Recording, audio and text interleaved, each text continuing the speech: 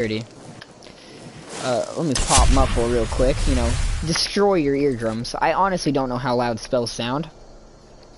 Oh, I have to use J'zargo's flame cloak on the undead. Do I have 7 more attempts? We need to find some undead then. Also, this stream, I want to get rid of our current gauntlets. If we go into apparel, right? You'll see that any second now. What we're currently wearing, the cultist gloves, increase our magic by 34 points, and our boots increase our frost resistance by 8. Neither of those are that useful. So sometime this stream, I want to get a new pair of boots and some new light armor gauntlets, so that I can have like a full light armor set. Also, this is compatible with a circlet, so why am I not wearing a circlet? Apparel. Mage's circlet. Increases your magic up by 70 points. We'll put that on for a start. Does, what necklace do we have on? Necklace of minor health. We're gonna put on the Aaron necklace. Do we have a better circlet than the Mage's circlet, or is that the best one we've got? Looks like that's the best we've got. So this is our strongest magic build, right? That we can currently get. What ring do we have on? A ring of destruction. We have a ring of major destruction, so we shouldn't be wearing a normal one. And I'm actually going to put the normal one up so that I don't accidentally equip it again.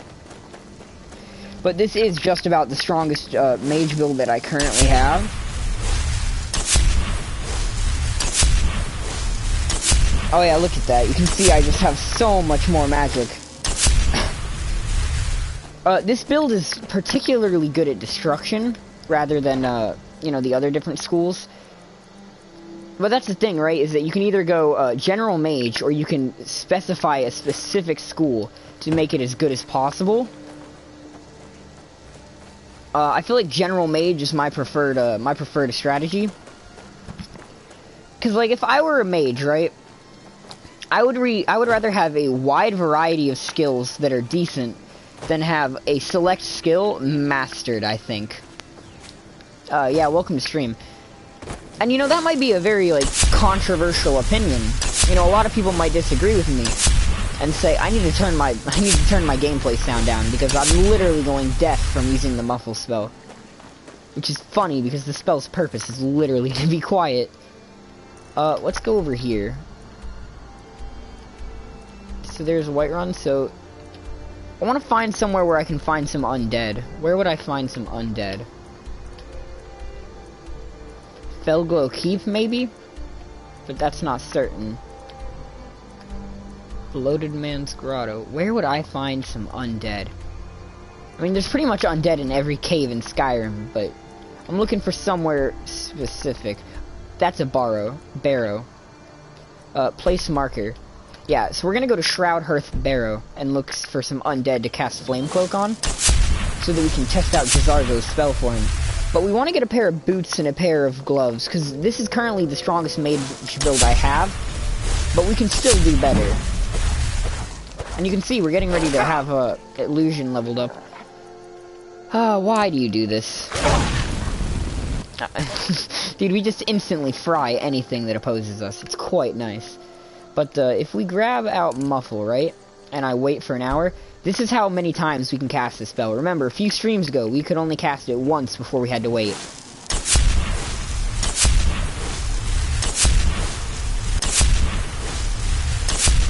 That's how many times we can cast it in a row, and then it slightly charges and we can cast it again.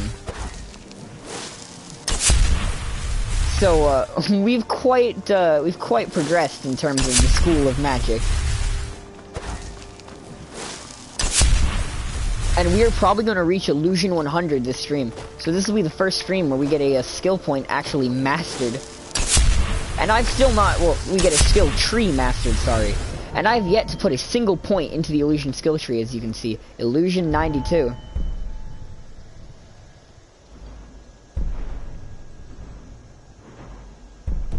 Also, let me check real quick.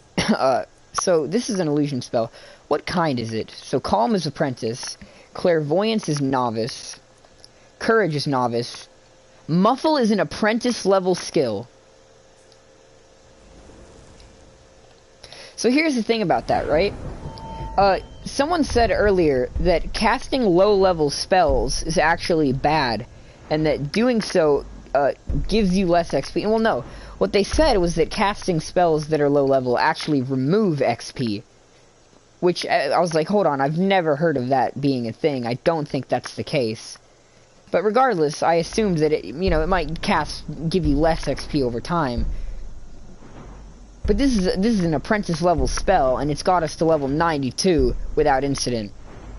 So I'm gonna have to disagree both with their theory and with the theory that I had, because that does not seem to be the case from gameplay.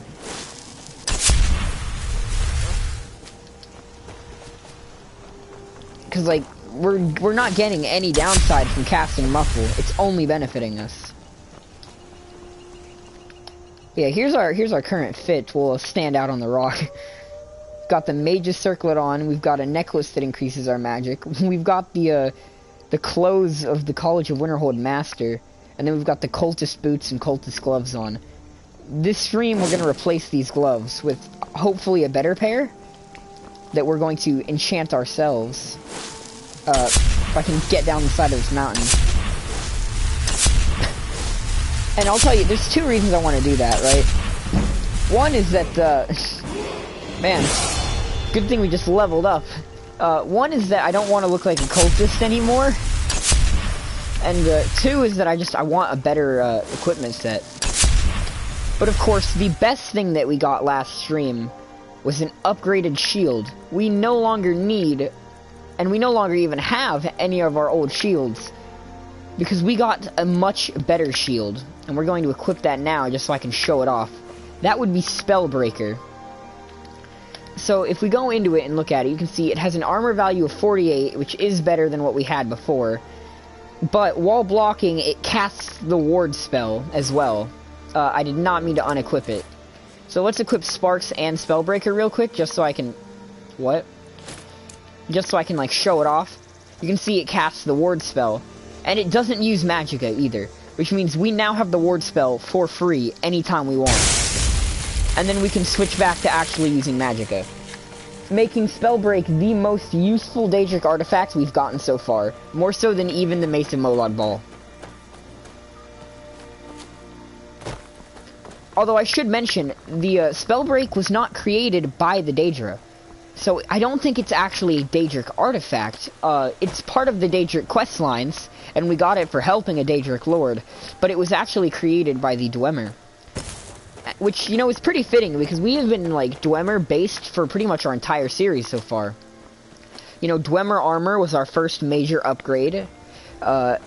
So it's fitting that now we have a Dwemer shield to help us, you know, advance further along.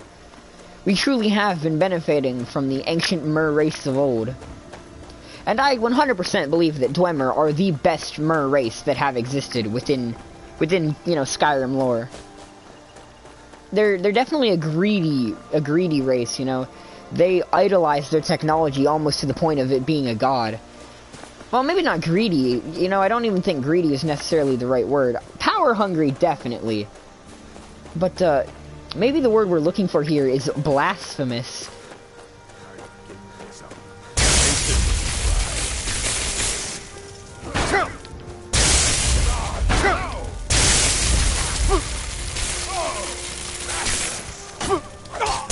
Oh yeah, this is gonna be a good shield to have.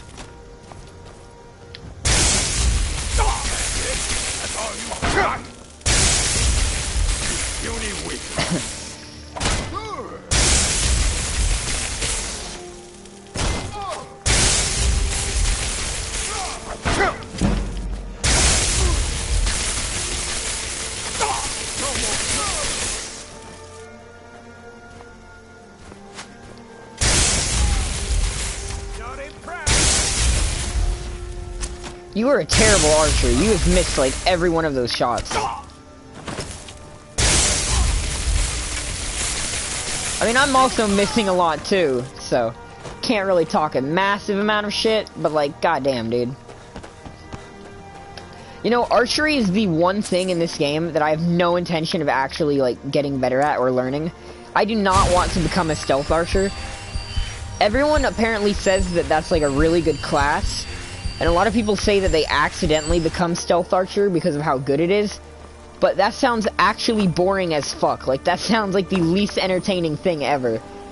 Crouching everywhere you go and just shooting people.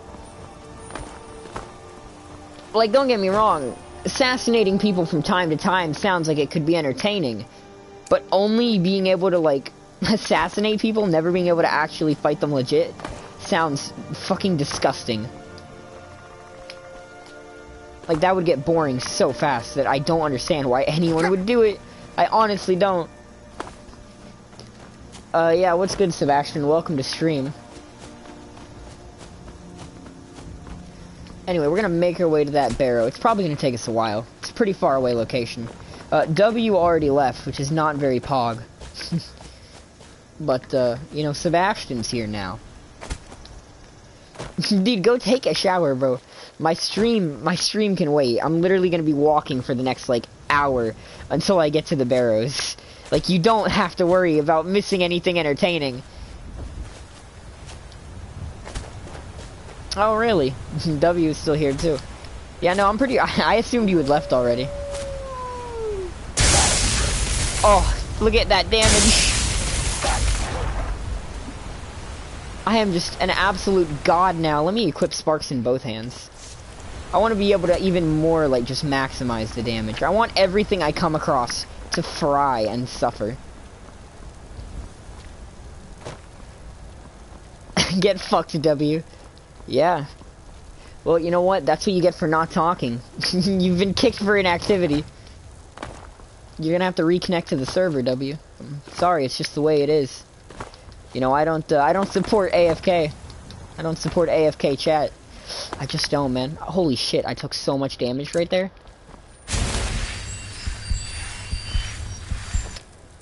Let me re-equip sparks. No, I'm gonna equip muffle real quick so that I can, like, keep popping it as we walk. Or not, because there's a bear here. Get absolutely fucking fried! Or not. Okay. Really? This is gonna be the slowest fucking thing ever.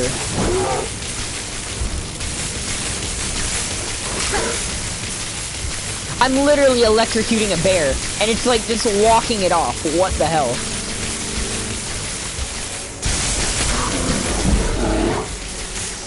Alright, well, the bear is now dead. Man, see, that's the thing, right? Is that the game is not... Fuck! I accidentally equipped the goddamn amulet. God fucking damn it. Apparel. I'm going to unfavorite the Ring of Major Alchemy. Or Necklace of Major Alchemy. And find whatever necklace I was wearing earlier.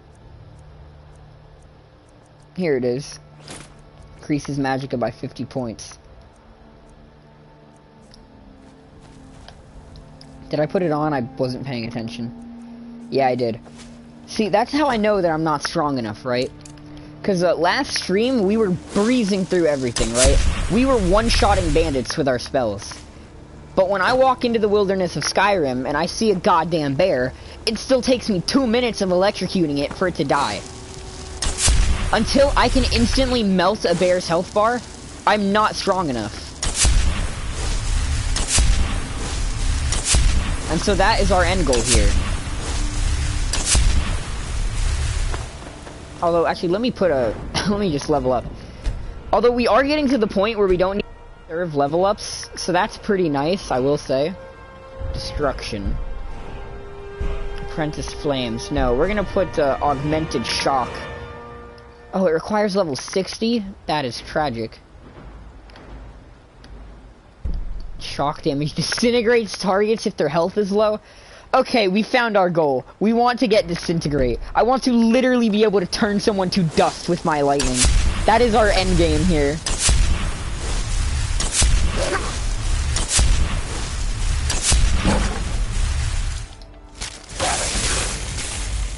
See, you see that? See how we instantly electrocuted him? It goes all the way up to 100. To instantly melt through something's health bar. time we come across a bear.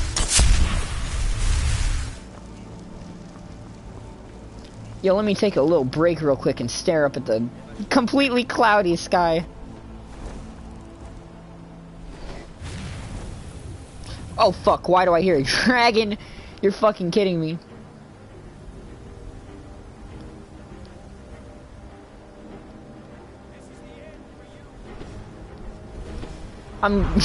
Dude, the dragon just casually flies overhead. Alright. That's not acceptable. Will you get the fuck down here so I can fight you? Alright, unrelenting force is equipped. Alright, looks like we're fighting a dragon, boys. If I can get up this hill.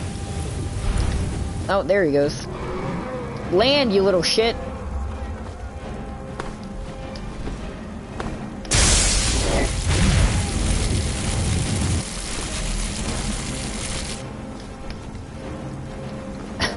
This is going to be the slowest fight you've ever seen, by the way.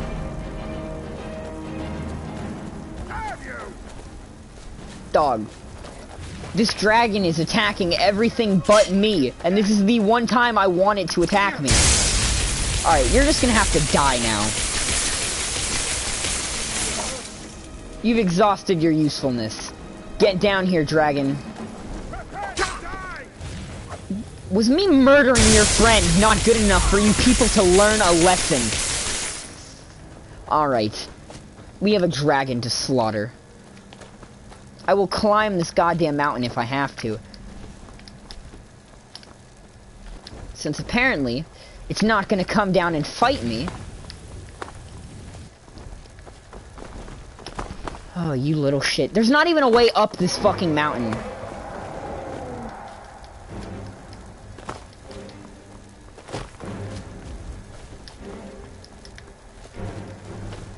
Fucker, who are you attacking? What the fuck is wrong with you? There's literally nothing up there worth attacking. You're like frying a fucking mountain goat when the actual Dragonborn is standing beneath you. Get the fuck down here. Yeah, you see me, you little shit? Get down here. Ah, you felt that, didn't you, fucker? Hell yeah, come on, you little bitch. Accept your death and come here. Oh, you fucking bitch. Oh, you fucking bitch. Oh, you fat fucking bitch. I am climbing this fucking mountain.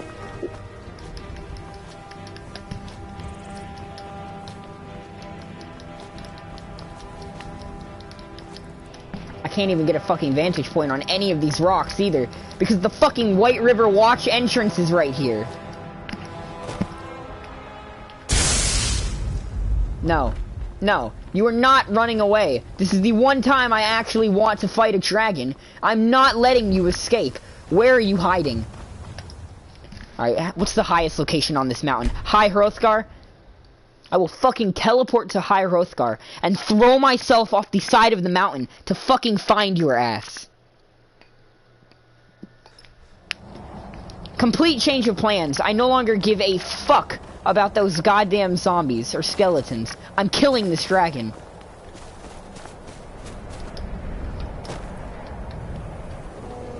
Oh, there you are, you son of a bitch.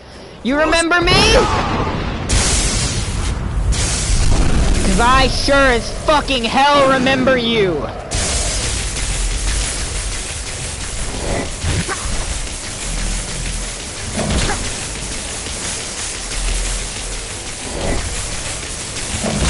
Yeah, come here, you little shit. Suffer.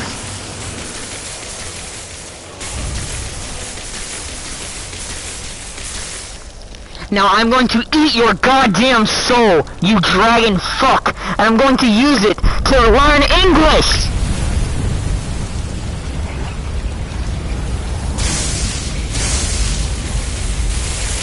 Yeah, how does it fucking feel, you little shit? I'm climbing on your bitch-ass body. I fucking ate your soul. Anyway. Uh, what was I saying? I don't quite remember. I don't quite remember where we were heading, or what our goal was.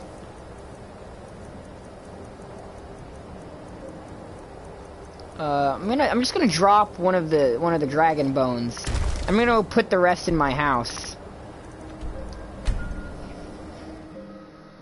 Anyway, what were we talking about, huh? We were having a nice little conversation.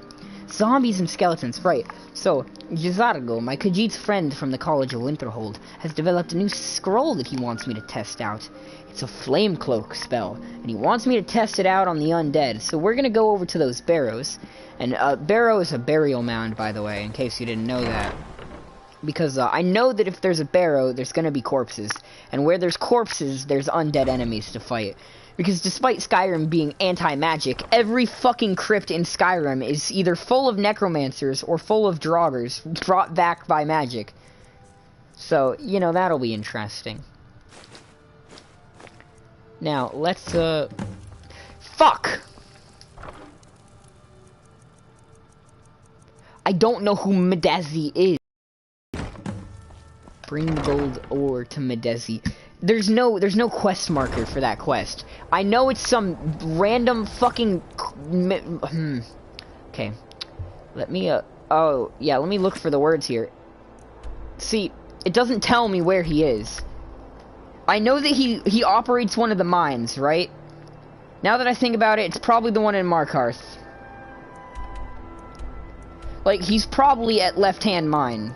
And if he's not, he's probably at one of the other ones nearby there. But, like, I don't want to track him down, just because that sounds fucking stupid. Anyway, let's go back to doing Jizargo's experiment.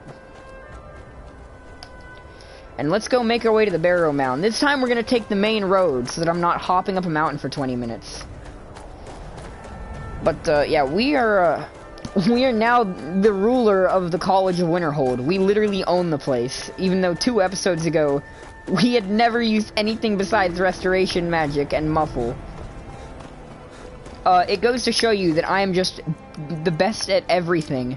I am just literally the Messiah.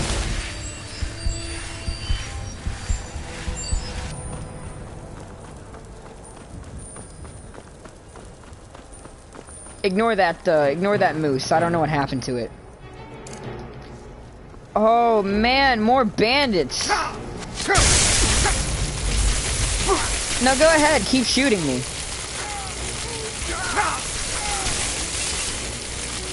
Oh, where'd your little friend go? Your little archer friend. Oh, damn, is he dead? I'm so sorry. Oh man, you're the last survivor, aren't you?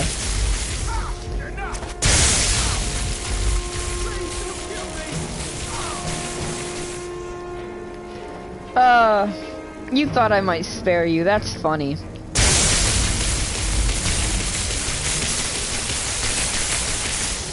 Man, electrocuting people is fun. It is probably a... oh, man, I love frying them to death. It's very satisfying. Oh, man. Fuck, dude, I love killing people so much, man. It feels so... Oh, and they have a book called The Refugees, huh? Man, I love slaughtering refugees.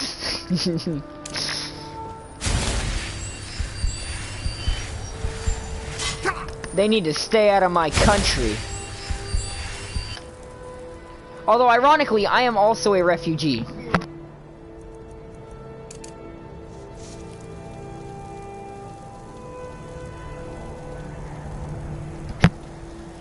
Anyway, let's continue on our way. Like I said, I have no idea what happened to that poor moose that was dead outside of my house. I'm really not sure what could have killed it, especially because it had a bunch of weird-ass burn marks on it, which is wild. I mean, it could have been a dragon, but, you know, it didn't really seem super burnt, so I don't feel like it was fire, but, you know, that's not important. You know, sometimes things just happen, you know? There's not really an explanation for it. You know, you're never gonna know when you're gonna die, you know? It'll just sort of happen like this. Very unpredictably, you know. Someday you're just gonna sit there and you're gonna be enjoying your life. and everything's going to come to an end.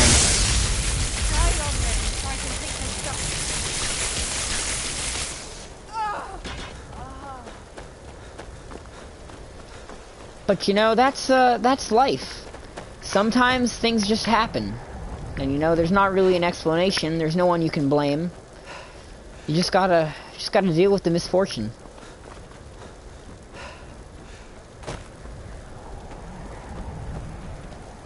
You know, sometimes there are just these natural occurrences, these disasters that befall people. And they are rather unfortunate when they occur, but there's nothing you can do about it.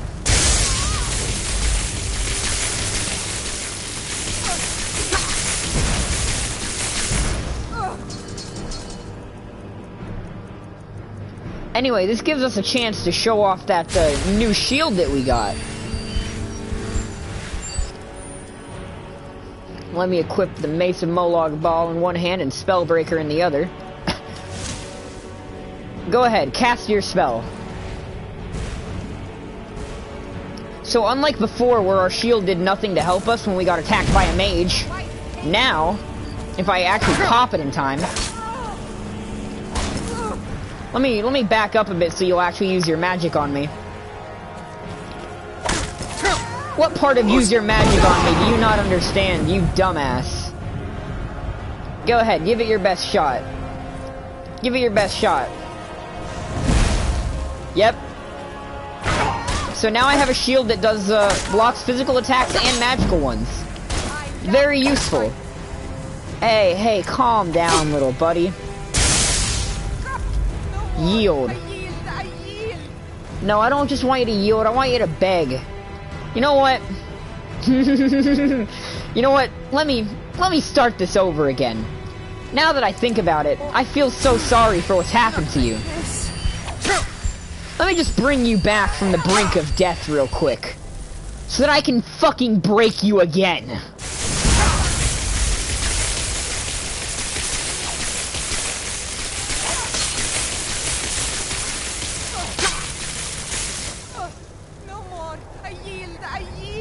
Oh, do you? You yield, huh? Well, I must say, I've begun to pity you, my friend. Allow me to heal your woes. You know what? You're kind of giving me some dirty looks. I think I'm gonna change that.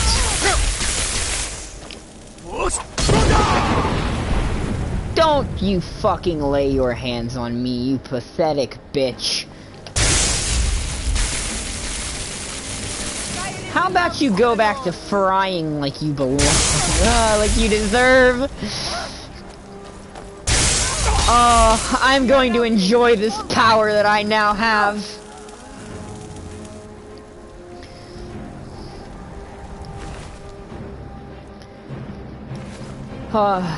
I'm going to break them. I'm going to break every last one of them. I'm going to make them suffer, and I'm going to make them bleed. And then in their moment of desperation, I'm going to be their salvation. And then just as they're beginning to have some hope, some semblance of faith that I'm their savior, not their destroyer, I'm going to rip it all away from them again.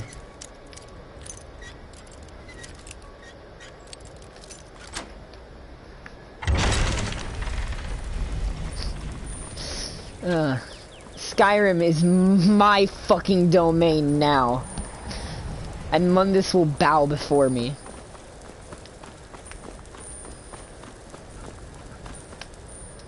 I hear a wolf. Oh, come out, little wolf.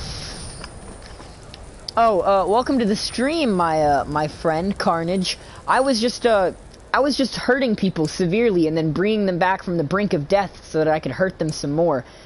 Because nothing truly satisfies me like watching the innocent people of Skyrim suffer.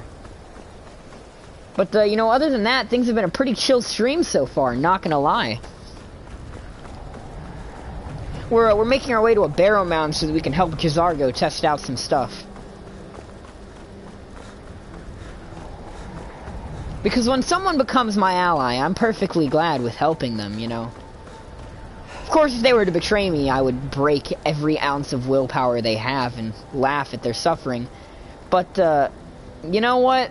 That's not really important, you know? That's just sort of a little footnote in life.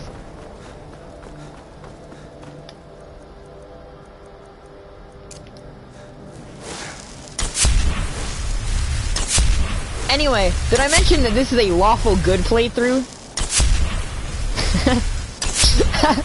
Oh yeah, this is a lawful good playthrough. Well, you know, if I'm the law and all I say is good, which is obviously the case because I am I am the one true Messiah, so everything I say counts. Man, having a god complex is fun. Although unironically, I would make an excellent god. An angry, vengeful god. But a great god nonetheless.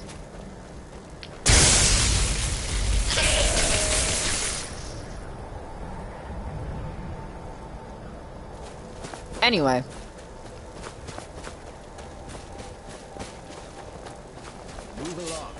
You know, we have yet to join a faction in the Skyrim Civil War.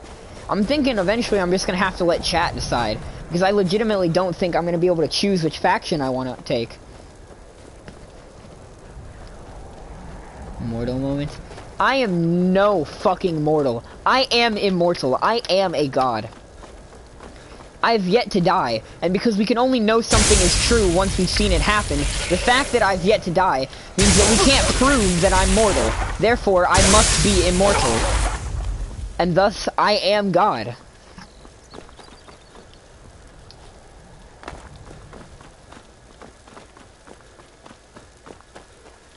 Fun fact, by the way, that's the same logical fallacy that's seen in the story that Hemlock philosophy is based off of. Essentially, here's what the story goes. A man is looking at Jesus, and they're trying to figure out if Jesus is the Messiah. And so, what they decide to do is poison Jesus' cup with hemlock. And so they poison Jesus' cup, and when he drinks from it, they wonder. The fact that he hasn't died yet from the hemlock leads them to believe that perhaps he is a god. So unless the hemlock kills him, they can't know that he's not a god. And so essentially what they assume is because they haven't seen him die, that means he must be what he says he is. Basically, it's a logical fallacy, right? Just because you haven't seen something doesn't mean it's the case.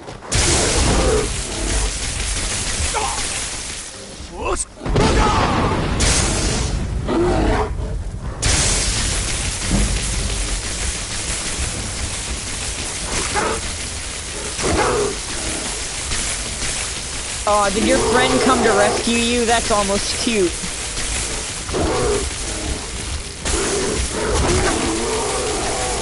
Although I don't much appreciate your tone.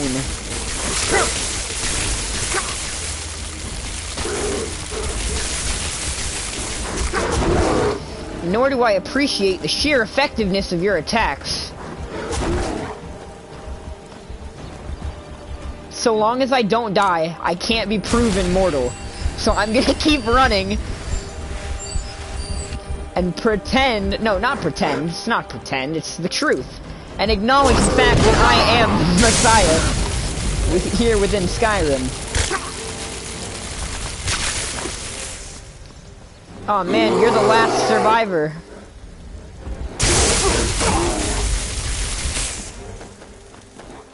Oh, you poor, poor thing.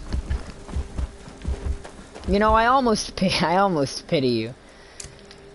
That bait was probably, that bear was probably your mate, you know. Considering why else would bears join up like this? Which means you're probably desperately trying to get revenge on me for slaying the thing that you love most.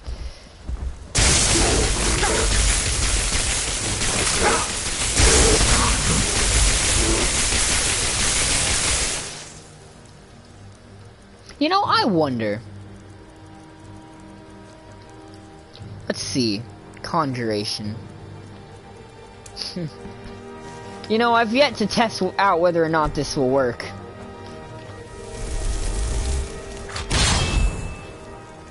Ah, unfortunate. I would have looked forward to enslaving you. After all, now that I've taken away everything that gave your life any meaning, what better thing to do than break you and make you mine? But alas, I guess we'll simply move on, traveling throughout the land of Skyrim. Yo, hold the fuck up. I just looked inward and reflected for a minute. What happened? This is not what the Skyrim Singularity streams used to be like. When did things get so fucking corrupted? And why does the corruption feel so fucking good?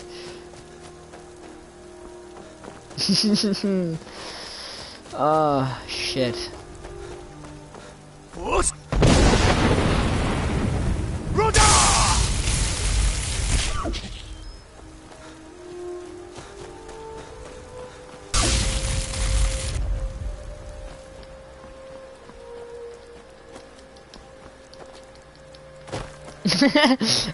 Shit, I didn't know you were still here, Carnage. Yeah, I'll see you later. Dude, we just, like, broke this man's mind. He's just like, I just wanted a fun Skyrim stream. What the fuck are you doing? But, you know, sometimes the darkness, gets out a little bit, you know? Anyway, let's go help our good friend Jazargo. Also, if there's actually not, like, any undead in here, I'm gonna be really angry. Because I walked all the way down here. Think of all the innocent livestock that died because I electrocuted them as I walked.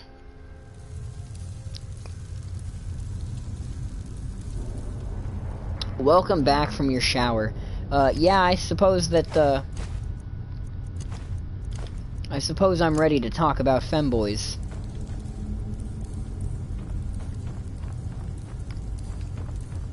Speaking of femboys, so Lily's younger sister, her name is Emmy.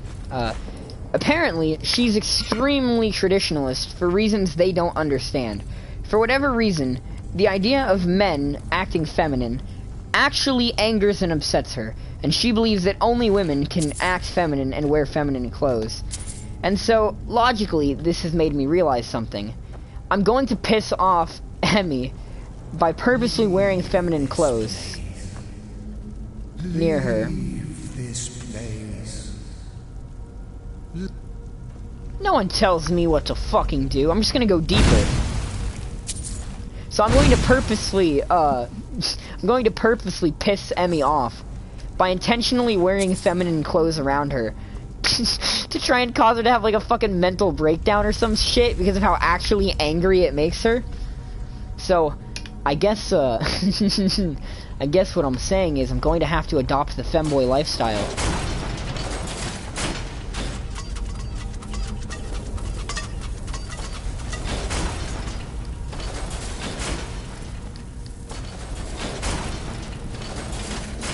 There we go. That wasn't that hard of a puzzle. I still haven't seen a single undead yet, which is unfortunate.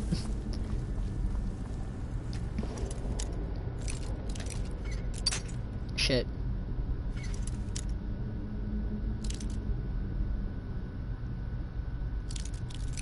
Well, you know, that's the thing, is that I do not have the necessary ingredients to adopt the femboy lifestyle yet.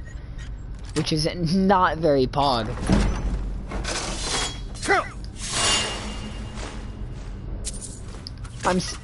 Dog, this place is so filled with traps, and I'm setting off every one of them. You know, I'm specifically going to,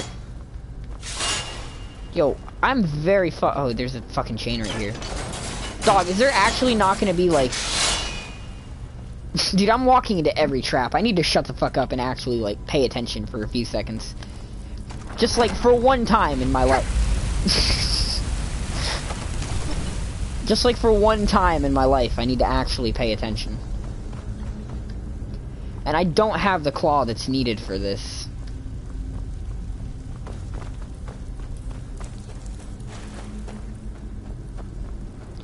Are there actually no Draugr in this entire godforsaken place? No. No. And no. I'm not getting attacked by some goddamn ghost. And live forever.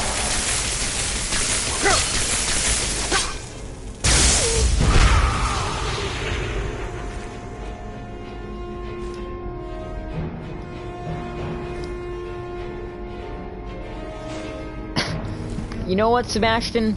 Maybe you've come to the realization that femboys offer all that women do without any of the downsides. You know, you've ascended to a higher plane of reality.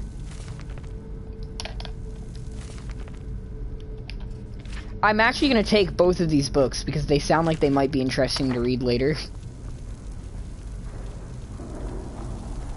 But there was not a single undead in this entire place. We legit came here for nothing. And we don't even have the claw that's needed for this dungeon, so we can't advance any further. God damn it. How do I get out of here?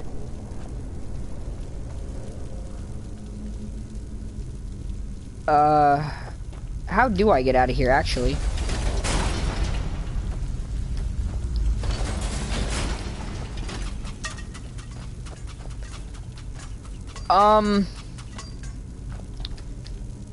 They wouldn't soft lock you down here. There's no way they'd be that stupid. There's no way they would be that dumb, right? Which means I have to be the dumb one. So somewhere in here there has to be like a switch or something.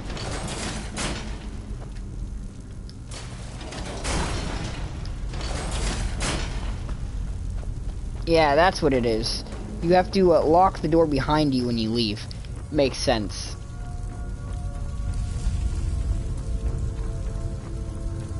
Well, you know, I don't know if you're on a higher level of existence than me.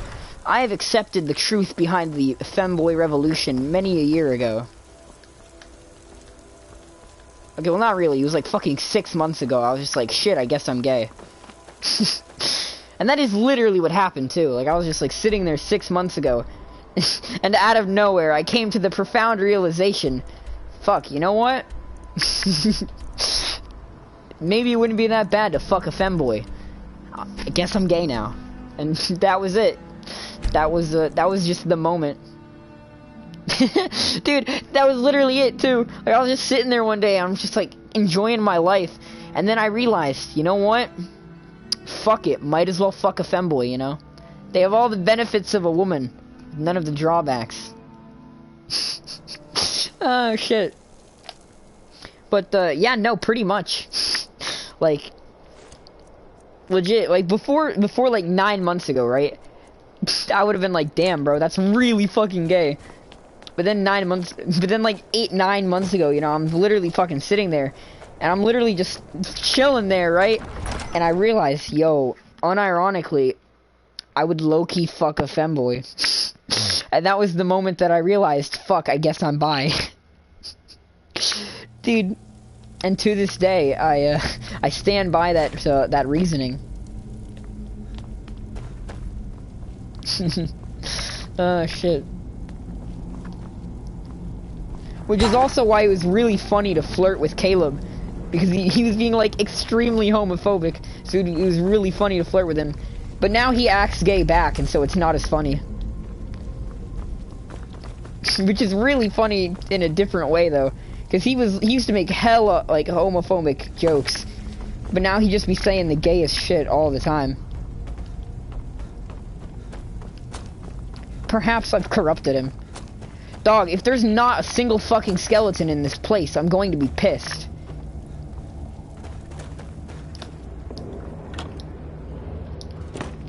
I mean, I'll take a Draugr even. Just give me some undead enemy.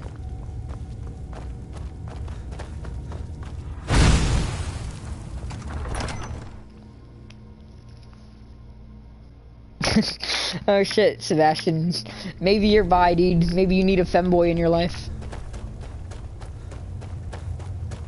Oh shit, I remember this place now. This is where we fought that mysterious woman and claimed that sword.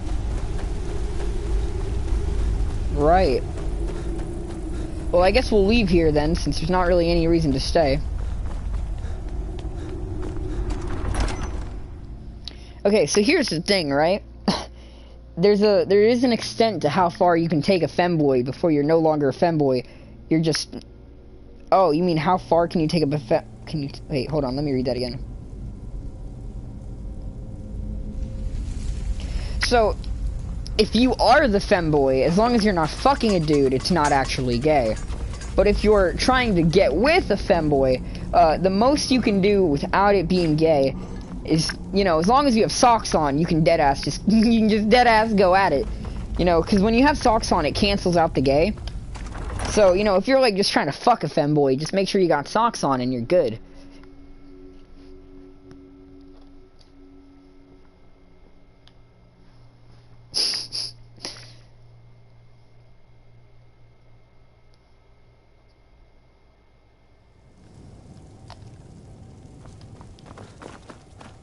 We're gonna need to find a new place to fight some undead, though. All of these places are already empty. Dim Hollow Crypt. That sounds like a place some undead might be hiding.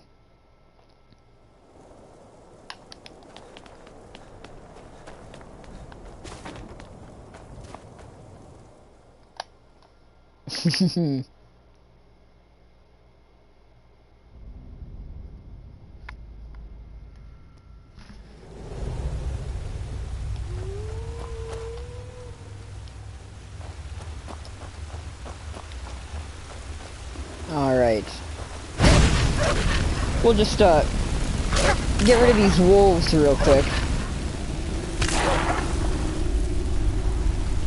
And let's find these undead bastards.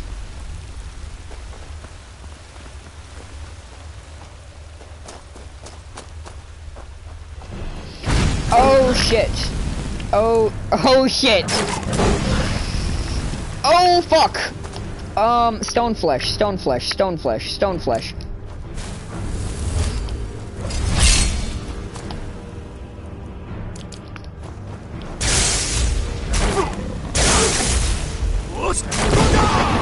That is not okay.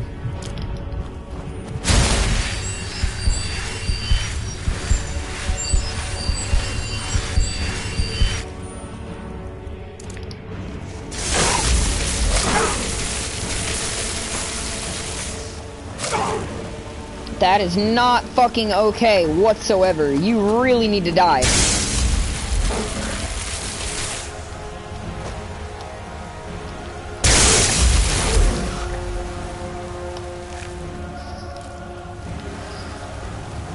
Holy shit, that was close.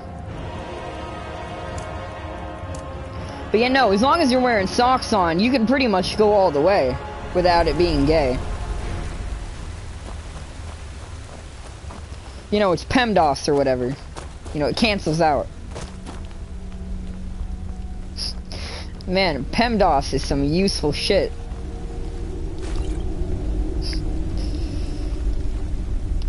Yo, remember when it said this place was a fucking crypt? But there's literally nowhere to go in this building?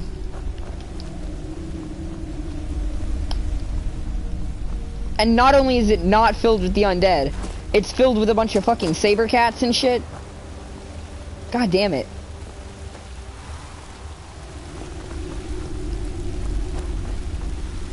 How hard is it for one crypt in Skyrim to actually have some corpses in it? So, you know, that actually is an interesting question. Because, you know, a thin frame is definitely a very feminine aspect, right? So can you have femboys with a thicker frame is a very good question. Because, you know, no matter how big you are, you could definitely, like, find ways to look feminine, you know? You could wear a dress or put on feminine, you know, things. But does that actually make you a femboy or not? You know, it's an interesting moral dilemma. And one that I've not thought a lot about.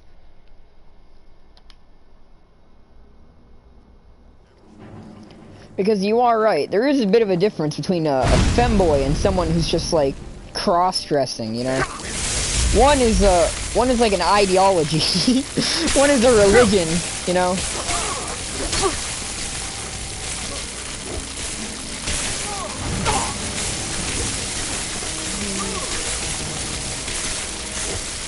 Dude, I am so powerful, holy shit.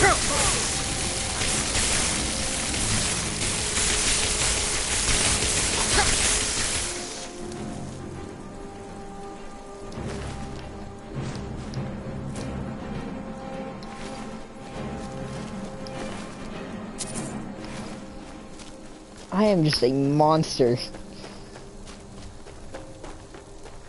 But yeah, you are right. There is a difference between, like, cross-dressing and being a femboy. Because, you know, cross-dressing is just like a habit of life, you know, or it's like an action. Or, I mean, a hobby to some people. I mean, I guess some people might make it a lifestyle, but that's about as far as it can go. But when you become a femboy, you're joining a religious order, you know? You're becoming a person of the faith. Yo, wait a fucking minute. Wait a fucking minute. I am so dumb.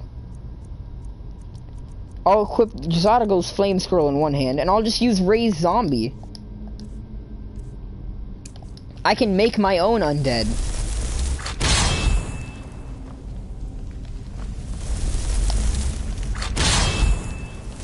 Question is, how many undead can I have at a time? Oh, I can only have one right now? Man, I am a very weak conjurer.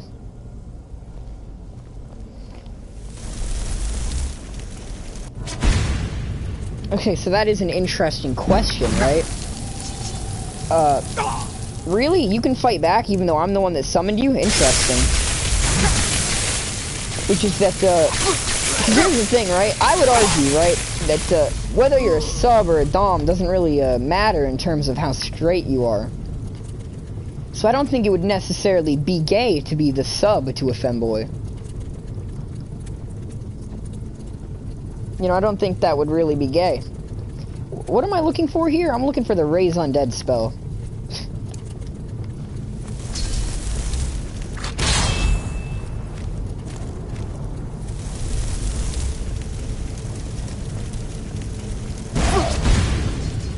Ah, that worked. Holy shit, that really worked.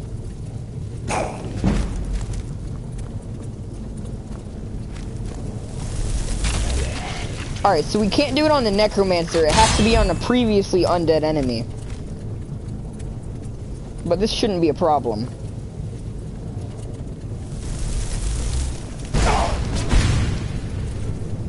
And this is a really nice spell, actually, Flame Cloak.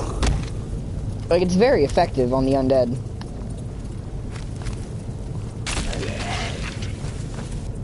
Let's see, is there any more corpses in here that I can raise from the dead?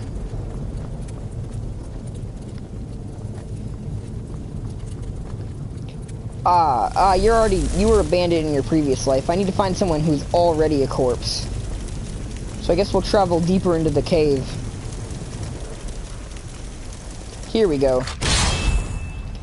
Rise, oh rise, my young subject.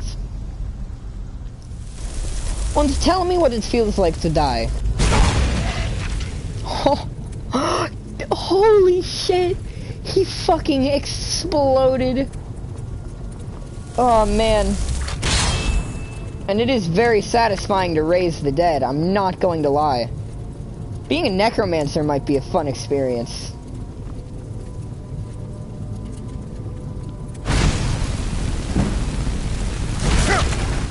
I'll also admit, executing my own servants also feels pretty good. Dude, I would be a fucking excellent Dark Lord, dude. I could raise an army of the undead and I could just murder any of them anytime I want. Anytime any of them let me down, I could just rip the life out of them. And then if I feel like, I could just shove it back into their body. Man, it would feel nice to be able to control someone's soul like that. To make them suffer the experience of death over and over again at my hand.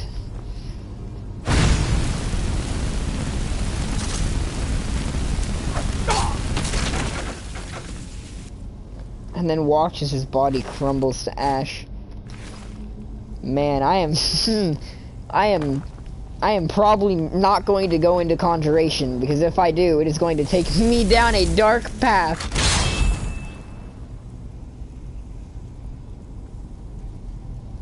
Well, darker than the one we've already gone down. Because I'm going to be honest, I have become a monster recently. Yeah, how hard would it be to find a femboy? You know, that is the real question. In my experiences, I've never found... They definitely have a subreddit. In fact, they probably have dozens of subreddits, I'm going to be honest with you. But yeah, no, finding a femboy is a hard thing to do. In my experiences, I've never actually found one in the real world. Although, you know, part of that is just the region that we live in general. As, I have not found a lot of good anything where we live. The relationship scene is not the best investment in our area of expertise, I guess you could say. No, that's not what you could say, because that implies that it's a skill. No, dating is just not or I guess relationships in general of any sort are just not that great in our region. Not a lot of good subjects.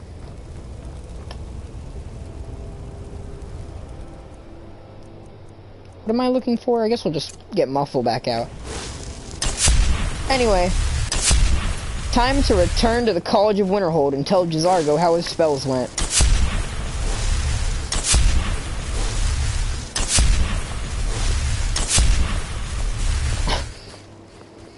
Yeah, honestly, I don't want to move though, because I like North Carolina's weather quite a lot.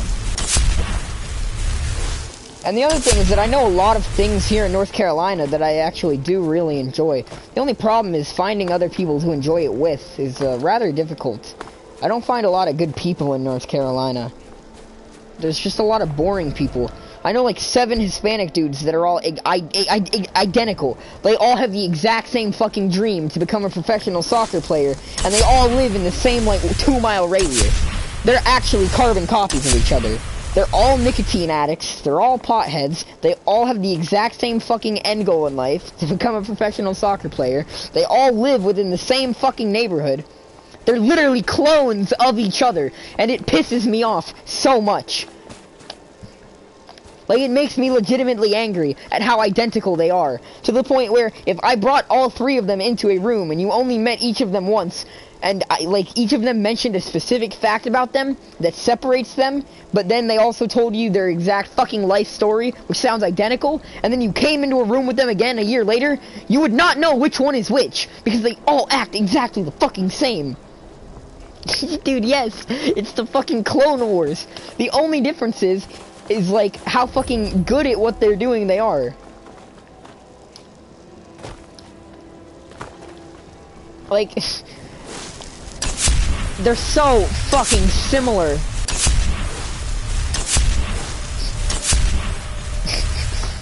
It makes me actually angry. I fucking hate clones, dude. Which is ironic, because, the clones are actually the most interesting part of the Clone Wars, and I like all of the clones in the Clone Wars. Which means I like actual clones more than I do people that act like clones.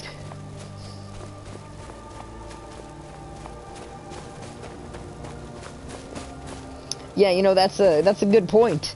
Is that you like femboys. That separates you from the lot.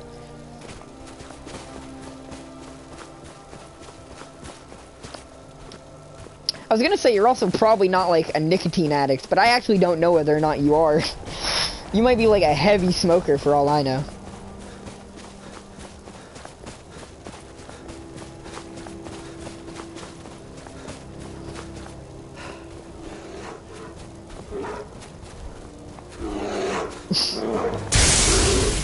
Fuck. Oh fuck, there's 3 of them!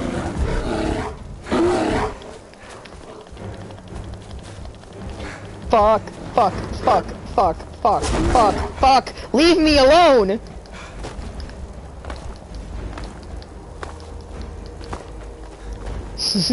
Oh, this would be a terrible idea.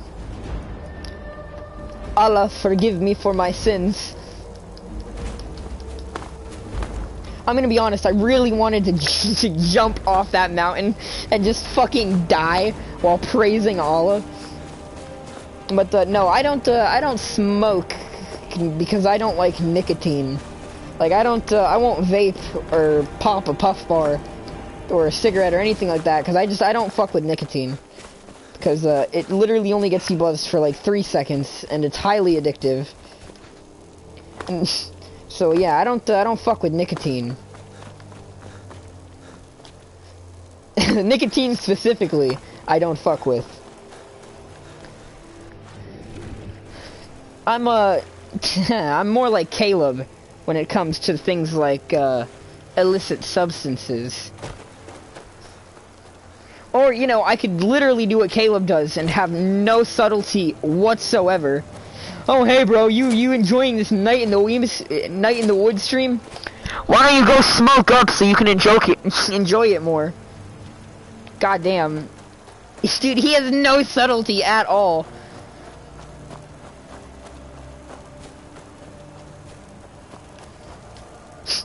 Like, he could have said 100 different things.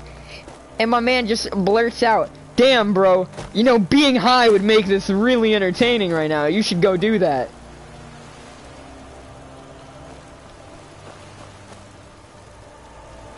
Tidings.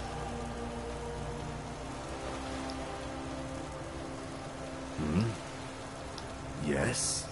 Let me talk to you, asshole. Alright, or not. Oh shit. A crashed boat.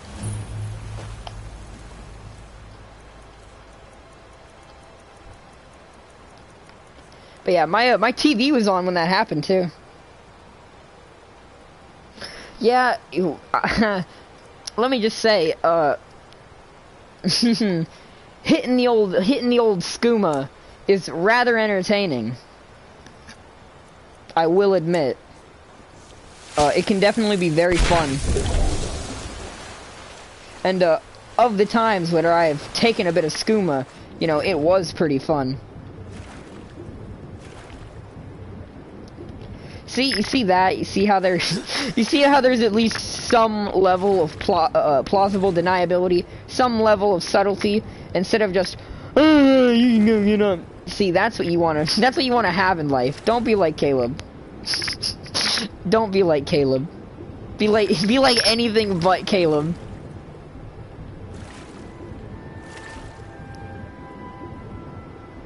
There it is.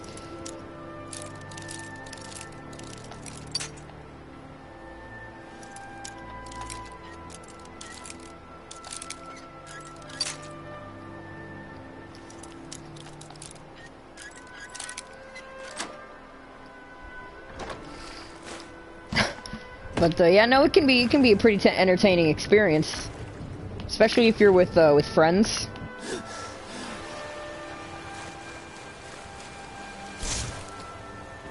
You know, it's one of those things where I can't recommend it because you should never recommend that someone do something unhealthy. Wait, hold on. No, fuck that. If you're enjoying your life, it doesn't matter how unhealthy it is. I'd recommend soda to people even though it's bad for you. So yeah, no. Personally, I would recommend trying it out at least once in your life. In fact, I would recommend that most people at least give it a chance once in their life. Not everyone, but I feel like most people should at least give it a chance once. And I think most people would say that it's pretty entertaining.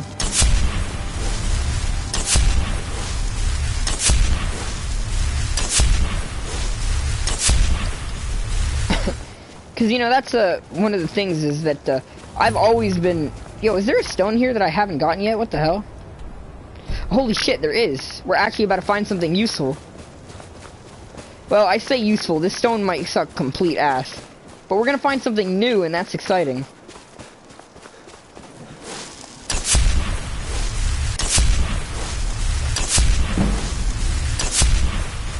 And we're almost to illusion level 100.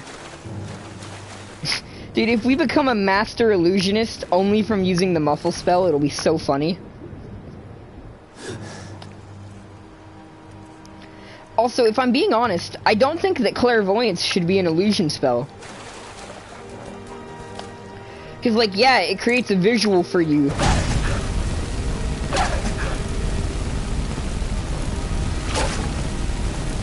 So here's the thing, right? The way you could argue it is that quest markers are a representation of the fact that you know where you're going. And by that logic, then it would make sense for clairvoyance to be an illusion spell, because it's like you already know the way, you're just visualizing it for yourself.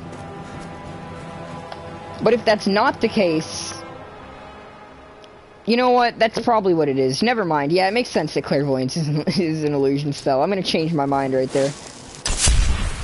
I was getting ready to say that I think it should be a, you know what? And it wouldn't really fit into any of the other schools, too. Yeah, never mind. I'm gonna shut the hell up. Because what I was gonna say, right, is that clairvoyance is basically is like divination or something like that, right? So it shouldn't really be illusion. But since it's only showing you something you already know, it's not actually clairvoyance, it's just visualizing your destination, like the map, which you already know. It should make it an illusion spell, so yeah, that makes complete sense. Nothing that I just said mattered at all. Like, it was all an actual waste of time. Yo, is this a statue to Talos?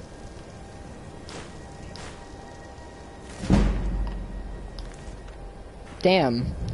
Talos, the god of men.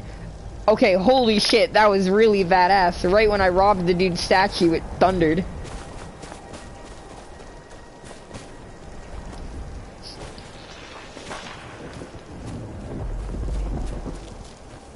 Dude, there's like a lightning storm happening now and I just robbed a statue. That is so fucking crazy. I feel like I'm about to be smited for my sins.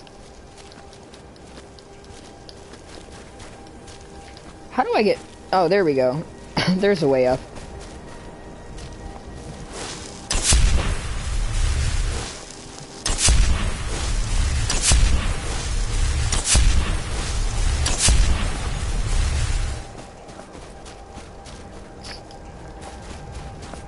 Oh, and there's the stone, too. I can actually see it now.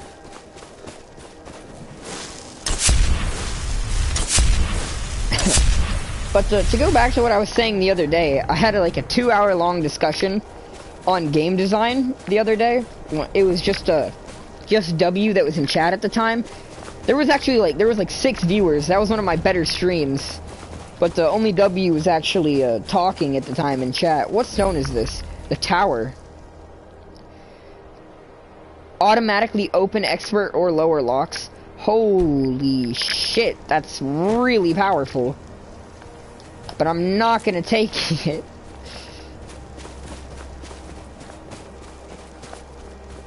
Like, that's a really powerful stone. It's just not the stone for me, I don't believe.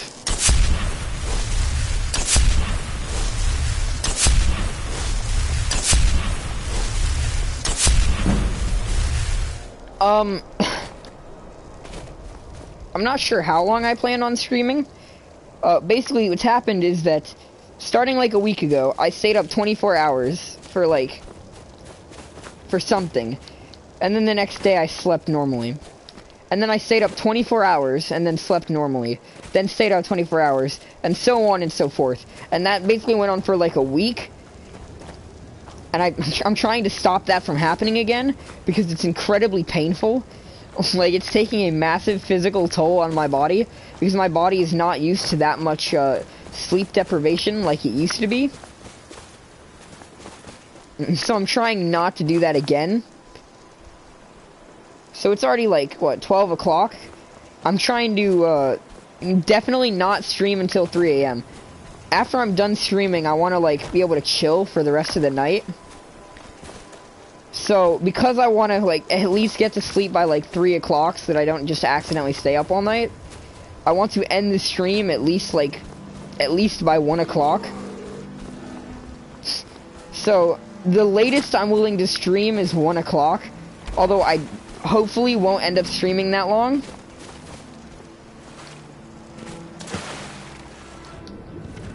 Really though, I'm gonna be honest. In my opinion, oh my god, do not touch me, you fat walrus freak, leave me alone, please. I'm literally gonna be eaten by a walrus. In my opinion, what was in my opinion? Right, yeah, in my opinion, Caleb ending that stream the other day with 7 viewers, I would never have done that, I'm going to be honest. Like, I understand why he did it, he got, like, bored or tired or whatever. But I would never end a stream with that many viewers watching. That feels like such a waste. You have all these people who are, like, excited and are, like, trying to chill out. Seems like a waste of opportunity.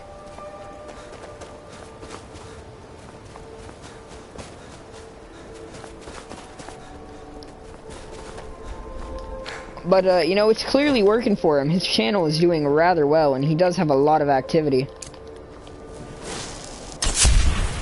That is the big thing that I miss, is that my channel used to have a lot more activity. And then recently, some of its activity has peaked up a little bit, but it's already gone away. Like, we had a few streams, like 3 or 4, where there were other people in chat, or there would be other viewers watching as well, and then that got gone as well.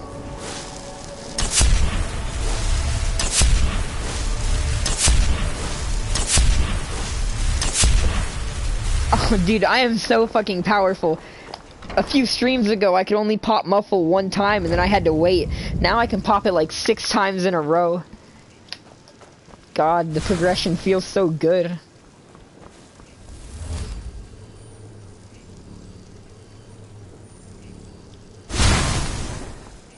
Jazargo is pleased, and more than a little jealous to greet the new Archmage. And were they magnificent? No. That was not supposed to happen. But Jazargo is pleased to see that you are here, and not in pieces. You are a good friend to have done this. Jazargo will not forget it. I'm going to be honest. I assumed that they actually were meant to explode. Right, apparently then. Not. That's concerning information. But now that I'm the Archmage, or Archmage, fuck you. I don't give a fuck how it's pronounced. Now that I'm the big magic guy, I can steal whatever I want from this building. And that is exactly what hold on, how bad is my carry weight situation? Okay, not bad.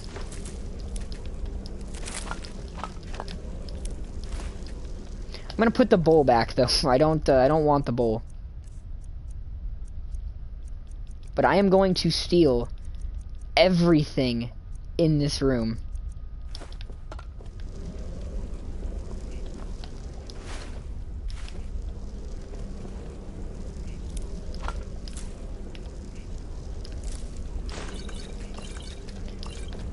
Oh, dude.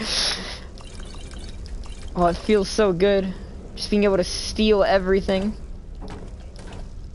Yo, wait, wheat is an ingredient. And I've never eaten wheat before.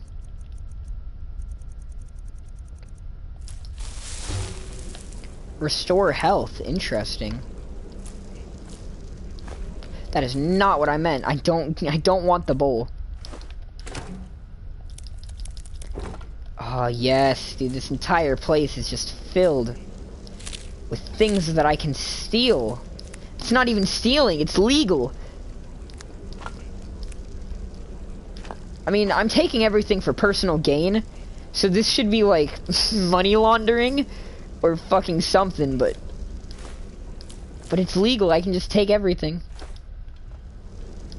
I'm not gonna take the skull though, because I don't think there's actually a use for that.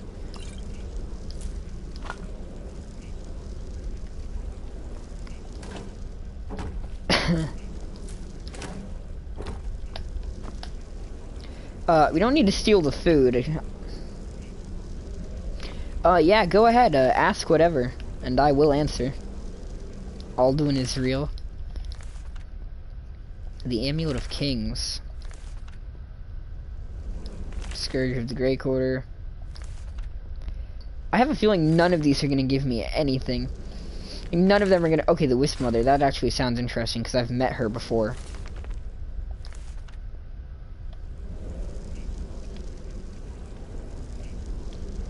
Let's see what else. A favorite animal. I would say probably the pangolin. because it's basically a fucking baby dragon. Pangolins are amazing. Just to clarify, I said pangolin, not penguin. I don't give a fuck about a bird that can't fly. Pangolins are the animal.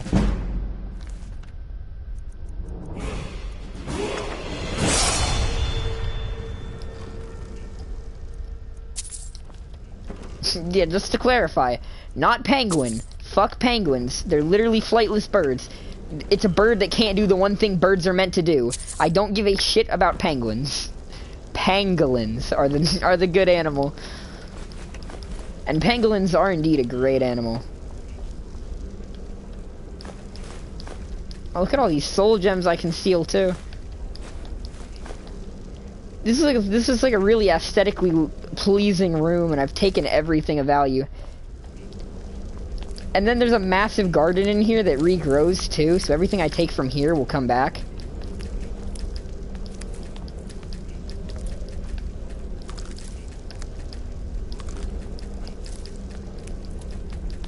Which also means that it was unnecessary to take everything off the shelves. I could have just left it and taken from only the garden, and we would have still gotten plenty of resources. But, like most humans, I am a greedy thing that cares not for the natural world.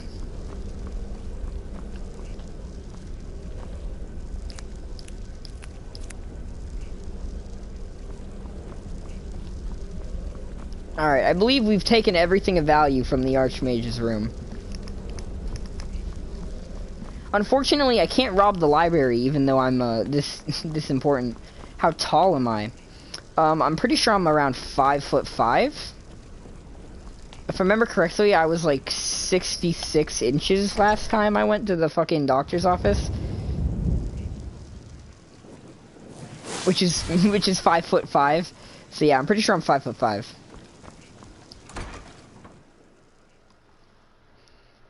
And that was like maybe a month or two ago? No, it would have been longer than that now. That was about 2 months ago.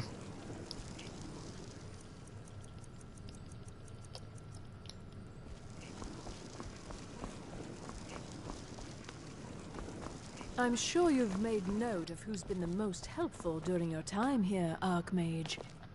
So it is Archmage. May I just say it's a pleasure to have you leading the college, really. Okay, suck up. Please shut the fuck up. The Eye of Magnus. Use the gloves to clear the focal points. Return to me when you have finished. I thought I made this rather clear. Oh, fuck, right. All right. I completely forgot about that. What is it? Investigating, focal points. Yeah, we're gonna prioritize that quest line so that I can actually get it done. I completely forgot about it. Lucky bastard. What is that in reply to? I forget. Or, not forget, I'm just unsure what that's in reply to. Oh, you're like 6 feet tall. Do you not want to be tall? Like, do you want to be, do you want to be short? Because that is, like, the opposite of what most people want. Nasty business with that Ancano fellow. Huh. Maybe that I... Yeah, no, I've not met a lot of people that want to be shorter. I've only ever met people who, like, want to be taller.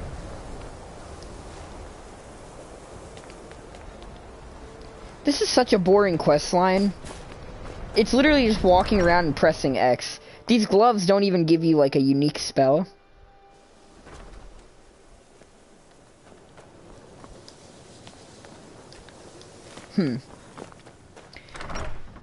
Is being short more of a femboy thing? Like, are most femboys shorter than usual?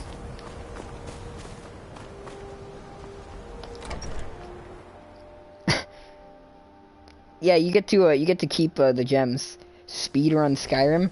I mean, you can do speedruns of Skyrim, but that's not that fun because you're not doing like any side quests. You're just like doing the main quest, and so you're like rushing through it.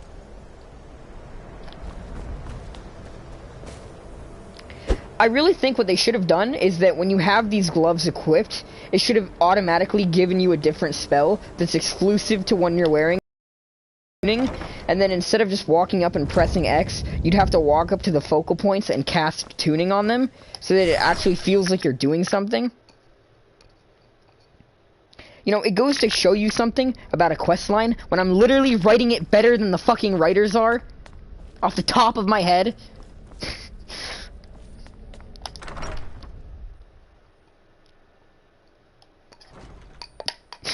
God damn it.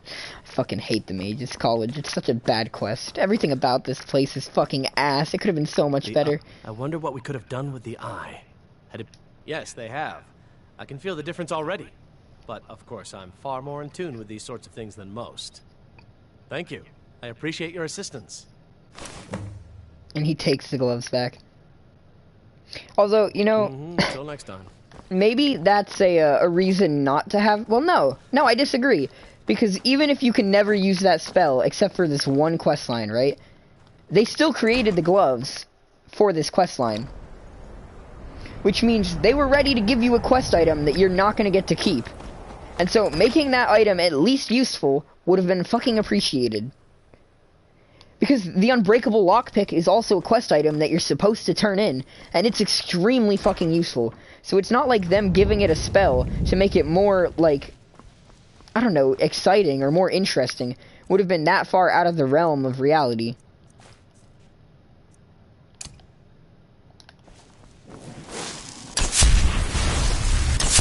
And no, we're not really on the topic of femboys. He's just bringing it up to ask your opinion on it. The eye could be so dangerous. Toftir is right, isn't he? Magic really can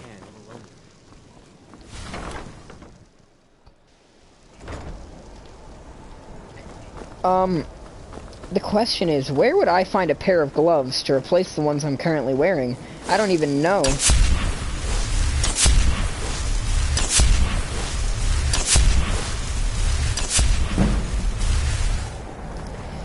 We're 2 levels away from being a master illusionist, using only muffle.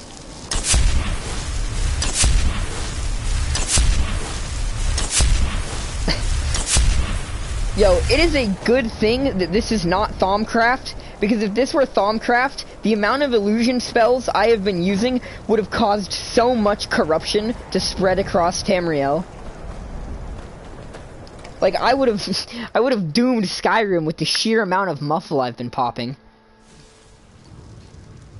The plague of silence. You know, that actually could be a really terrifying concept. An invisible miasma that slowly spreads over time, trapping everything within it in pure silence. If there's anything you need, I mean, that would be horrifying. As it travels, just speaking becomes impossible. The ability to hear, like, it would seem as if the world is going deaf, because no one would understand that everything is experiencing it. They would only be able to tell that animals are experiencing it and that people are experiencing it. So it would look as if it's just affecting people and causing them to go deaf, and like animals to go deaf. But it would be corrupting the entire world and making it purely silent. That is a terrifying concept. Have you heard about Aventus Aretino? He's a little boy. Lives in Windhelm. They say he's been trying to get in touch with the Dark Brotherhood. Oh, fuck! That's how I joined the Dark Brotherhood. I talked to a random fucking barkeep, and then accidentally do their job for them, and then they kidnap me because they're pissed that I did their job for them. Here, take a look at this. Some of the Jarl's men came by and left us bounty. But yeah, I mean, I guess it makes sense that you want to be short. Was there anything else that you intended to ask? Ranmir beg a drink from you yet? That's gold wasted, friend. No, it's not making people's ears explode. It's just causing the world to, like, lose the ability to hear. Like, it's a great silence. Like, what it does is it would stop vibrations from traveling through the air. Although, now that I think about it, that would also cause wind to stop, which would cause weather to stop. And it would also potentially make air feel more like water. Well, okay, hold on. If it literally stopped well, no, because it's stopping vibration, not necessarily movement. Would I rather the world go monarchy or anarchy? So, here's the thing about that. A true good monarch could make the world a great place. However, that is completely unrealistic. There's never going to be a perfect monarchy, and even in a perfect monarchy, the world isn't going to be perfect. That doesn't mean that there can't be a monarchy that I would like to live under, but I would say, generally speaking, if it came between monarchy and anarchy, I would probably choose anarchy. Because at least with anarchy, I stand more of a chance. And, you know, the dark and unfortunate truth here is, and definitely don't take this out of context, but if the world goes to anarchy, I'm going to change that fact. Because as soon as the world becomes an anarchy state, I'm going to use what I have at my disposal to defend myself. And when that starts happening, there's going to be two sides. There's people I like and people I don't like. And if I don't like you, I'm putting a bullet through your head. And that's just going to be the end of your life story. So realistically, I would rather live in anarchy and become a fucking warlord. Because I'm going to be honest. And again, do not take this out of context. But morality and the rule of law and the fact that human society is doing pretty good at the moment is the only reason that I subject myself to laws. Otherwise, I would essentially become my own fucking corrupted leader. I say corrupt. I'd be a pretty kind leader. You know, if I like you, if I want you to do good in life, I will make sure you do good in life. I will protect you and your family. Like, I would not be morally corrupt from the outset.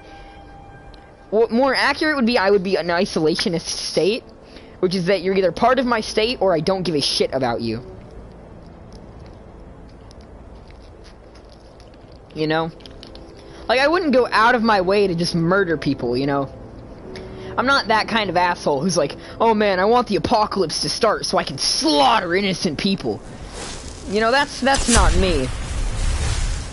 But, realistically, I would rather live in anarchy. But, if that happened, the world would not be anarchy around me for long. It would very soon... What would the name of my clan be? So here's the thing about that, right?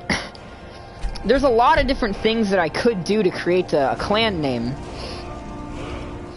But I feel like realistically, if I became a warlord in an anarchical society, I would probably... the NRR, yes, dude! The New Rising Revolution returns from the grave of Call of the Dead to enact vengeance on the world.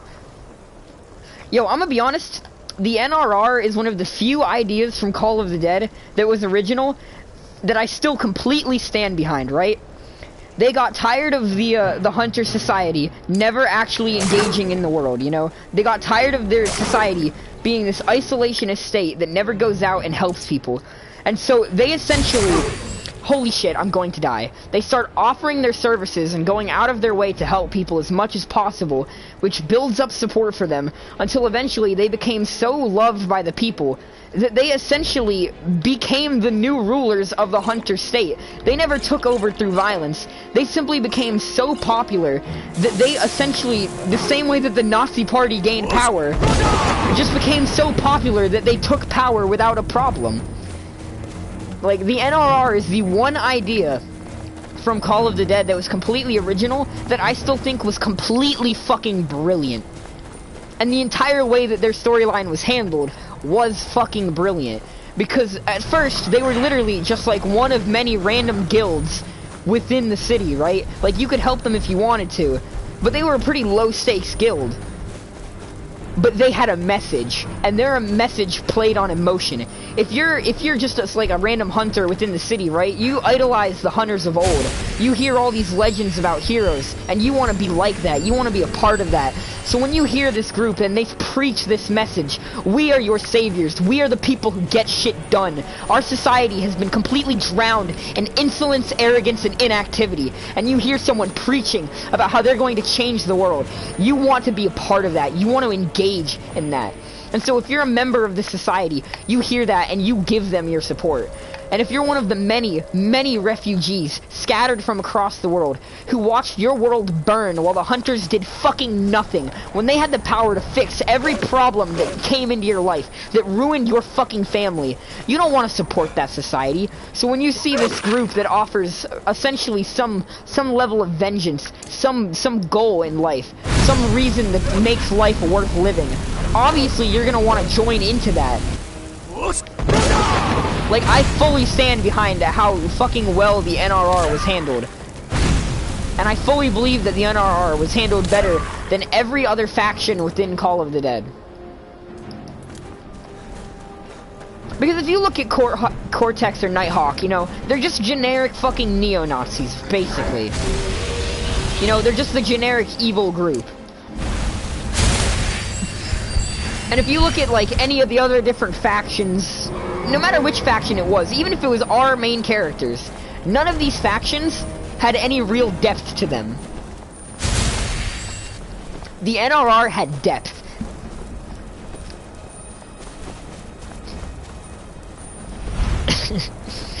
But anyway, to get back on the topic, the Femboy clan.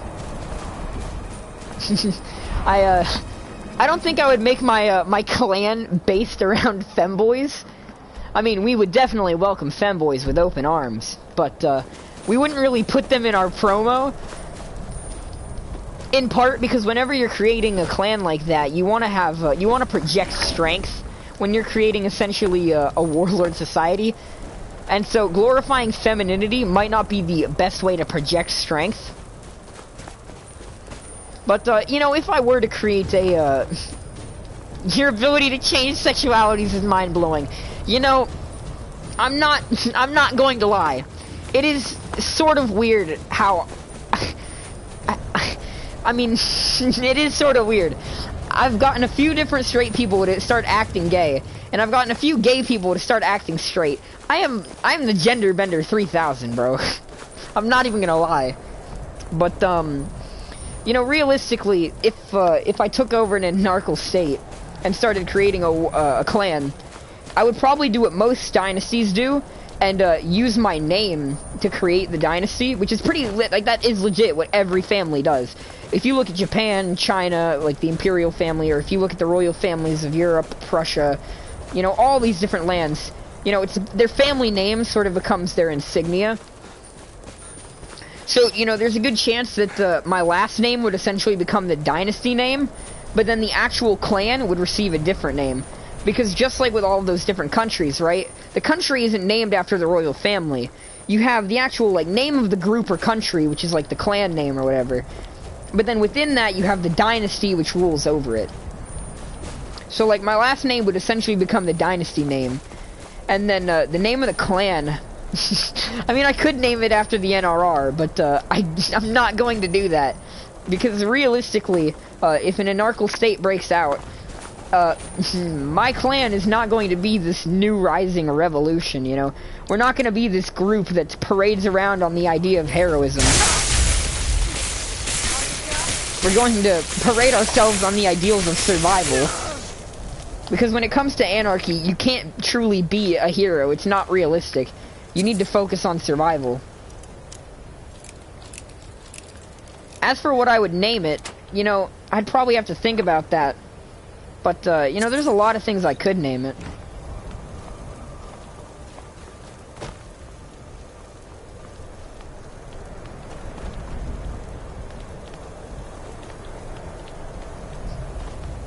Damn, we should not have gone... we should not have gone into this topic, because now I'm like... Now I'm envying how well the NRR was told in story. That was such a good fucking faction. That entire section, that was the best part of Call of the Dead, was whenever the characters first entered the Hunter City, until the moment that, chapter, let's see, 9, plus 8, chapter 17, so chapter 18. The moment that chapter 18 ended, was like the end of like the golden age of Call of the Dead. From chapter 9 to chapter 18 was fucking perfect. Like, that was the best time ever that Call of the Dead had. Because for one, the Hunter City and all the different storylines that happened there were really fucking entertaining. Like, that's how characters like Mr. White were introduced. That's how the Prismarine, like, the Prismarine Court arc happened. That entire storyline, the Prismarine Court, happened in that series of chapters. That's when the Nightmares finally got more like lore behind them, and they started branching out and becoming major antagonists, that's when the fucking the people of what the hell was it called? Solaris 2. That's when their like people started becoming relevant to the storyline. And that's when, like, the world not only became a world, but it became a galaxy. In, like, interplanetary travel, interdimensional travel, both of those became accessible to the players. And now it wasn't just, oh, we're trying to survive on this planet. It's, we survived our way through the apocalypse, and now we are making a new world for ourselves. To the point where we are traveling through not just our own universe, but through other universes, and doing whatever it takes and whatever we feel like to make our society as good as we can. That's when the mansion was added, like, that's when so much happened. But it was before we, like, became fully morally corrupt and created an entire society of slaves just to fuel our blood magic, you know? So it was after the survivor phase, but before the god complex, you know? It was that golden age within Call of the Dead.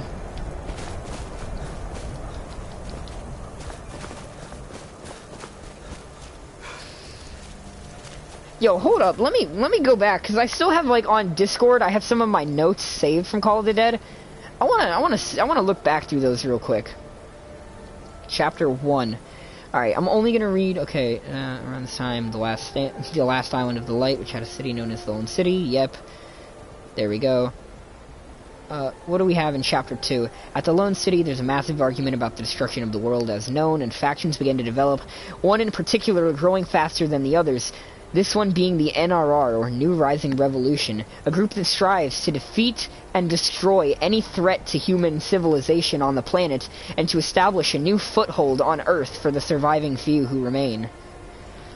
Chapter 3. At the Lone City, the Council agreed hunters should head out to rescue survivors and help in any way possible. This due to the NRR, which grows a greater following and starts hunting down powerful chronal foes within the collapsed areas.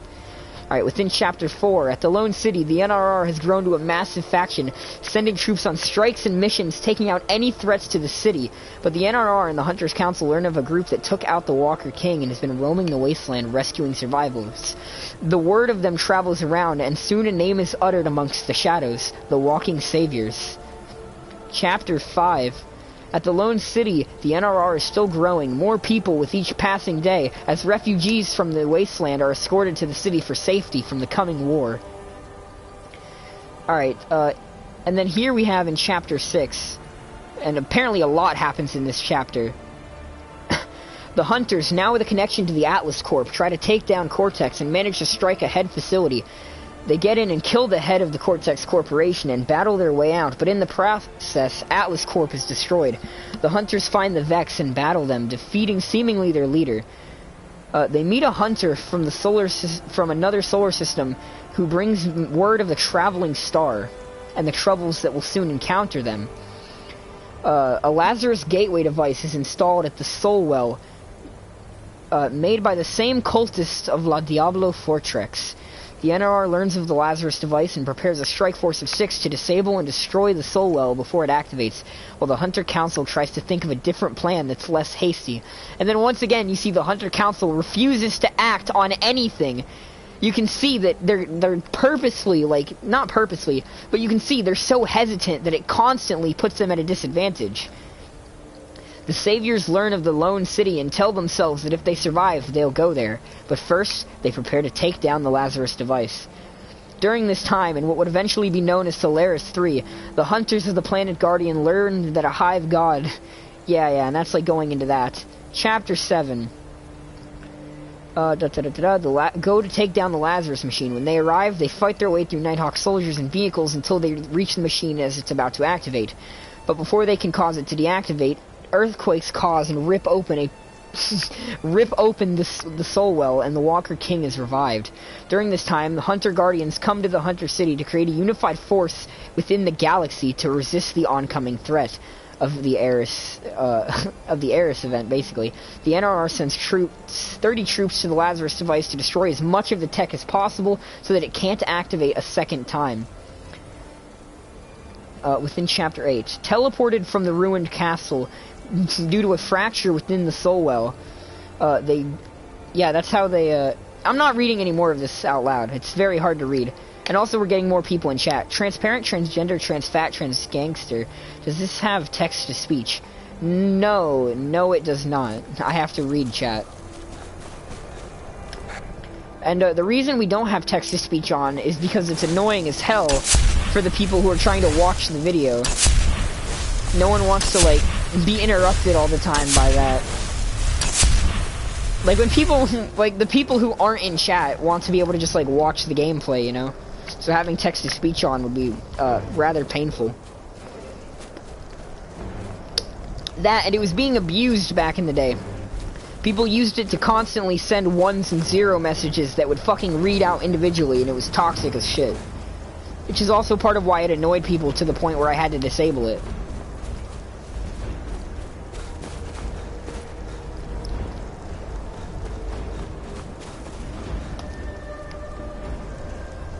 Yeah, peace out.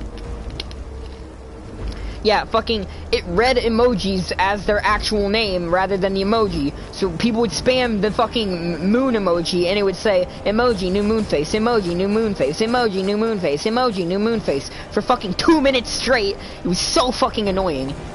I'm never turning text-to-speech on ever again. That was a fucking nightmare.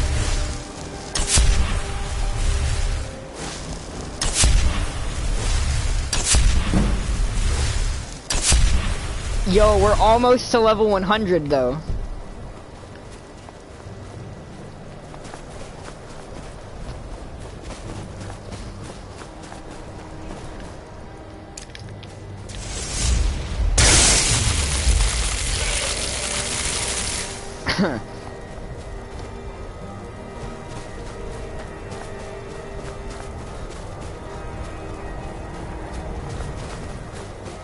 But yeah, no, man. See, the thing is, right, is that all of my memories from Call of the Dead, because here was the thing about Call of the Dead, right, is that pretty much everything that happened was fucking narration. Can I help you? And, like, everything that happened only happened within the minds of the players. My job is to serve the Jarl, not waste. Excellent. And so, you've done us a great service. Every memory that I have of Call of the Dead isn't of me actually fucking participating in it.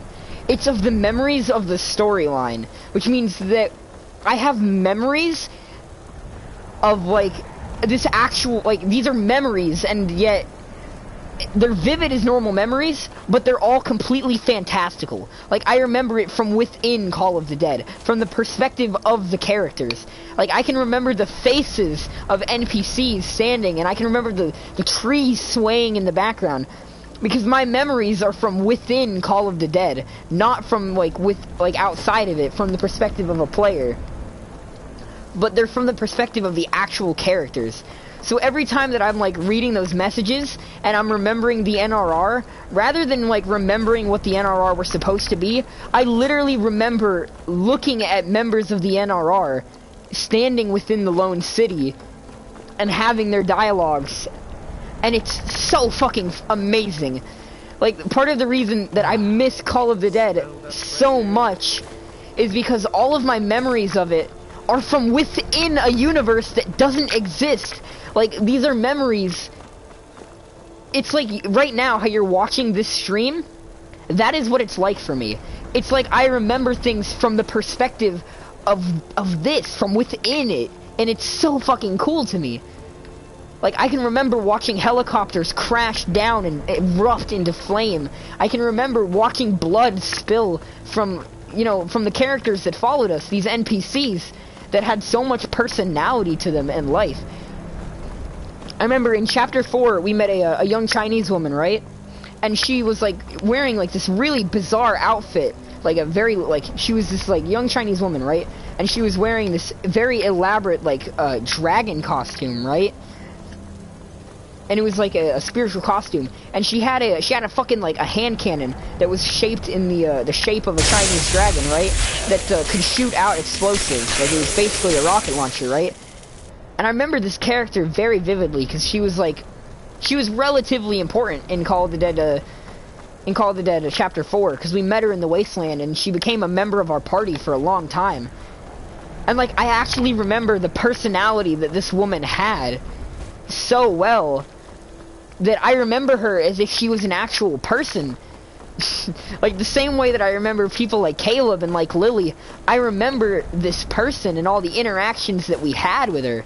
I remember watching her fucking die. And it's just so bizarre to have all these memories of something that never actually happened. You know, it's memories of something that was completely imagined, and it's crazy. I need to pick a direction. We're just kind of wandering at the moment, though. Da da da da da. Yeah, let's go to Riften and collect that debt. Also, I like how now when I don't need undead, I'm finding undead enemies.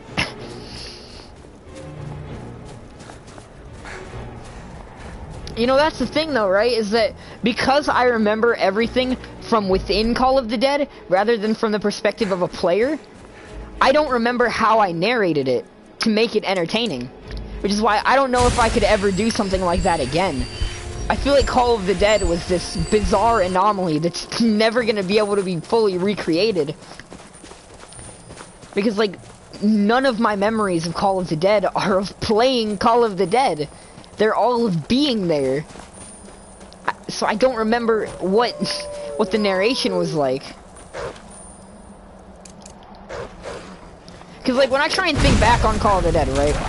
And I try and remember how the narration went, I straight up can't. Every time I try to, I simply sink back in and start remembering events that happened within the story.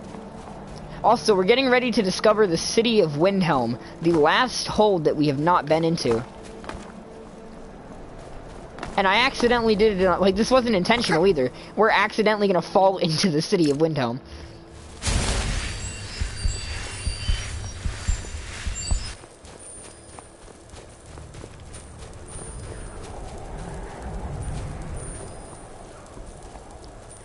Although, so, at this current angle, in case you don't know this, all of the cities within Skyrim only actually load from, within.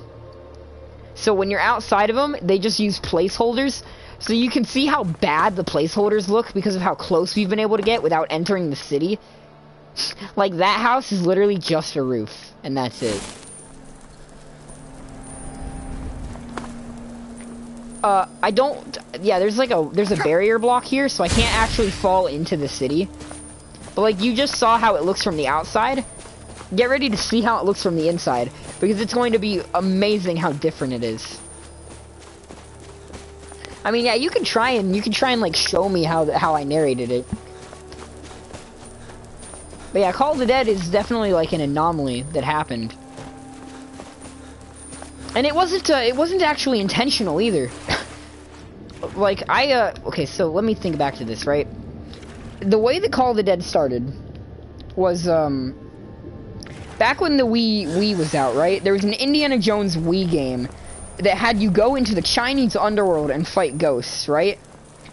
My oldest memory of, like, seeing some, like, shit that, like, inspired some heavy fantasy vibes for me was that. Like, I remember that Wii game very vividly, because shortly after I watched it, when I was, like, 7, right? I wanted to be able to experience stuff like that so bad. And I was just sitting there one day, and I was just like, well, shit, why don't I? And I just started, like, making shit up. And I would basically sit there, just walking in a circle, because the more that my body has movement, the more my mind is able to think.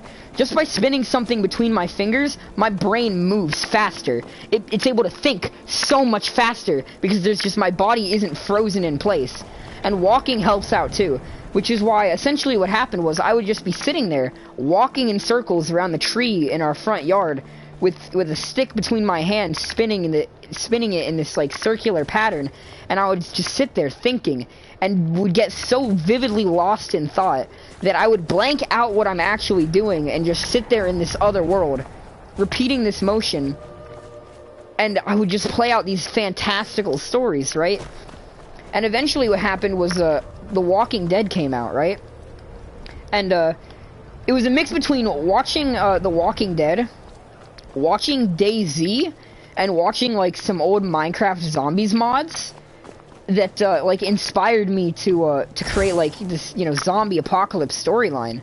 And so I was just sitting there one day, and I think Nicholas was with me, and we were like inside or something, and we had a bunch of toy guns, and I was just like, oh shit, dude, there's zombies breaking in through the walls. And he was like, oh fuck, you're totally right.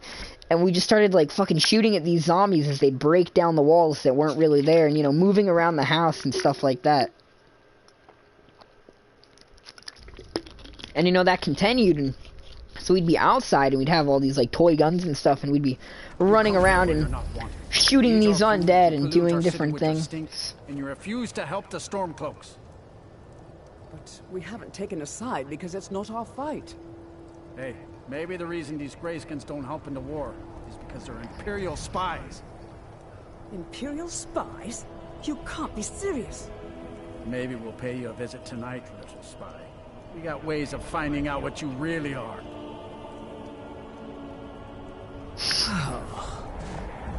You hate the Dark Elves. Are you here to bully us and tell us to leave? We'll get into that in a second. No, I don't hate your people. You've come to the wrong city, then. Windhelm's a haven of prejudice and narrow thinking. Unlike Caleb, I don't hate the elves. I'm not a racist. Nothing new there. Most of the Nords living in Windhelm don't care much for us. But Rolf is the worst by far. He likes to get drunk and walk around the Grey Quarter yelling insults at us in the small hours of the morning. Oh, a real charmer, that one. Some of these Nords will come up with any excuse to despise us. And it isn't just the Dark Elves they hate. They make a target of the Argonians as well. In fact, just about anyone who isn't a Nord is fair game for their bullying. I'm a Breton, I wonder if they'll bully me. Then. But anyway, look at how different the city looks from inside compared to earlier. Where this building was literally just a roof.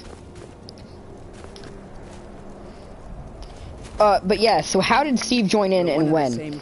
So, I would say that, it was in some of the early days, right? It had to have been.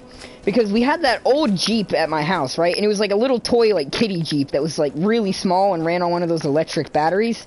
And this is, like, the earliest memory I have of Steve participating in Call of the Dead. Was, we had that Jeep out in the front yard, and it was out of batteries, right? And we had a bunch of toy guns stocked up in it, and essentially, what we did was, me, Nicholas, and Steve would, you know, walk around pushing this Jeep. And, I think this happened in, like, canonically, this was in, South Carolina, was, like, where that was set story-wise. Our goal was to try and fix up that Jeep in the game, and get it moving so that we could get somewhere where we could find, like, you know, some level of civilization that we could start building up. So I don't actually know how Steve joined into that story or when, but it was shortly after that. But yeah, like, Call of the Dead was a complete accident, you know? It just started one day and then didn't stop for years. And it wouldn't have stopped either, had it not been for a few years ago when I consciously stopped it. Because, like, a few years ago, right, I was looking back at Call of the Dead. And, I realized something, right? I was sitting there and I was like, holy shit. I have spent 5 years now regularly walking in circles and participating in this storyline. And sometimes with other people. And yet when I look back, and this was after everyone had stopped playing it. So like Nicholas had quit playing and Steve had stopped being my friend and W had quit playing it. And I was like looking back on it and I was just like, you know what? I'm the only one still playing this game. It's been months since anyone else has been participating. And yet I'm any flowers again today. I don't know. Well, you know what? I'm also gonna lay this at your feet. Cause this was after you stopped participating. Like everyone stopped participating in Call of the Dead because everyone just got bored. So I was literally the only one still playing, and I was spent like months just playing it in my head. And then eventually I looked back on it and I was like, wait a minute, there's all these plot holes and retcons and story changes from over the years, and I'm literally the only one playing it anymore. Why should I continue it? And I had so much of the story memorized back then, where I literally had almost every chapter memorized thoroughly from playing it. And so I was sitting there and I'm like, I'm dedicating this much brain power to a storyline that I'm currently the only one playing, that's been like months since anyone else has played, and that went on for like 5 years, and is filled with plot holes, retcons, and stolen content from other games and movies. I see no reason to keep this going. And so I literally sat there one day, and I don't know how, I just said, alright, it's over. And as soon as I did that, it like turned it off in my brain. And immediately, I never went back. I never went back to Call of the Dead. The memories instantly just started fading away. All the characters' personalities instantly went black. It was like instantly deleting a massive chunk of saved data out of my fucking mind. Just like that, instantly. I said instantly like 15 times, but I want to stress this. Like, literally, as soon as I decided it was over, it was just over. And all of the different personalities started melting away. Which, when I think about it, is really fucking weird. Because I had so much of it memorized, and then I was just able to delete it instantly. Like, I had multiple different solar systems with planets and all this other shit. Dozens of realms memorized, and was able to just instantly clear it. Yeah, that was basically the delete button. And that was pretty much the end of Call of the Dead as we knew it. It was just in that one moment where I just got rid of all of it.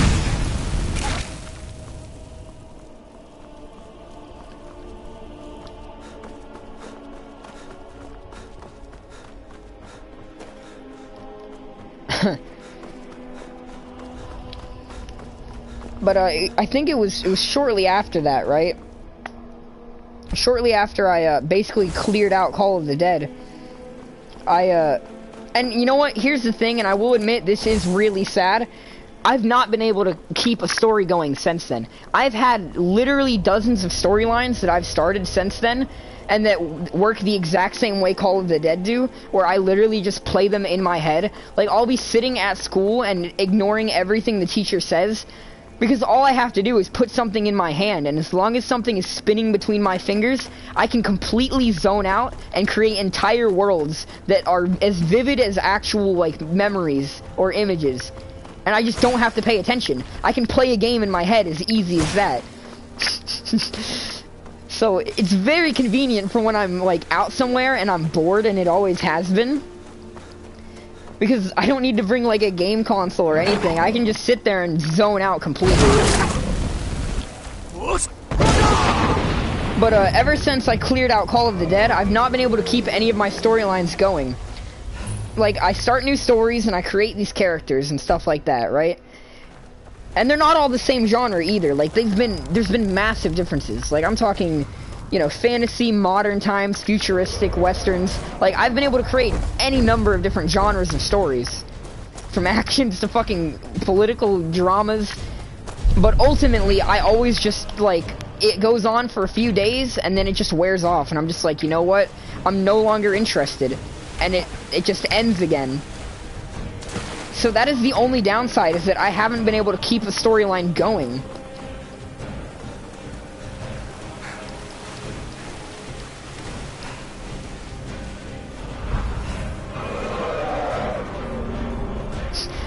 No, I don't think that's why it failed, W.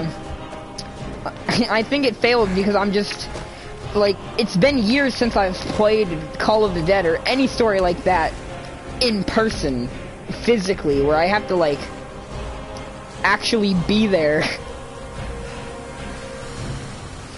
And the truth is, I honestly don't know how to involve people in something when it's live like that, but there's no...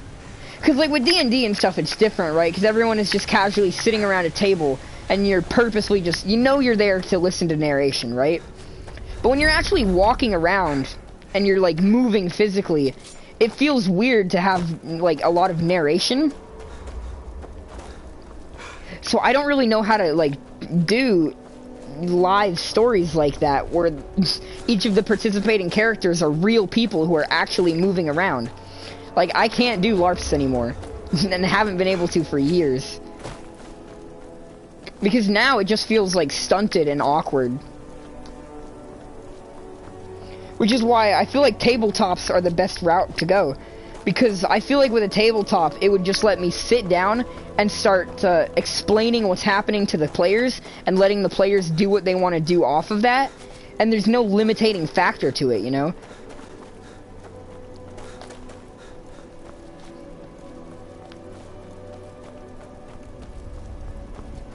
it also, like, it lets people get into their characters a lot easier. Which is why I'm pretty much positive that the best thing to do would be, rather than, like, you know, trying to bring back that that physical movement, that running around, would be to try and bring it into, like, a new medium, a new format. Like, yeah, that's basically what it amounts to, is that I think that if you were going to bring back COTD, your best bet would be to bring it back online, so that instead of, like, running around, it's just essentially narration, and, like, reacting to that narration. Because I don't think I can physically run around while getting invested in a story like that. At least not with other people. Like, by myself, I could probably do it. But then that would defeat the purpose, because why would I do that when I can just not run around, put something in my hand, and create a much more vivid experience at the snap of my fingers, basically. So to me, it just doesn't seem like bringing back that physical moveset is the best bet. Although I will say, now that I'm really thinking about it, I have the level of vividness that my imagination has is really useful.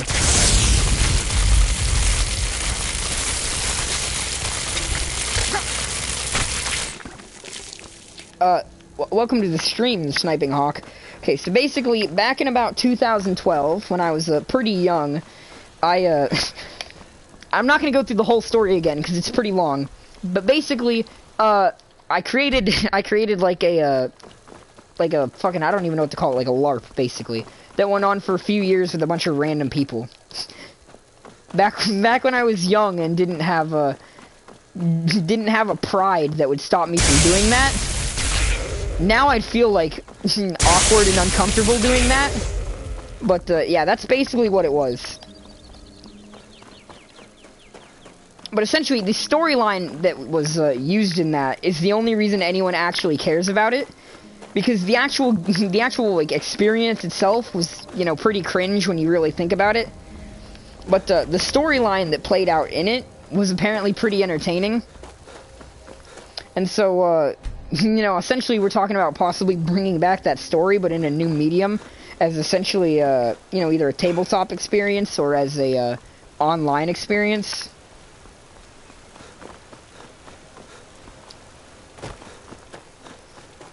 But yeah, it is very convenient, though. I never really realized this in the past. I never really gave it much thought. But when I really think about it now, though, I know a lot of people who cannot do that. Like, they would get so incredibly bored having nothing to do.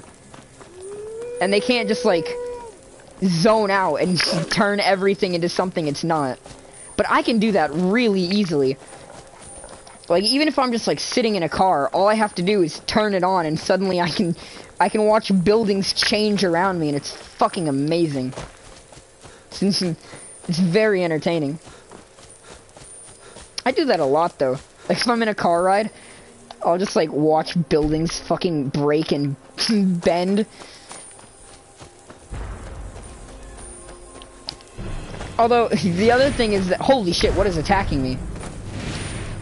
The other thing, though, is that it's not always... Holy shit, you're doing a lot of damage. It's not always a good thing, though. Because, you know, the downside to having an extremely vivid imagination is that the slightest... Oh my god, you need to die now. Is that anytime I round a corner at 3 AM, I can vividly picture something standing inside of the house on the other side of the corner, and I can vividly picture things behind me. Like, okay, you know what? That actually lets me explain this. That's essentially what things like that watching feeling come down to, right? And, like, those different, like, shadows that I've told you about in the past. It's that my imagination is literally so vivid that I create my own fucking physical nightmares. Like, I'll be walking around my house at 3 AM, and I'll see a corner, and my first thought is just, man, what is the most horrifying thing I can picture on the other side of that corner? and then I'll start vividly picturing it.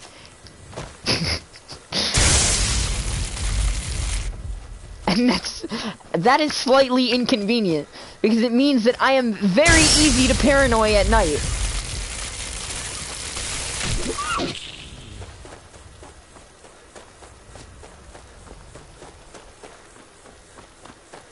Jesus Christ, I can smell you too. Oh, I fucking love that meme so much. That's actually the funniest meme I've ever seen. I love it. Oh, fuck, dude, that's such a good meme. When I close my eyes, I can still see you. Jesus Christ, I can smell you too. And then it's just fucking massive abomination behind him. Oh my god, I love that meme. Like, I know it's not actually that funny of a meme. But that's actually my favorite fucking meme of all time. Jesus Christ, I can smell you too.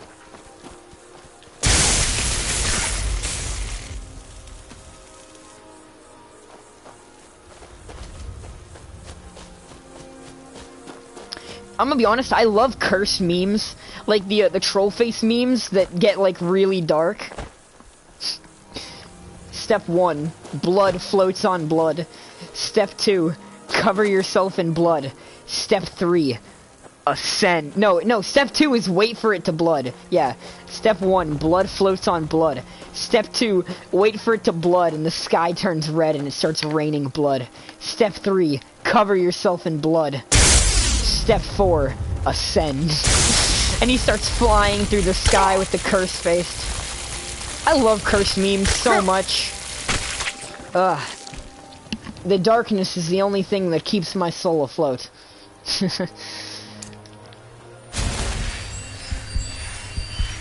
Speaking of unfathomable amounts of darkness, has anyone noticed that recently in my Skyrim streams, I've been getting progressively more and more violent towards the NPCs? Like in episode 1, I used to like joke a lot about beating women on stream and like beating NPCs up, right? But then recently in my streams, I've been like actually having a god complex and have been intentionally terrorizing the people of Skyrim just to feel them suffer, dude. Like I'm progressively getting worse.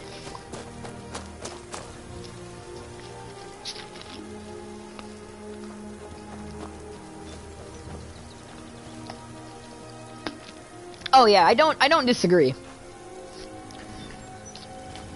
If it weren't more like socially unacceptable, then there's probably a good chance that I would be able to do it.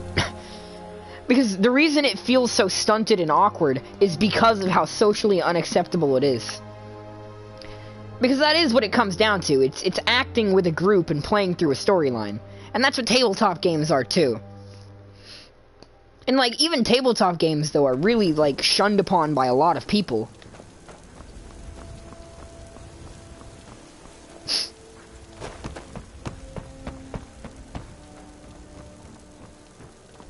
Socially unacceptable, meaning it's considered like something socially ostracizing to participate in. Like it has a negative social connotation. Blessings of Mara upon you. May you return to her benevolence in safety. Here for a room or something to drink? Show me. Here, take a look at this. Some of the Jarl's men came by and left this bounty letter. Right. Look, everything was all just a misunderstanding. I didn't mean to tell Brynjolf to go jump off the pier. You'll tell him I'm sorry, yes? Take this. Every single coin I owe is there. I swear it. Oh, that was really easy. Well, no, what I was actually going to say is that see, that's the thing, though, is that it's not just that. I don't think I can act. Like, it feels awkward to act out loud. And I say this as a person who has created, voiced, and acted out literally dozens upon dozens of characters, right? Like, I have created hundreds of different people with various personalities. I've literally out loud said entire conversations from the perspective of dozens of characters who do not exist anywhere outside of my own head, having them physically talk to each other. But I could not, like, actually act, even if asked to. And the only way that I can think of explaining why is that when there's no one around, when it's literally just you, it is so much easier to do shit that you otherwise wouldn't be able to.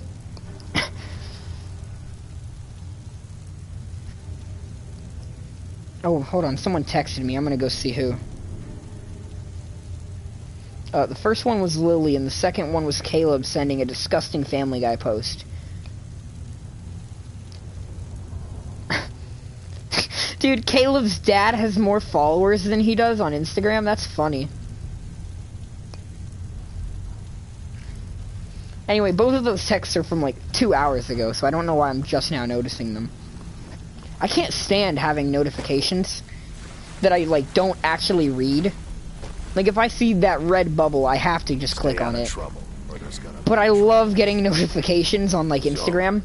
Like getting likes and comments and follows and shit. That is a drug. Well done. And it would seem I owe you something in return. Here you go. I think you'll find these quite useful. Thieves Guild outfit. Thieves Guild outfit. It's the Thieves Guild outfit. It's not the Thieves Guild outfit. Fuck! Judging from how well you've handled those... Let me join you already, asshole! I'd say you've done more than simply prove yourself. We need people like you in our outfit. That's the spirit. Larceny's in your blood. The telltale sign of a practiced thief. I think you'll do more than just fit in around here. What's on your mind? We've run into a rough patch lately, but it's nothing to be concerned about. Tell you what, you keep making us coin, and I'll worry about everything else. Fair enough? Now, if there are no more questions, how about following me and I'll show you what we're all about? Give me an outfit. Give me the Thieves Guild uniform, please.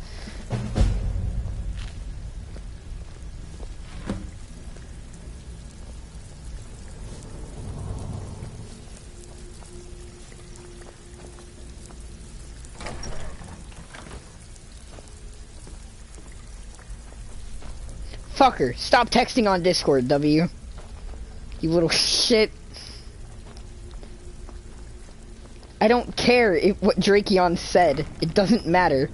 Ignore Drakeon. He can't tell the difference between upside down and inverted. His opinion doesn't matter.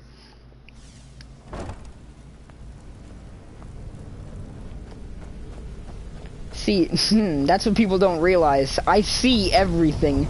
I always know when someone is online. I always know exactly what they're saying. I know everything. This is the one I was talking about. Our new recruit. This better not be another waste of the guild's resources, y'all.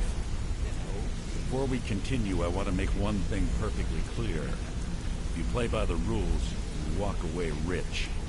You break the rules and you lose your share. No debates, no discussions. We do what we say, when we say. Do I make myself clear? Yeah,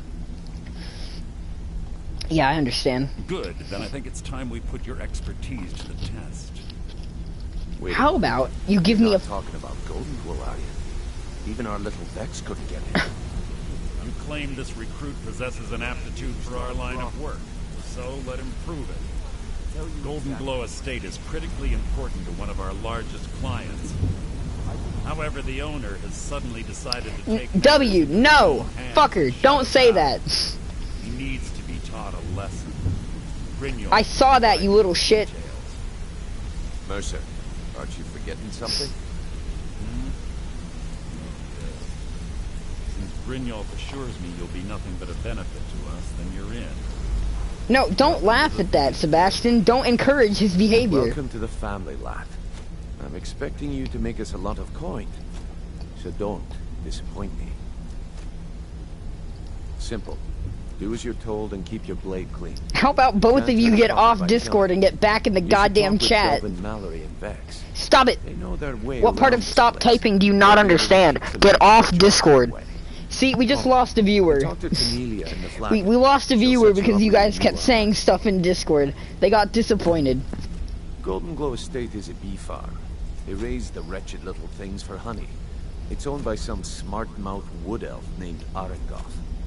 We need you to teach You want him to play a lesson table? by Yeah, I want burning to play a down 3 tabletop of the game too. estate's hives and clearing out the safe in the main house.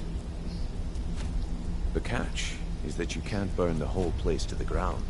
That important client Mercer mentioned would be It'd be furious really if you fun did. to get to do that. Aye. The last thing we wanted...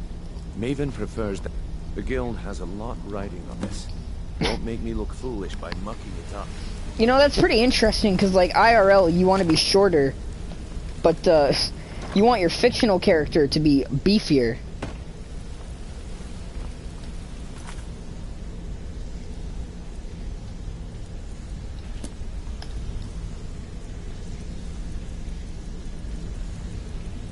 Yo, wait, who do I have to talk to get my, my Thieves Guild uniform? I wasn't listening to anything that shit was saying. Come here a second. If you ever need more practice, Got a minute? just grab me. My father told me he found me as a young boy. All he found in my pocket was a tiny Yeah, but like, stone. earlier you said you wanted to be shorter because it's more of a... Pull up a chair. When I started out in this business, I wasn't really interested in the guild or being a thief. I didn't mean to imply I was earning an honest living either. With my lock-picking aptitude, I was a natural at jailbreaking.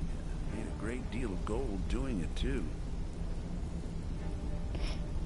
It's where a client hold on. pays you to... Usually it's to free someone. Either way, the trick was in the escape. Well, as a... I'm gonna stop talking to people. The thief, the last jail. After that, I promised myself I don't know, killing some... I already knew Delvin. I asked Anyway, if I could join what I was up. going to say is that it's funny, right? Like, really, you want to be, like, shorter and slightly more, slightly more effeminate. But fictionally, you want to be a masculine fucking tank. This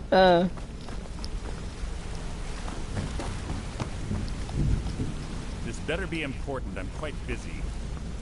I think you're all... Dog, who do I need to talk to? I wasn't listening to anything that little shit from earlier was saying. I just know that I have to talk to one of these people to get my outfit. So you made it out. Good for you. Don't expect me to thank you. God fucking damn it. There's like 50 bandits in this place and they all look identical. Why don't I ever listen when people talk to me? Fuck. 4 women on the same night. Maybe I'll just like search through guild chests until I find a goddamn outfit. Yes? Fuck. Fuck. Fuck. Fuck. Fuck. Fuck. Fuck. Where? Where the fuck? Who do I need to talk to? Fuck. God fucking fuck. Fuck. I have no idea what I'm doing. Oh, maybe it's you. If you need marksman training... Damn it, no, you're just that other asshole. I'm ready to teach you. Which one of these little shits was it? Come find me if you need more marksman training.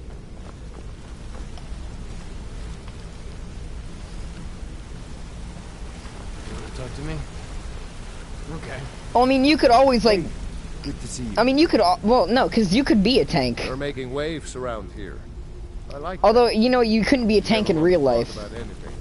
So it's like you want your fictional character to be more like what you currently are, but you want to really be like what you currently aren't. Which I guess is interesting.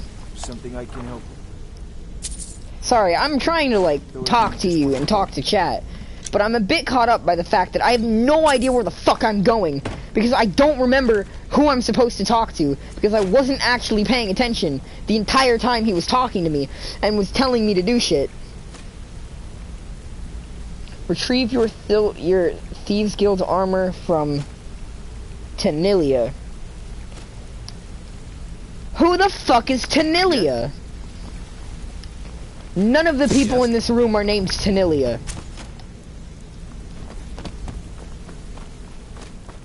Tanilia. We need to find a Tanilia.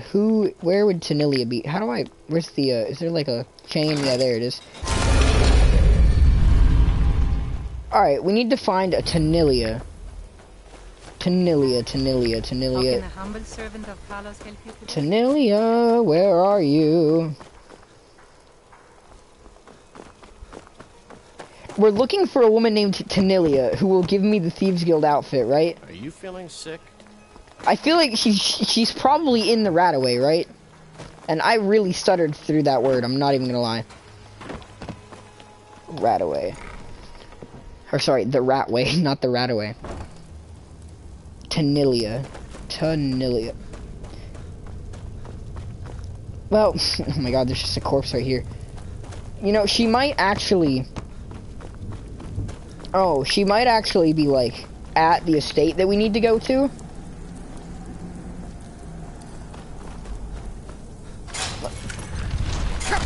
Okay, well, that's not okay. Tanilia. We're walking in every single trap, but I literally don't care. Because they're not strong enough to kill me, especially if I just pop out restoration. Tanilia. Yo, why is this place such a goddamn maze? I hate the Ratway so much. Because it literally looks like every other generic Skyrim cave. Which is to say, way too fucking big, and way too fucking interconnected.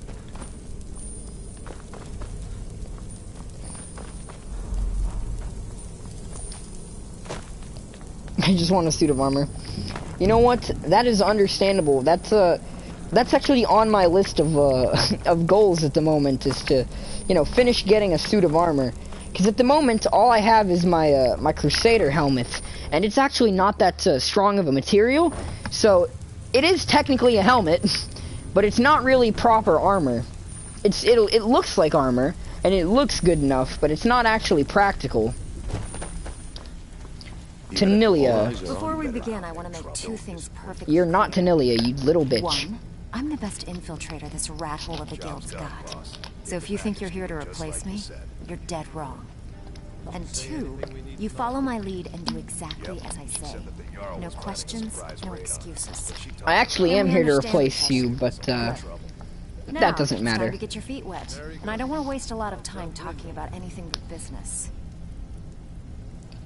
I'm not going to sugarcoat it for you. We're in a bad way down here. See, you know, that's the thing, though, right? Who knows? I am not a very masculine person. I'm fairly short, and I'm extremely thin of frame.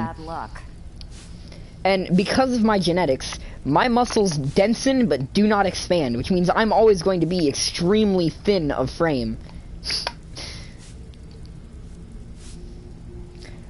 Get out there and I'm like trapped in that middle ground between between like feminine and masculine. It's very unfortunate. Make a little bit of coin on the side. It is not a comfortable middle ground to be in. Been a while since I've seen one of those. What you've got there is a stone of Baron Zaya. Not like that, it isn't.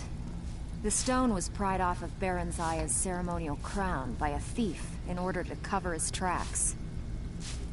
I think there were 24 in all. Most people keep them as a curiosity. Some of the guild members have tried to locate them over the years, but they haven't been successful. Well, until now. Oh, nice. The podcast is finally going up. Look, Welcome. I only buy things I can turn around. Welcome to the stream, Rainy Day Cast. I wonder who's operating that account. Tell you what, if you find the rest of them, talk to me again. Otherwise, keep it. Maybe it'll bring you luck. These jobs aren't gonna finish. Alright, we need to find Tanilia though, because Tanilia has the actual uniform. Huh. I suppose I can work with your face. After all, the sculptor cannot always choose the finest clay. I assumed you were here to see me about your face, to have it sculpted into something more artful than nature has bestowed upon you. Yo, I'm going to be honest, right? Client, shall I remake your face? Indeed. It is no small thing to submit yourself to the flesh sculptor's. I regret playing as a man because all of the men in Skyrim look so fucking ugly, dude. Look at my face. I miss being a lesbian. So you're the new recruit, huh? Well, looks like you and I are gonna have to get very well acquainted. I'm the fence down here. You come by anything you don't exactly own, and I'll pay you some coin for it. Minus a little slice for the guild, of course. I can also provide a few supplies useful to our trade now and again. For a small fee. Sure. How about I get Dirge to knock you over your head and dump you into the cistern? Look, I've been in this business a long time, and I've seen all types. You can play it tough, or you can play it smart. Whatever. At the end of the day, you'll find that all we care about down here Okay, I've is how lost much gold interest. Good. Then there isn't much more to... Here's your armor. Just make sure you put it to good use. Right. Until Although, next time. I will say, fuck, do I weigh too much now? I'm 11 over the carry weight. Speaking of things that I want, though, I really want to get a, hold on, let me look it up real quick. Da-da-da-da-da. Do-do-do-do-do. Right, there we go. I really want to get a rapier. Because rapiers are really clean-looking swords. Yeah, there's a little bit of femboys in the podcast. Oh, if I put on the full Thieves Guild set, we weigh enough to run. Yeah, we talk about femboys a bit in the newest episode of the podcast. Dude, speaking of femboys, right? Let me tell you, bro. Give me a fucking rapier, a parrying dagger, and a fucking dress, and I will walk around as a goddamn femboy, stabbing everyone who fucking disagrees with me. I am not going to shit you. I will literally walk around stabbing anyone who talks shit, because I don't even give a fuck. That sounds like a fucking vibe, dude. Let me tell you, right? Women are fucking lucky. They have literally all the best clothing. Motherfuckers get to vibe out with all the fancy shit. Like, men drew the shortest end of the stick when it comes to clothing.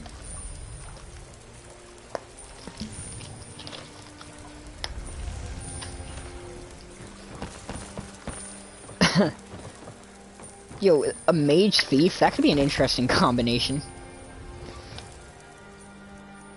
Oh, that reminds me. I want to get that dagger, but I don't remember how. Don't we all, Sebastian? Don't we all deeply desire a femboy in our lives?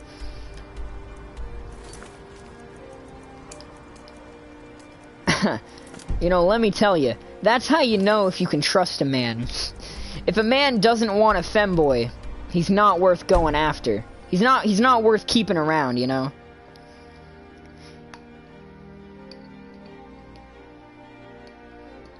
If they don't sway gay, they ain't worth the stay, bro. And that's the thing, right? Is that there could easily be more femboys without it necessarily being gay. Because as W just said, tunics used to be a pretty common clothing choice for men, and tunics definitely look pretty feminine. Yeah, you really shouldn't be on the podcast account. You should be on your main account. I mean, it doesn't really matter. Because you said, like, 5 things. You announced the episode. You responded that it is slightly about femboys, which is a true fact. You said rapiers are a cool sword. And then you said you shouldn't be saying that on the account. So you didn't really say anything that negatively affects the podcast. Like, so far, all you've established is that the official stance of the podcast is that rapiers are a cool sword. And that should be the official stance of the podcast. Dude, exactly. Sebastian, you are exactly correct. A femboy knight is exactly what you want in your life. That is what every man should want in their life. A femboy swordsman. That is literally... that is the end goal in life, is to get yourself a femboy swordsman to marry. I don't even care if we lose viewers. I'm defending this stance, dude. Oh shit, dude.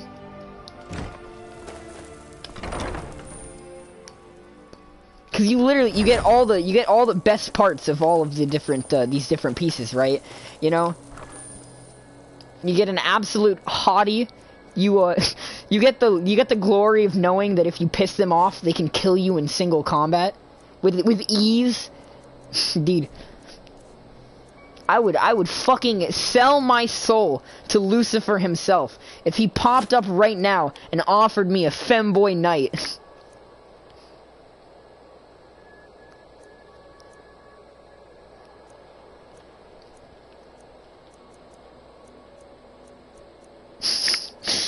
Damn, bro.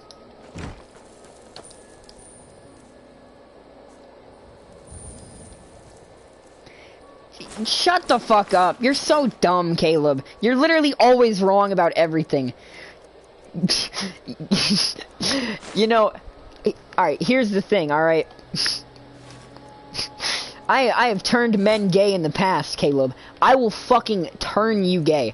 I will literally, slowly, work my way through your life until every bit of your moral code has been rewritten about the fact, and I will make you want a femboy.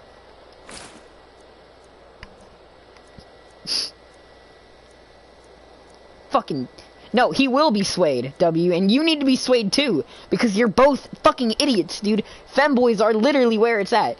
Anyone who unironically thinks they would, like, anyone who unironically stands by the fact that they wouldn't fuck a femboy is a fucking queer, because they are not willing to accept the fact that it doesn't, no.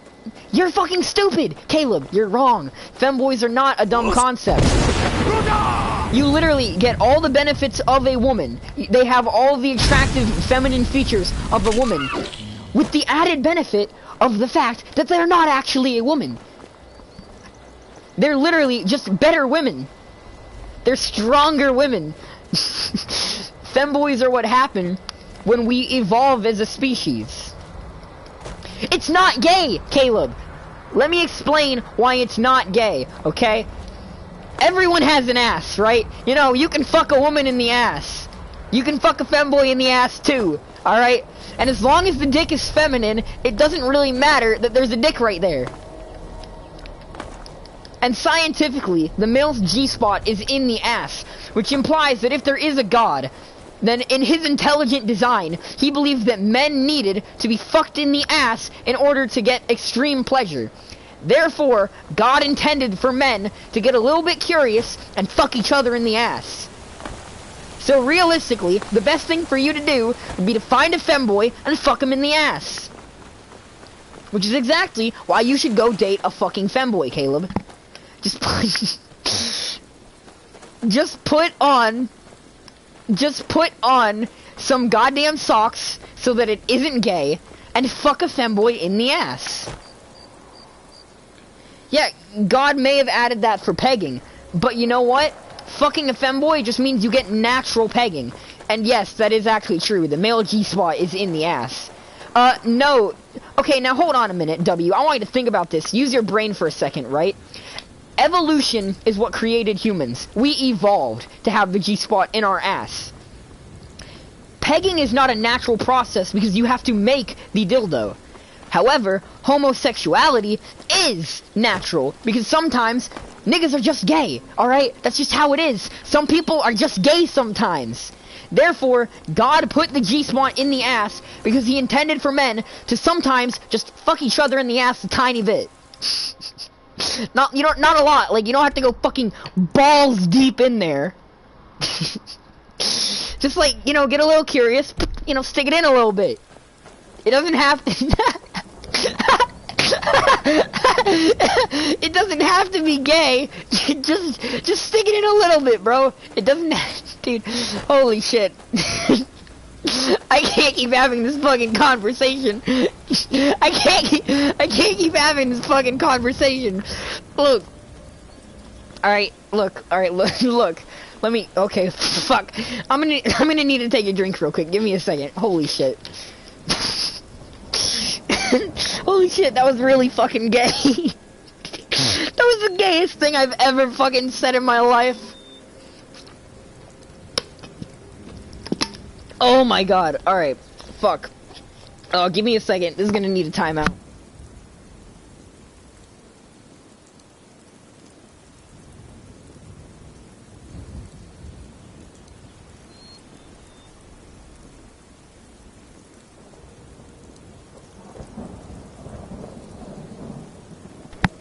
Okay.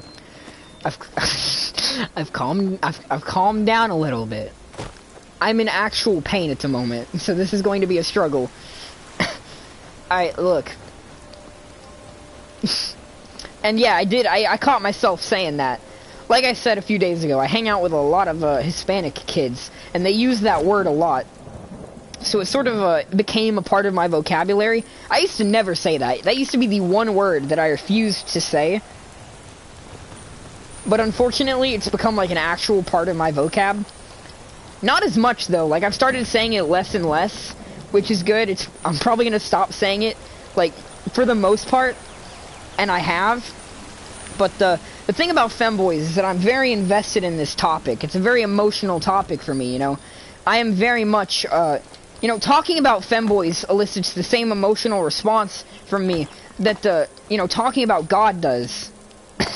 You know, because in my mind, the only thing that proves that God exists is the fact that femboys exist. Because all the evidence seems to imply that God designed men specifically so that femboys could become, you know, an advancement from them. You know, human society only exists so that tomboys and femboys could be bred from the larger population, you know. So when I talk about femboys, it's such an emotional subject that I get a little bit heated, right? So, you know, that word didn't accidentally slip out there, I will admit. But the point that I was getting at is that realistically, Caleb, and you know damn well it's true, femboys are the ultimate prize in life.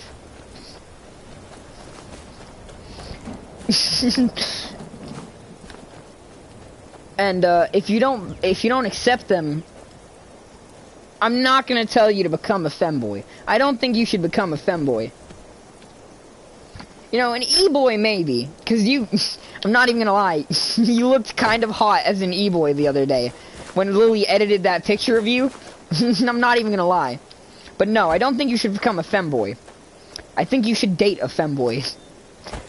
And if you don't accept this universal truth, I'm going to have to put on a dress and fuck you in the ass, so that you understand why femboys are the... why femboys are so important to the world. But yeah, no, unironically, nah, you don't always look hot. Sometimes you just look fucking... like, when you have those glasses on the other day and you have the jacket on, it doesn't make you look hot. It actually makes you look musty as fuck. Every time you put on that fit, I legitimately, like, look down at you with a little bit of disgust. You look so musty. You look like you just walked out of an arcade and are getting ready to hit on the nearest dame. Like, it's really bad. I'm not even gonna lie. I'm not gonna lie to you, Caleb. It's a really bad outfit. I'm sorry. The Pizza Hut outfit is better. When you got the Pizza Hut fit on, you look pretty good. You know, you look like you're about to deliver a hot-ass pizza from a hot-ass hand, you know? But not all your fits are that good. Not gonna lie. And no, I did not threaten to do that to you live. Because the thing you're missing, and the thing you're not realizing, is that, it's gonna be consensual. I'm going to seduce you.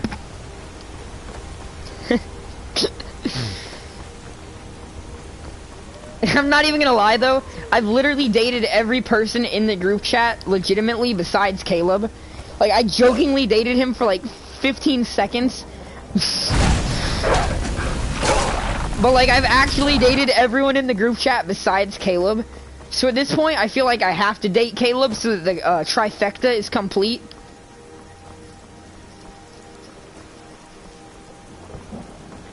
Although, I will be honest, it is really fucking weird that when I think about that. You know, that is a good question, Sebastian. Do you want to get pegged? You know, that's the question. No one's asking. No one's asking that, Sebastian. Well, you know, now I'm asking that. Do you want to be pegged, Sebastian? When you sit there and you think about a femboy, do you picture their dick in your ass, or do you picture your dick in their ass? That is the question. Or both. you know? Holy shit, someone joined.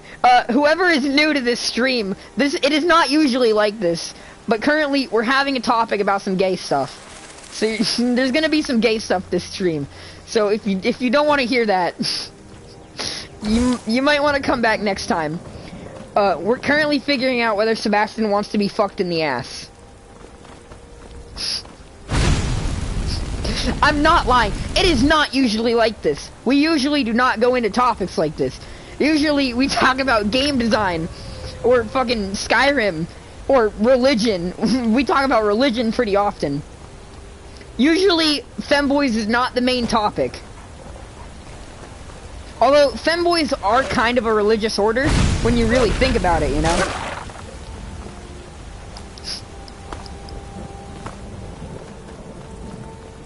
Speaking of religion, we're gonna change the subject real quick.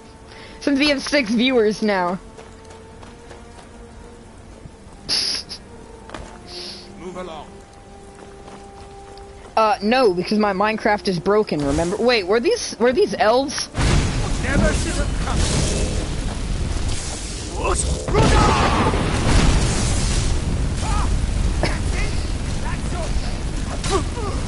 Sorry, I realized that this was an elven caravan, and I just had to start executing them.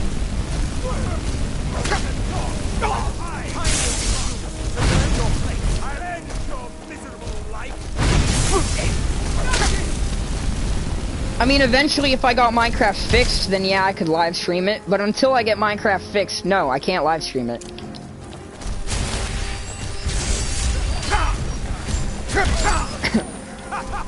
We can do Skyrim and God streams in the meantime, though.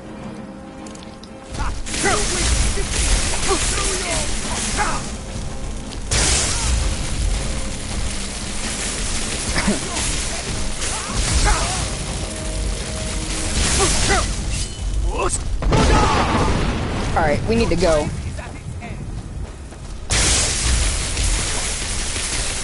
Dog, this Thalmor needs to die now so that I can keep moving. Do shoveling, God? Okay, well here's the problem with that, right?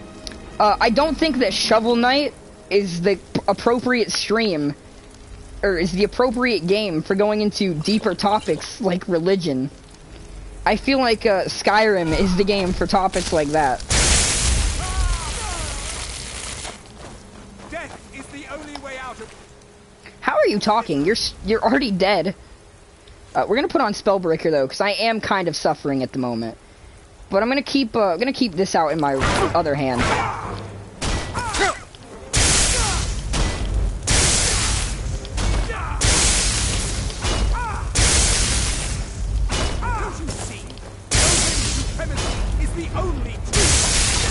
Oh my god, I'm taking so much damage, dude. I'm gonna need to heal.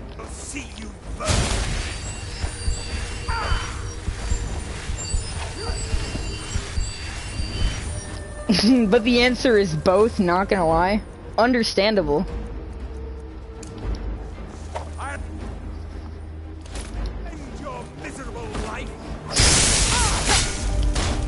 You know, you gotta spice it up a little bit.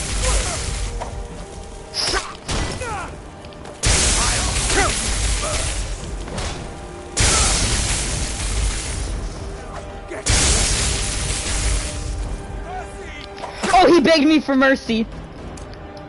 There is no mercy. Oh, that felt good to do. Dude, I love electrocuting people so much.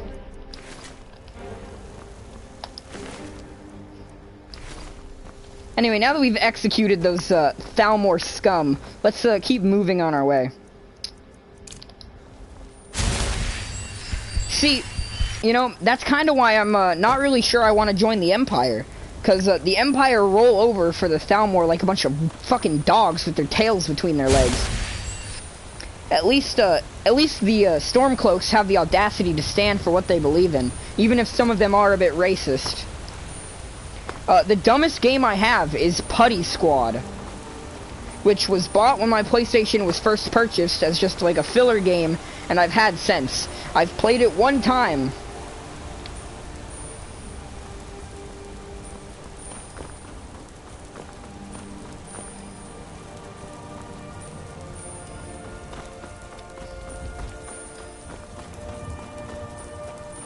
And apparently the podcast is now up.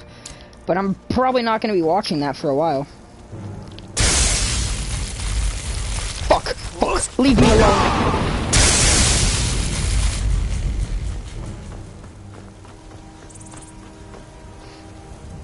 What? Yo, wait a minute. Can I use Raised Zombie on a skeever? Conjuration. I'm gonna favorite Raised Zombie, by the way. So I can just summon it whenever.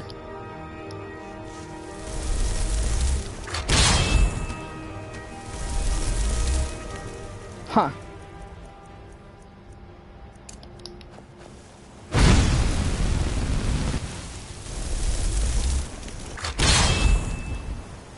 Yeah, W is unironically homophobic. He hates the gays. Like, that's not a joke or anything. He's actually very, very homophobic.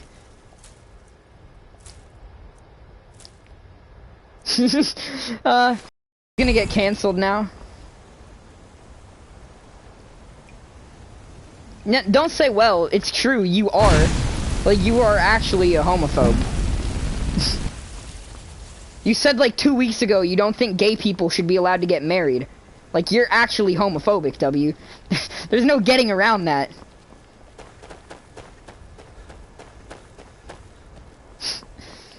Like, goddamn. Oh, shit.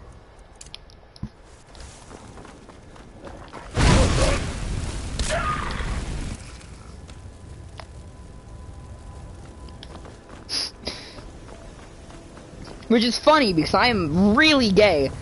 Like, I've spent most of this podcast talking about why I believe the best person to date is a feminine man. Like, I've literally spent this entire stream talking about dating men, and one of the people in chat is homophobic. And I think we lost a viewer. They couldn't handle W's homophobia.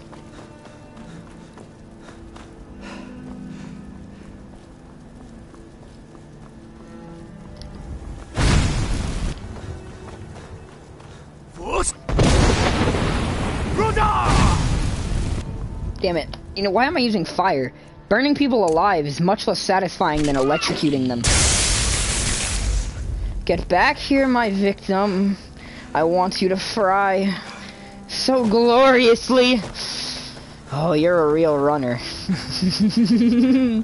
Oh, but running only makes it funner when I can eventually massacre you. So run as fast and as far as you can, you weak little bitch.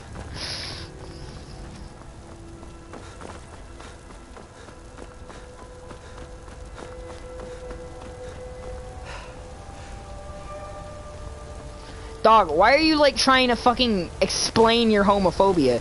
No one actually cares about the complexity of your homophobia. You just... Let's just leave it at you don't think gay people should be allowed to marry, and generally speaking, you're pretty anti-gay in general.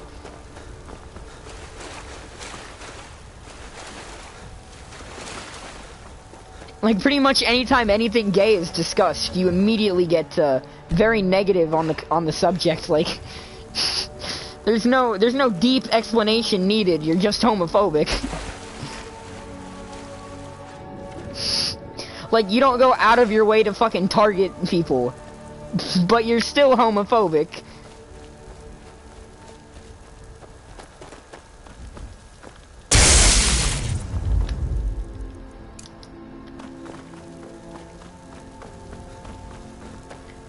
But I mean, you can try and explain deeper.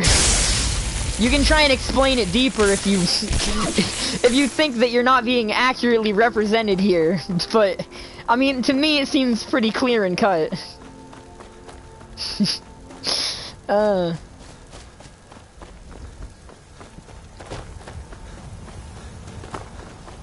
You know what, Caleb? You want to know why you've never met a man you're attracted to? Because all of the men that you've met so far in your life have been just generally masculine men. Or have been just normal men. You've never met a femboy, Caleb. But I'm telling you, the second you see a hot-ass femboy, you are literally going to turn gay instantly.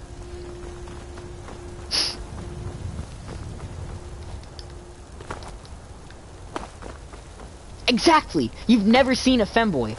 No one understands the fact that they're actually gay, and they just don't know it yet until they meet a femboy, and then it all becomes clear to them. Oh shit.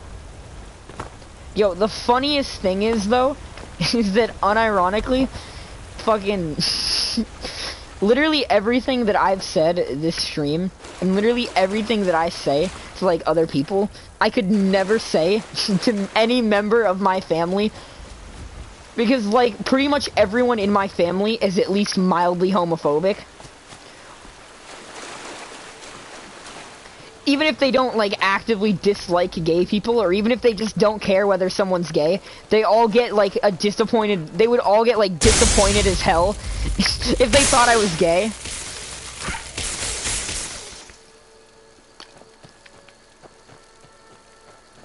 They would be like one of those groups, like, okay, so some of my family members are just straight up homophobic. Like, they would disown me if they heard me being gay. But then others are just like, oh yeah, I'll accept you, but you can tell that they're like disappointed in the fact that you're gay. That's pretty much what like my entire family is like. So I could definitely, like, if I were to openly start going around my house and going, man, I want to fuck a feminine man in the ass, I would literally lose like my entire family's respect. Well, yeah, see, you know, that's the thing. She is yet to buy that maid dress. Wait, aren't the silver hands, like, actually... I don't think I'm supposed to kill these dudes.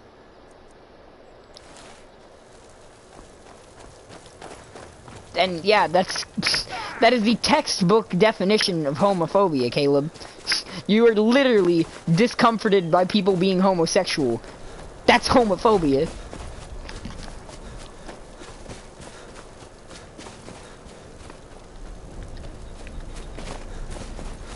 But yeah, the Silver Hand, they hunt werewolves and vampires and stuff like that.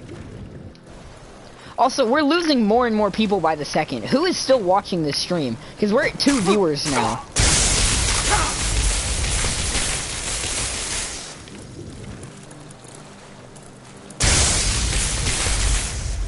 Yeah, but that's also really common with homophobes, is that they dislike men being gay, but they're fine with women being gay. You know what, Sebastian? I honestly that wouldn't surprise me. I've turned at least one other man gay, and you know, Lily was technically a lesbian before we started dating. But, you know, she wasn't actually into me, though. So that only, like, half counts. That's only, like... It's funny for the comedic aspect of it. But it's not a practical explanation. Okay, this needs to stop right now. We're gonna fry these vampires real quick. Well, no, there was 6 people in chat, or 6 people in the stream earlier. There's currently 3 viewers. Do not get Grindr. Don't do that. Don't do that to yourself, Sebastian. That's a terrible idea.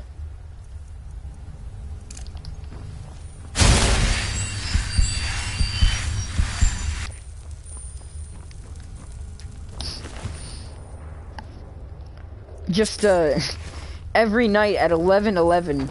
Deeply picture a femboy in your life, and try and manifest a femboy in your life.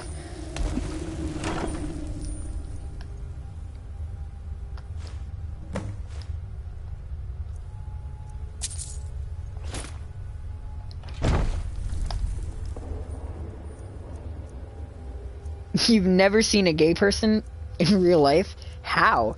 I mean, I've seen plenty of gay dudes.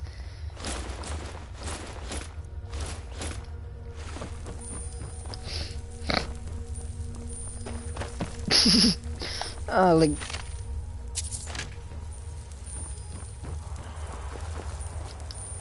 yo, I'm going to be honest though. Lily does this, and so do a lot of bi people, and I consider it actually morally wrong to do so.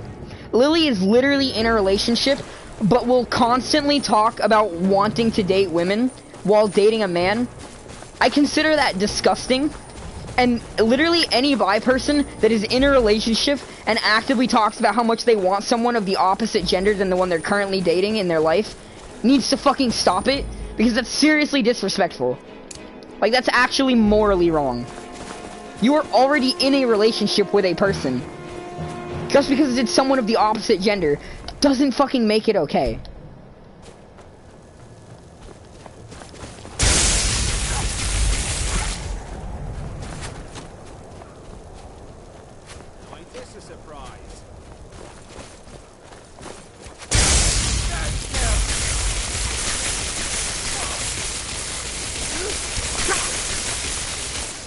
Yeah, but this thing is, you're not actually fucking bi. Lily is. And I wholeheartedly believe that she would actually date many of the women that she jokes about wanting to date. Without any hesitation. And, bragging about wanting to get with someone while already in a relationship is fucking wrong. No one should do that. That, like, fundamentally is just disrespectful to the relationship.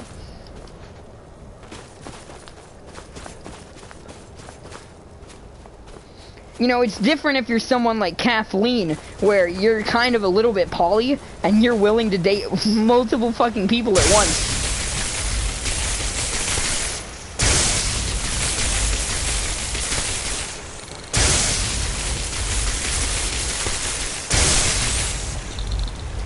And Lily definitely isn't the worst person that I've seen do it. I've seen a lot of people do it so much worse, to the point where it's much more disgusting, where they'll literally be, like, right next to their fucking boyfriend and be like, oh my god, men are so fucking shit, I hate dating men, I want to date a woman so bad. And it's like, you are sitting next to your fucking boyfriend. Someone is dedicating their life to you, and you're literally shitting on them right now. You are a disgusting asshole, and you honestly don't deserve love. I've seen much worse people than Lily do it, but Lily also does it in part.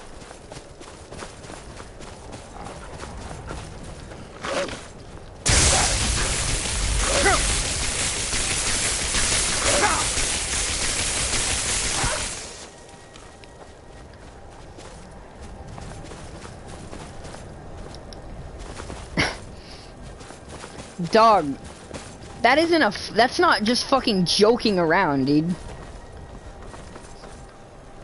Like, actively, violently fucking hating on men while next to your boyfriend and talking about how much you fucking hate dating men. That's not just joking around. Especially because a lot of those fucking women actually do literally just want to date a woman. They don't give a fuck about their relationship because they're literally just whores.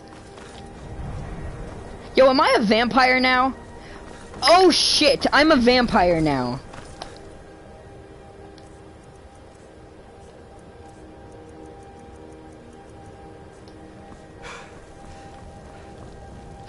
Okay, hold on. I forget. If I don't drink any blood... Fuck. Like, it's not too late to get cured, though. Like, it isn't until you've drunk blood, right? That, you become, like, a proper vampire. Holy shit, I'm taking a lot of damage from whoever those guys are.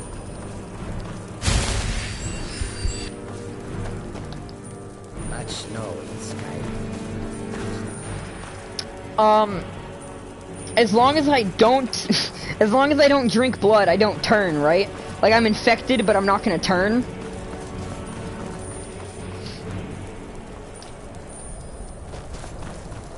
Although, do I want to turn into a vampire? No, I don't, because that's very hard to manage. And that also means that I would go to the vampire afterlife instead of Sovngarde.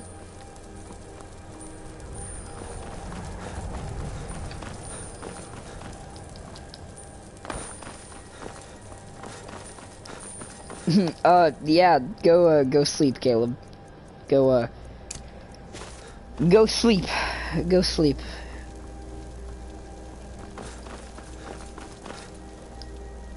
Wait, I know you. There's no mistake. You're a wanted man, and it's time to pay for your crimes. What am I wanted for? What the fuck? What, I have a bounty of 40 gold? What, where did I get this bounty? Dog, I've also helped Molag Bal, Mehrunes Dagon, Azora, and like 15 other Daedra. I was already not going to Sovngarde, even if I was in Nord. Good enough. I'll just confiscate any stolen goods you're carrying, then you're free to go. Yeah, you go to sleep then, Caleb. Let me reset the chat feed so I can see how many people are currently here. Still 3.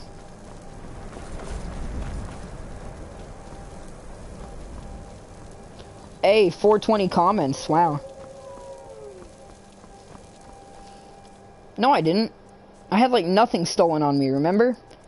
All the stuff that I got from the College of Winterhold wasn't actually stolen because I own the place.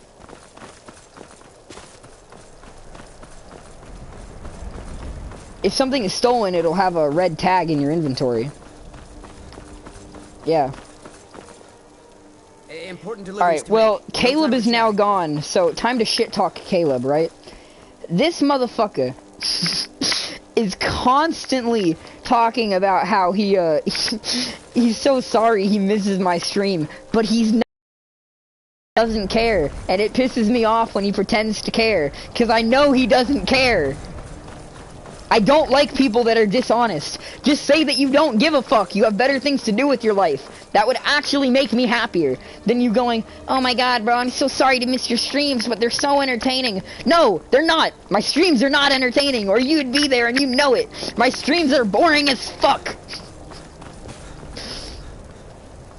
God damn, man. Hoes be fake nowadays. And Caleb is a massive hoe.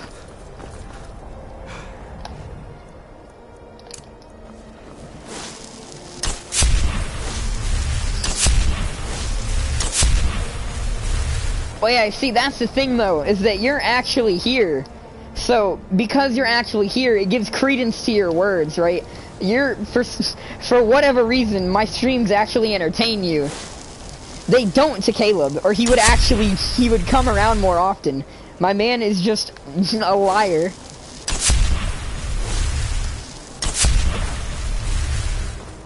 I'm gonna have to disagree with that, W. You pop into my streams quite often, but you tend to leave most of them after like 5 to 20 minutes of being there in the stream. You generally don't stay around that long.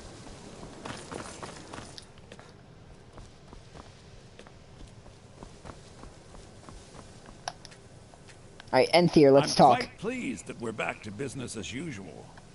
Pleasure doing business with you. Yeah, you do. I'm talking about W. W always leaves after like 10 minutes of being in chat. Except for on rare occasions when he properly stays. No offense. I never would have... I didn't think he'd really give it back. Thank you, friend. It's good to know I can count on you. Alright. We need to find whoever will get me Keener, because that is the dagger that I want. It's a fine day with you around. Yo, who's flirting with me? I still can't believe it. Never mind. I was like, oh damn. I mean, and then I remembered it's the bitch that turned me into like 15 animals earlier. You know what? No, that's not necessarily a game changer though. Yo, let me tell you, Femboy Knight is pretty high up there. But fucking Mage Girlfriend is a fucking close second. Dude. A Magician Girlfriend kinda slaps, not even gonna lie.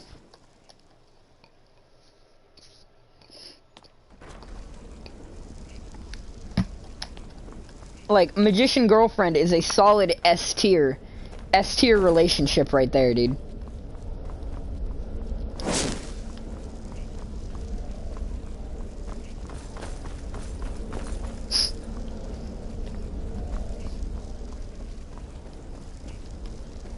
Yo, what am I looking for? I'm looking for an NPC. A Femboy Mage? You know, Femboy Mage is also quite a nice quite a nice fit. There are few places where one can pursue my type of work. Can I become a werewolf? Yeah, I could go join the werewolf guild. Perhaps we can go another... You mean the official sort of business? But first I want to do this, because this will get me that dagger that I was talking about earlier. Not really.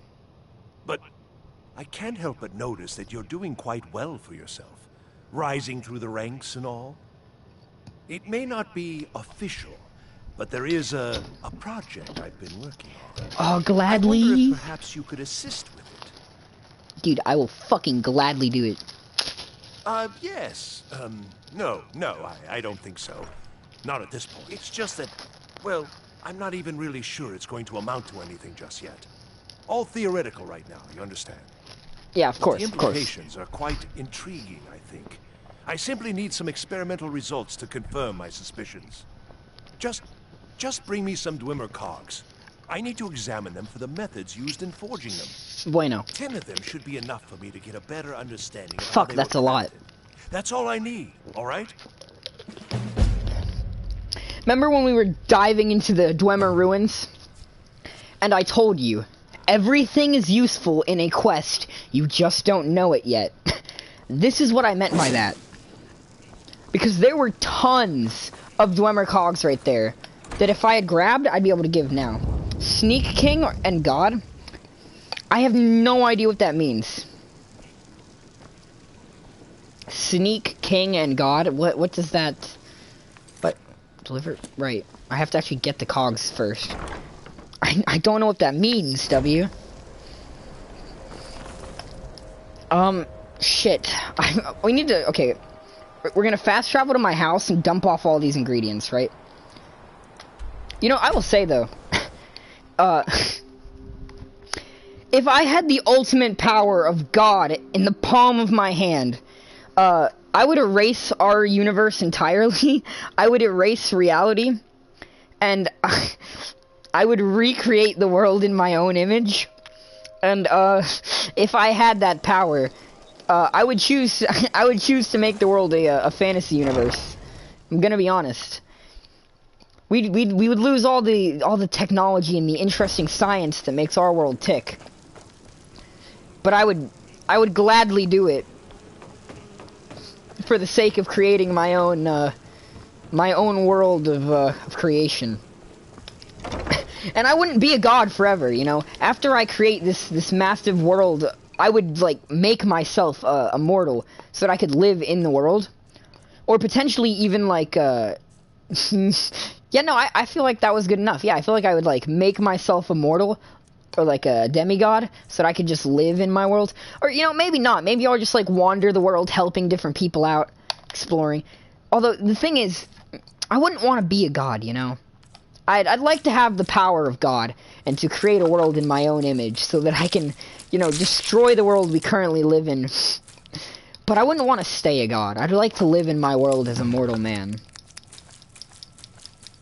You know, I'd like to feel all the pleasure and suffering of mortality. Just not in this life. Not in this world.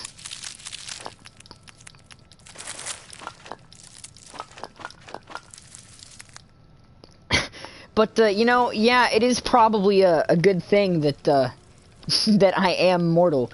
Because I'm not going to lie. Like, if tomorrow, right, it was revealed that, I could claim some power that would make me, give me one wish, whatever I desire. I wouldn't use it to make our world better. I would use it to destroy our world and create a new one. Like, that's the unfortunate reality of... No, not even unfortunate. That's just the reality of the situation. Is that without hesitation, I would destroy our world. Well, yeah. So here's the thing, right? It's not so much that I want to be the player and the master, right? It's not so much that I want to create the world in my image because I want to be the creator of the world. Because it's not that, you know? I don't actually have a god complex. I don't wish to be a god, you know? Because unlimited power that doesn't appeal to me, if I'm being honest. The reason I'd want unlimited power is just so that I could create a world for me to live in. But then once I've created that world, I wouldn't want that power anymore, you know? I wouldn't want to be in control of what happens in that world. I just want to make the world so that I can live within it. You know, I'm fine being and I'd in fact want to be immortal, because I would like to be able to, and like, here's what I would do, right? And this is not exactly the morally good option, but so what I would do is I would leave our world alone, right? I would essentially, if I was given unlimited power one time, I would rip myself out of the universe and create a separate universe entirely. But there would be no connectors between them, you know? This isn't like a multiverse situation where these two universes are linked together somehow. I would essentially rip myself out of time and space. And I might, I'm not even gonna lie, there's a few people that I may take with me. Like I would have a cult, right? And I would take these cultists with me, you know? I would give them a chance to be reborn as well in this new world of my own creation. But then once we actually make the ascension and we're no longer part of our universe, you know, we've been erased from reality and placed into a new reality, I wouldn't maintain our memories of our past lives or anything.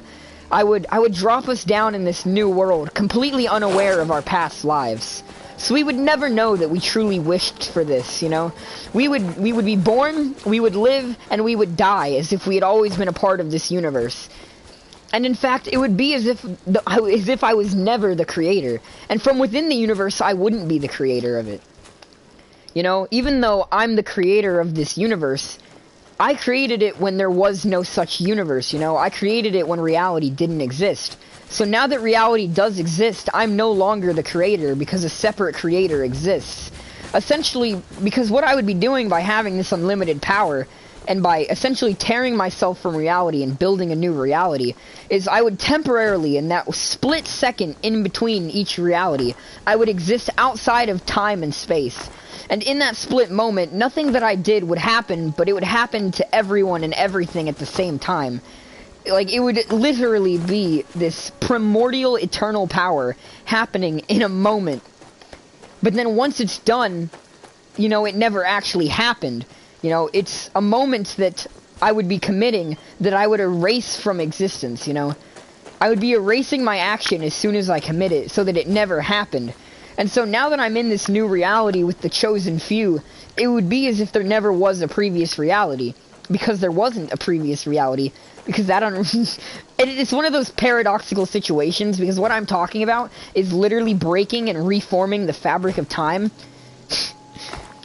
But, you know, the end product, essentially, would be that, you know, I would be reborn in this new world.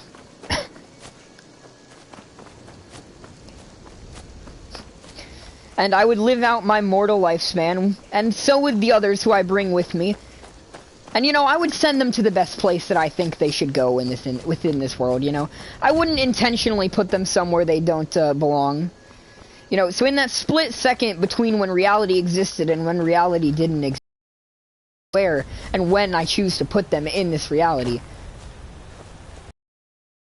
And it's very, very, like, impossible to explain the concept that I'm talking about. Because what I'm talking about is simultaneously completely impossible and also completely illogical from the perspective of people within a universe. You know, you'd essentially have to view it from a trans-dimensional standpoint. Because after I've put them in the world, it would be that I never put them in the world. They always existed in the world. And the world is what created them, not me. And the world was created by its various creators. And the creators were created by nothing, but nothing was created by me, but it also wasn't because it never happened. And, you know, funnily enough, is that what I'm talking about could have already happened. For all we know, you and everyone else in the world may only be here because one of the 7 billion people on the planet currently, or one of the people in the past, or one of the people in the future, wished away their own reality in the same way that I'm talking about. And our entire existence might literally only exist to facilitate the dreams and desires of someone from another world that he viewed as less fortunate. Because the world that I would create would not be a utopia. I would not make a world free of suffering. I would not make a world free of danger. I would not make a world free of sorrow. The world that I would create would be full of sorrow, and it would be full of torment and anguish, disease and pain, war and death. There would be nothing perfect about that world. There would be nothing better about that world. If anything, death might be more common in that world. In fact, it probably would be, considering how many dangers I would put in that world that our world does not currently possess. And the only reason that I would do this, that I would create this entire world, is because I believe that is the world that should exist. Like, I say that I don't have a god complex. I really don't, I promise. I don't wish to be a god. But, I would say that my mind tends to wander out of our world a bit. Alternatively, and this is also not this wouldn't be my ideal situation. Oh, fuck, am I gonna... Wait, no. Yeah, okay, so here's the thing, right? As long as I don't drink blood, I need to cure myself. Holy shit. I just realized I'm actually going to become a vampire if I don't cure myself. We're gonna fast travel to Whiterun. Oh, like, holy shit, I don't want to be a vampire. But, you know, if I was given limited power rather than unlimited power, you know? So I'm not allowed to break reality or create a new reality. I'm only allowed to alter our reality in a lot of ways, but within certain limitations. Like I can't undo the past or anything like that. I would essentially settle for the next best thing, and that would be essentially what Call of the Dead was. So if I was given almost unlimited power, but not full unlimited power, the first thing I would do is find out whether there's an afterlife. If there isn't an afterlife, I would create one, and I would give all of the people on Earth souls so that they could live in an afterlife too. And then after that, I would unleash my almost unlimited power to transform the world and create essentially Call of the Dead. And that would kill about 4 or 5 billion people, right? But I would be giving them souls before they die. So even though I'm, you know, stealing their lives from them, I'm still giving them an afterlife. Because, you know, if an afterlife didn't already exist, then I'm essentially creating the first souls that get to experience an afterlife. So even though I'm snatching their lives from them and I'm destroying human civilization to create this apocalyptic one, I'm still their savior because I gave them what they didn't have before. A future. A soul. So, you know, win-win situation, basically.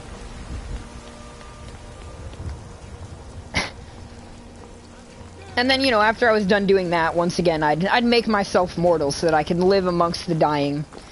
The dying and the sick.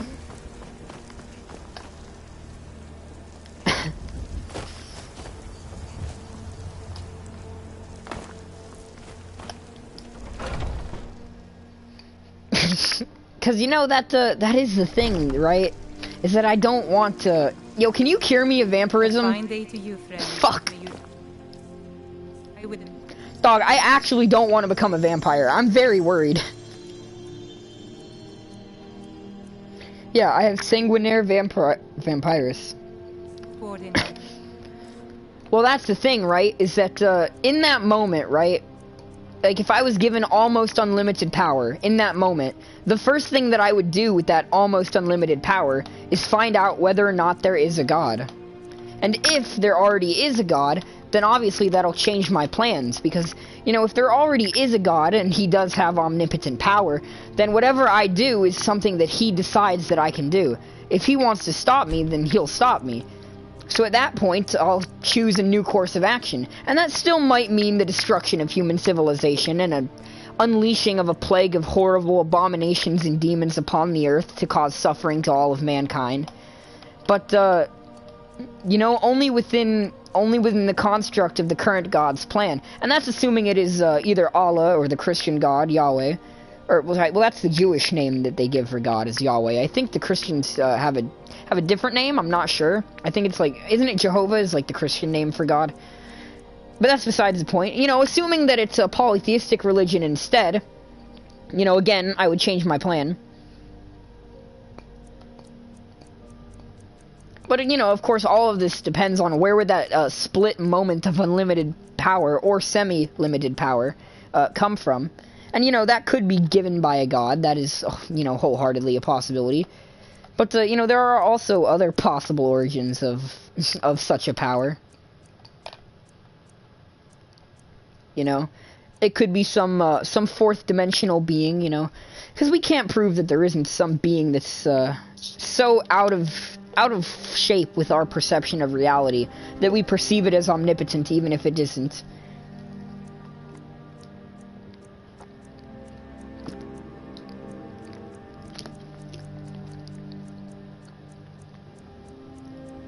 Yo, can I be honest? I got very distracted right there. I forgot what potion I was looking for. I'm looking for Potion of Cure Disease. There it is. And now we shouldn't be a vamp. Fuck! There's an icon right here that I could have used to... God damn it. Dog. The Shrine of Kennerith would have cured all my diseases. I wasted that potion. No, child. Sometimes I hate myself. Alright, well, screw this. We're gonna travel to the ancient ruins and get some Dwemer cogs.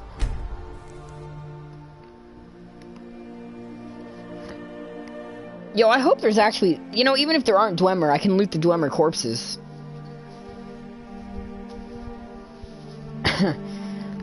But, yeah, you know, the truth is that, Dog, okay, so I went to the Temple of Kinnereth because I thought they might be able to cure my disease, but they couldn't. So then I popped the cure potion because I knew that it would cure my diseases, and then I realized that I was right next to the statue that cures all diseases, and fucking, god, yeah, fucking waffles. Fuck. Look, I'm not always smart, alright? God fucking...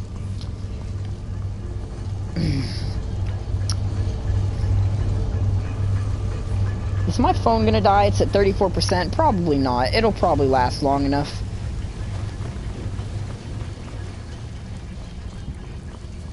But, yeah, the reality is that, most of my personality was influenced by, the media that I consumed. And most of my personality is, based within this, you know, altered perception of the world. And this altered idea of what the world should be. And so I honestly would feel no regret about ripping our current universe apart if it meant creating one in my own image. And my own image of reality, it wouldn't be like Lazarus, you know, it wouldn't be that story. It would be far more like Arcana would be the world that I would create. You know, which is to say, a world devoid of our own logic and science, essentially entirely. It would be this, you know, this fantastical world, completely altered from our own.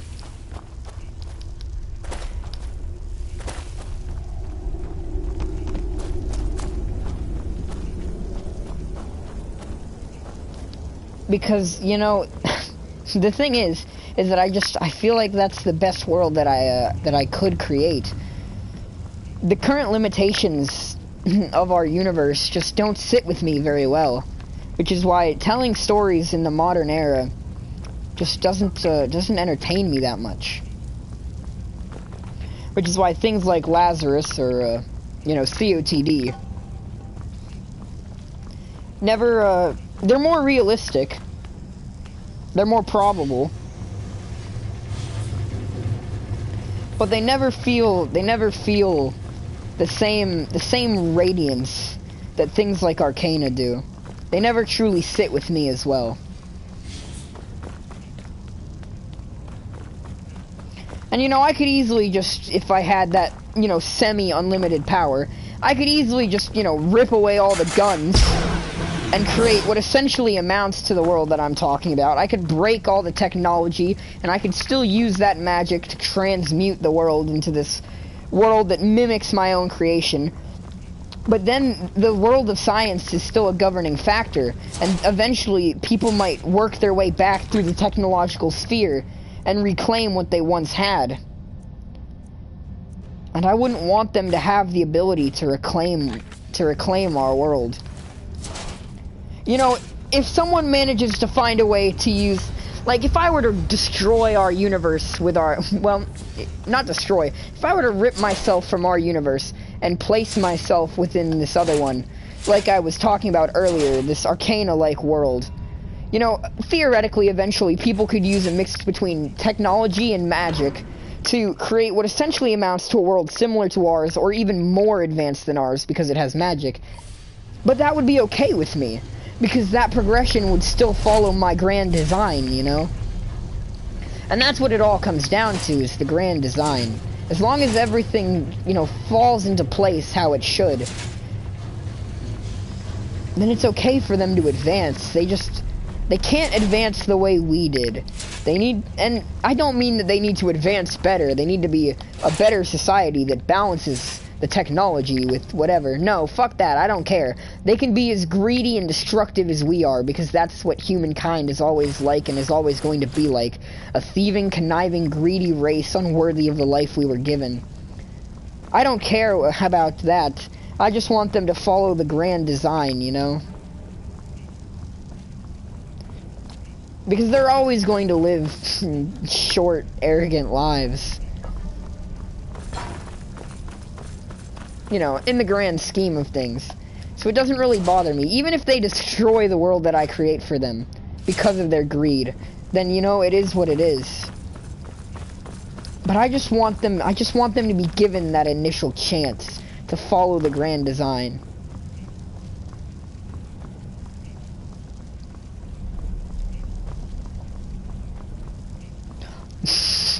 Damn. God damn.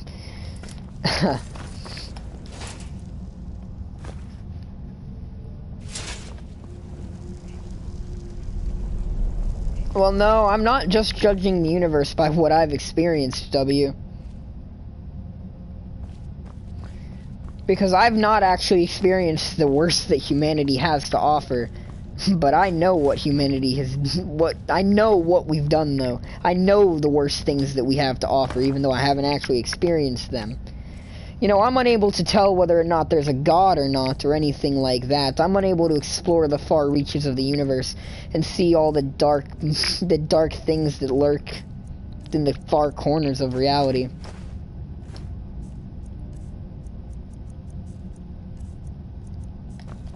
But the thing is that it doesn't really matter what's out there, and it doesn't really matter. The only thing that really matters is what affects humanity, because we're the only observable species that we know. So the only thing that really affects us is whether whatever divine being is out there has any influence on our lives, and more importantly, our afterlives.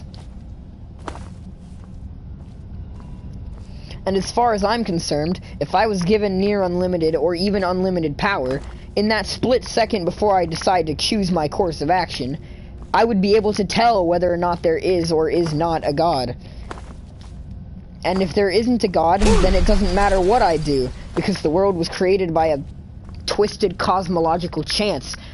So, chance gave me this power, so I'm going to use it however I see fit. And if there is a god, then I'll change my plans to mold around there. You know? If the Greeks got it right, and were ruled by a pantheon of Olympians, then I'll find out where the hell they went and why our world isn't as twisted and bizarre as it used to be. If the Christians or the Jews got it right, then, oh well, I'm gonna have to leave things as it are, because I can't really alter the plans and designs of a god like that, unless it's within his wishes for me to do so. So at that point, I would simply have to accept the fate. I'd simply have to accept the fate that I was given. And should I be given a choice by this being, right? If I was given that choice, if I would still go through with my plans, obviously I wouldn't. I wouldn't go through with my plans. I wouldn't change the lives of all these people if they already have things going for them. Because if there already is an afterlife, there's no reason for me to do any of the things that I'm talking about. Yeah, life can be boring, and life is very understandable, it's very scientific, it's very rigid, it's not very fantastical, but it was designed that way by the God in question. That is the world as it is meant to be, and so obviously I'm not going to change it. I'm going to allow humans to live their lives the way that God intended. Would I still use that power to take myself from the world and put myself somewhere different? Yes, quite possibly. But I wouldn't take others with me. I wouldn't deprive them of the life they were given, of the afterlives that they were given. Be it hell, heaven, purgatory, fucking the duats. I don't care. Because that's just the life that they were meant to have. But the thing is, you can't know that until you reach that point where you've met God. But if I were granted that power, then I would realistically meet God in that moment. And like I said, as far as I'm concerned, yeah, you just gotta do what you gotta do. Now, the thing is, I'm going to be honest, I live in sin a lot. If I found out that many of the sins that are sins are actually sins, like if I were to get up there and realize that our omnipresent, omnipowerful God was going to doom almost all of humanity to burn in hell, because realistically almost all of humanity is sinful as shit and probably doesn't meet the standard that is required to go to heaven if you take everything in the Bible literally, then I'm not going to lie, there is a chance that I would disrupt God's plan in what essentially amounts to immense arrogance, pride, and greed and sin, and try and take humanity somewhere where his power wouldn't affect us, give us a different afterlife, a different fate. Try and break away from that path and give humans freedom. But in that regard, I would be no better than Lucifer himself, because that's really what it comes down to. It's pride, it's arrogance, and it's greed. I would be doing it because I want to save humanity, whereas Lucifer was doing it because he was jealous of humanity. But ultimately, what it comes down to is trying to defy the world that we were meant to live in.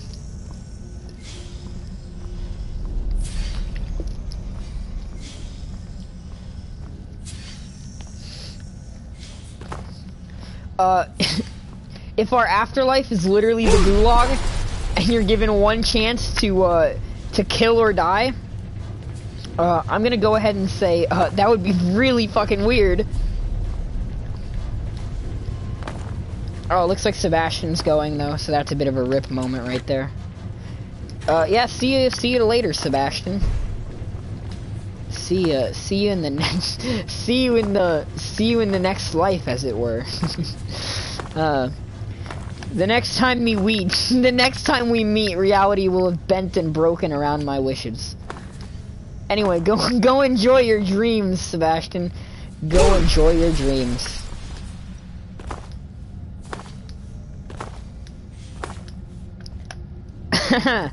Oh, fuck. Yeah, go fuck a femboy and go fuck a femboy, Sebastian.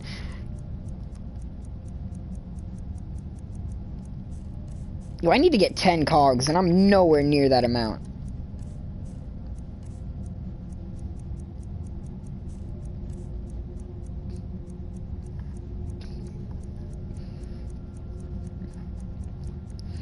Potion of Strength increases my carry capacity for 300 seconds. That wouldn't be worth it. That's not enough time. I need to find something that I can drop. Silver Sword. Okay, remind me.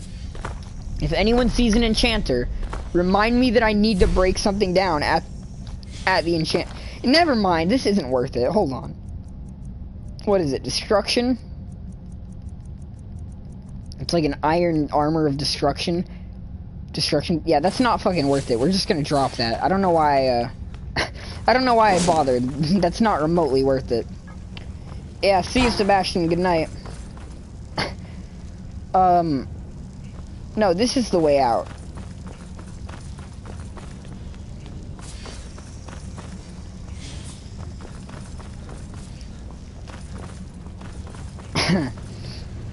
But yeah, the way I see it, there's not really a downside to that moment of power, right?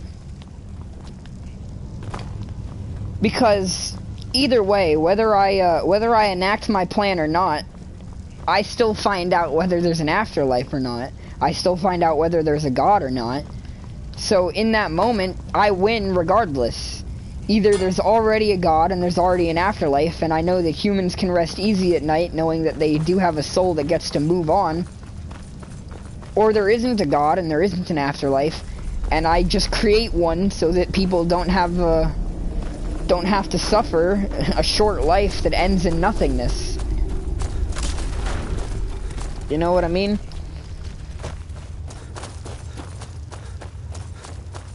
Like, either humanity is already saved or I'll just save them myself. So in that split instant, there's no real downside to it.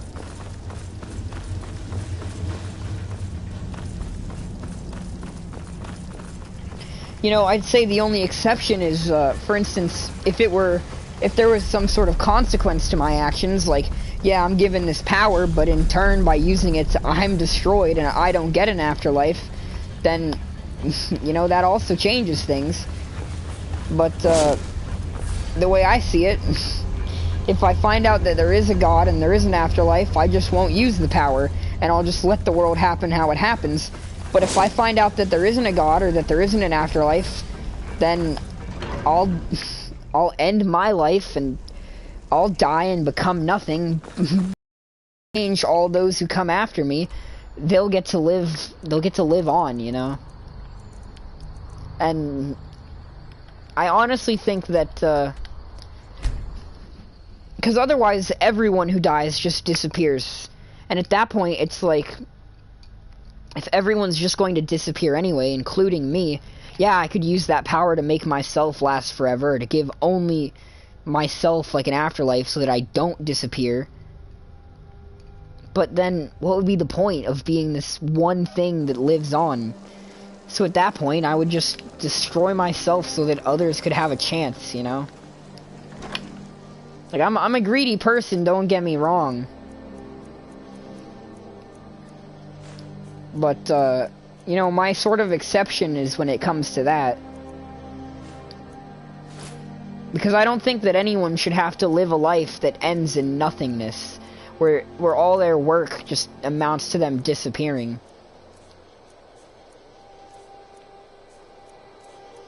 You know, so even if it meant that, that I would disappear, and that I would never get to live out this afterlife that everyone else does, I mean, I'd still do that if it meant that people had that chance.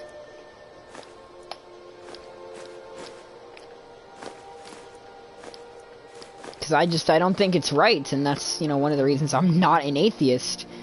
And one of the reasons that I feel bad for atheists. At least atheists who don't believe that there is there is life after death. Because there actually are a lot of atheists who believe that the soul exists. Or they believe that they'll become a ghost, or they'll go to some afterlife afterwards. And I mean, that's whatever, right? Like, if you don't believe in a God, but you believe that you have a soul and that you're gonna live on, or you believe you'll reincarnate, then, you know, at least you're holding on to some level of hope. But to just believe in nothing is something that I refuse to do. That just seems like such a sad way to live your life.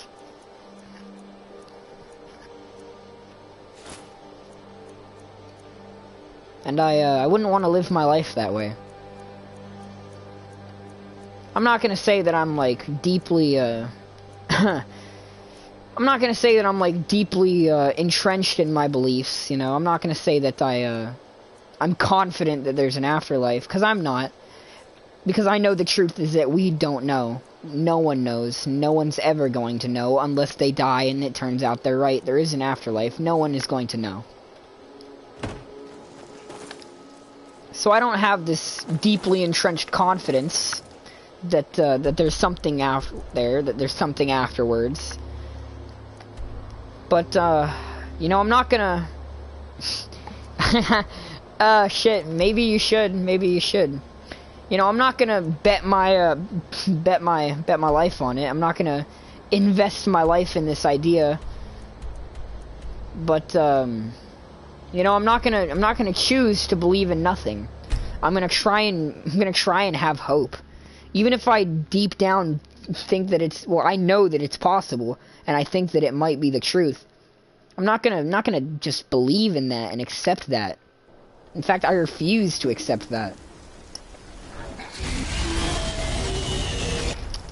Fuck, that's a dragon. Fuck. I'm not fighting you. I'm just not. It's not happening. I'm trying to break down the concept of reality, and you're just kind of messing with my vibe. I need to find a Dwemer ruin, though, and one that I can easily get access to, and I'm not sure how to do that, though. Because the Dwemer ruin that we... Never mind. We're good. We're completely good. I have a plan.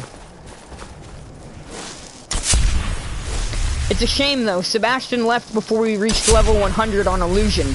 He's going to miss out on he's gonna miss out on our turning point.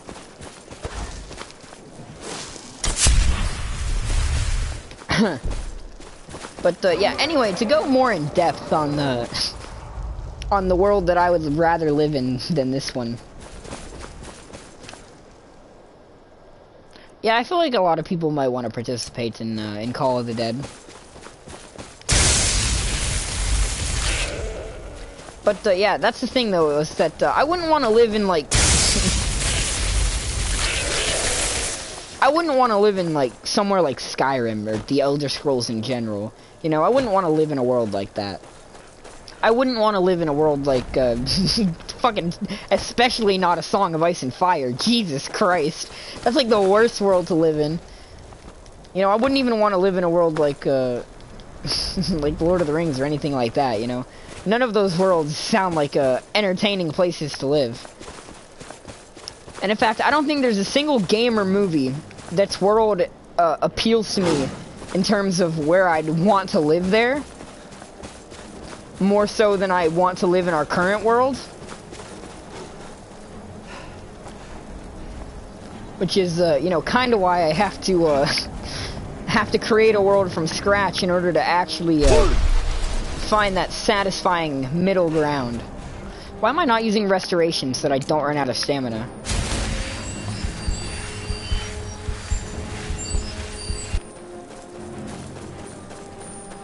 But anyway, I do know where I'm gonna go in terms of Dwemer ruins that we can use.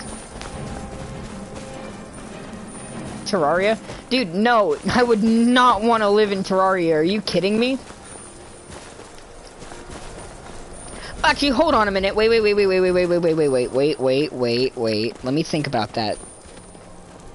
Okay, are we talking about vanilla Terraria? Like, only things that exist in Terraria exist, period? Or are we talking about, like, a more expanded version of Terraria?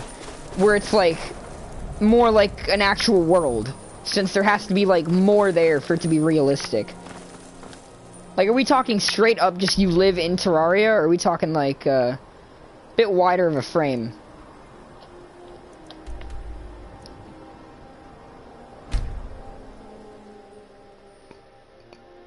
Well, no, because here's the thing, right? If it's just vanilla Terraria, like, a lot of the things that exist in real life just don't exist.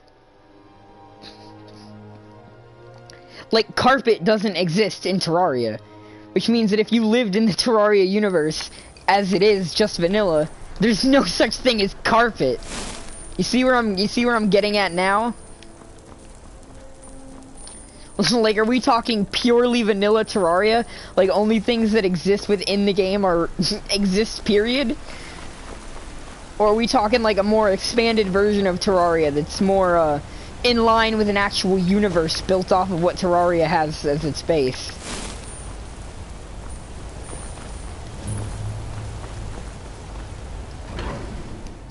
Like, you see the thing now, right? You understand what I meant?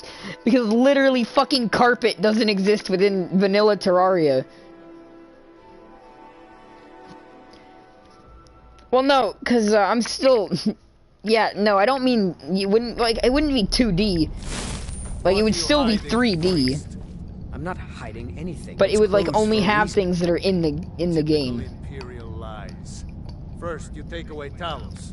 Now you're keeping us from seeing our honored dead?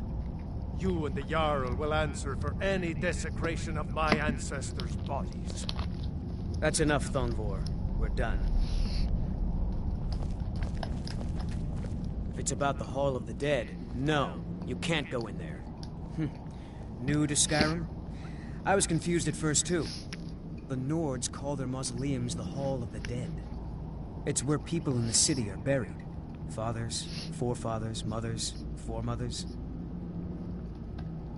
Arkay, one of the 8 divines, god of the cycle of birth and death. It is his shrine people pray to when they visit the hall, and his divinity will watch over their ancestors on the way to the next life. I can't talk about it. Rest assured, the Jarl hears everyone's concerns. You will be able to visit the dead again soon.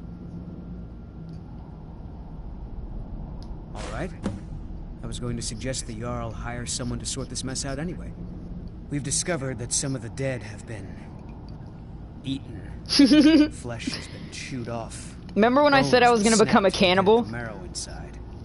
We haven't caught anyone or anything yet. It's like it knows when I'm there. If you can get to the bottom of this, the priesthood of Arkay will reward you. Take my key and be careful. Tread lightly in the hall. Remember when I said I was going to become a cannibal? You're going to understand why once I start that quest. The Dwemer Museum isn't open to anyone without the court wizard's permission. Galsimo is the Jarl's magical advisor, but he spends most of his time studying the ruins. If you want in, Galsimo has to give his say-so. Right. He's usually in front of Nishuan Cell. Okay. Down the tunnel. Well, I'm the head of the... Wait. Down the tunnel? Well, I'm the head of the Mages Guild, so he fucking better answer to me. I mean, I don't literally have power over him. No sudden moves. But, man, this place is already getting me lost. There's a lot of stuff here. Just remind me not to get distracted by any quests. We're only here for the Dwemer cogs. Old Warren City underneath the keep. The Schumanzel. Like, do not let me get, like, too invested and accidentally join a quest line.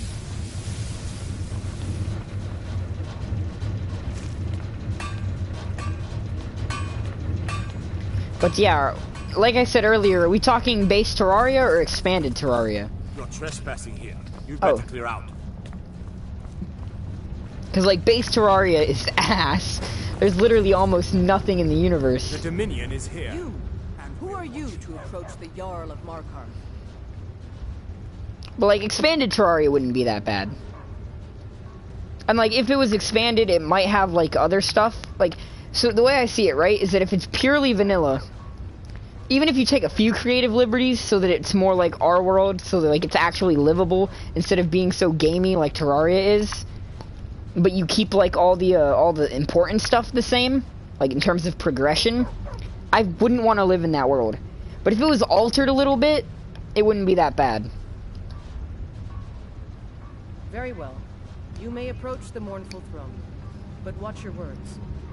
Keep your eyes open for Forsworn when... As his housecarl, I'm Igmund's uncle. The Jarl has put out a bounty on Forsworn. Igmund's father was killed by Forsworn. Son of Orolfi, Jarl of Markarth. Yes, I know. We have some advantages if they come here. The city is big, and everything is made of stone, even the beds. We'll have... Are you a sellsword? I don't like your kind. No honor, no loyalty, unreliable. But I can't turn away a potential ally in these times. Let's see if you're better than a common mercenary. My scouts have tracked down one of the Forsworn leaders. We will see. Yeah, honestly, I am a sellsword, honestly. Like, I legit will do pretty much anything as long as someone pays me to. Okay, I need to find the damn court mage, because I need access to the Dwemer Museum, so that I can rob the Dwemer Museum of all the Dwemer cogs inside of it.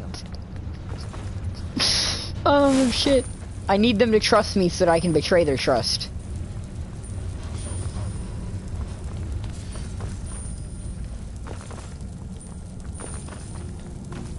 Where is this goddamn asshole magician at?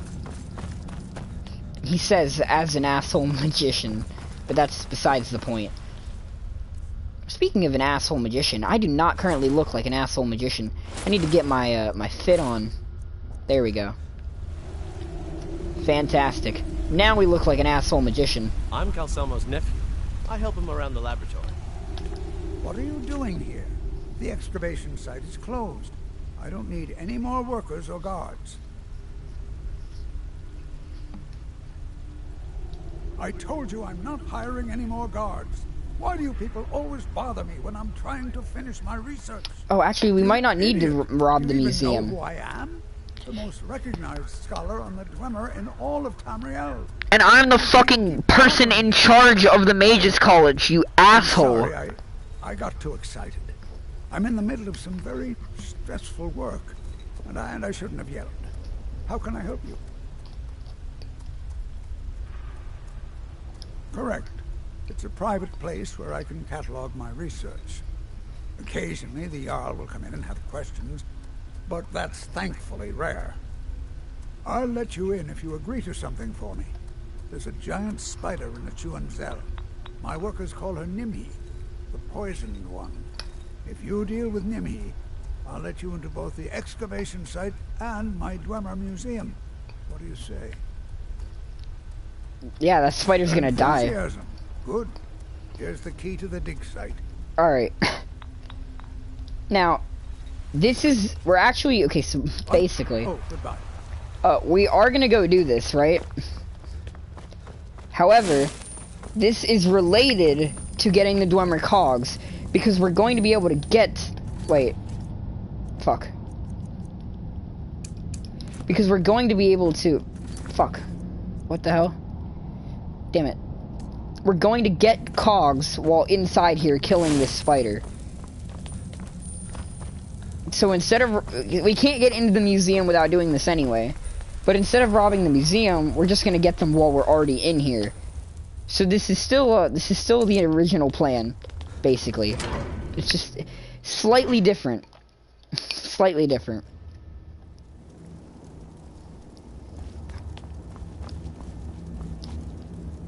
Although it's funny that this dude is like really untrusting, and yet the first guy that walks up to him, he just offers a job after saying he doesn't want to hire anybody else. Oh, I'm not looking for people for work. Oh, by the way, you want a job? Moron. Wow, this place is really fucking big though.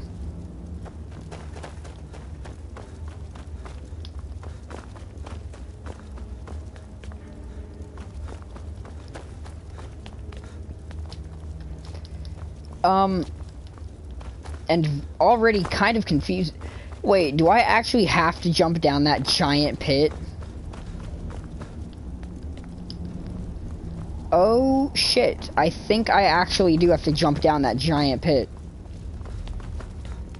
Yo, I hope I don't die in this place. That would suck. Is there like a staircase or something? Or do I... Oh, there we go. I was like, what the hell? How am I supposed to get down here? Without literally throwing myself into the pit, never to be seen again.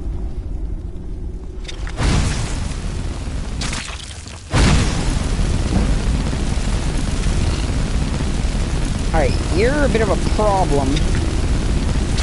Yo, I'm gonna be honest. Oh, fuck, there's another one? Damn it, I can't even get through here. Giant spiders are one of the, like, the worst fantasy creatures that I would never want to deal with. Giant spiders are so disgusting and just overall terrible. Although, funnily enough, I would still put them in the world if I were to create a world from scratch, even though I literally hate them. Like, I hate normal spiders. Giant spiders are disgusting and 20 times worse. But I would still put them in the world, even though I hate them so much. Because I feel like they're important.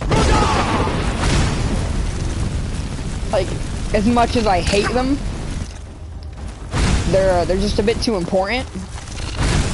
For the same reason that I fucking hate people who neglect or abuse their children. Like, I cannot stand bad parents. It's like one of the few things that actually disgusts me. Like, I have no sympathy for bad parents at all.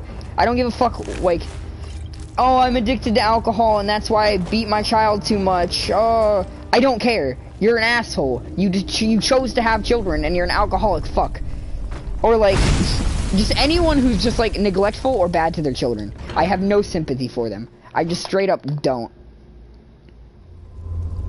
But like, if I were gonna create a world, there would still be child abusers in that world. Just because I feel like, as unpleasant as it is, it's a necessary component for the world.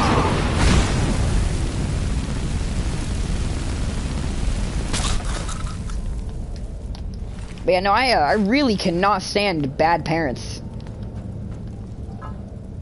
Like, it is very hard for me to hold my tongue against bad parents because I want to just fucking call them out on how shit they are as a person.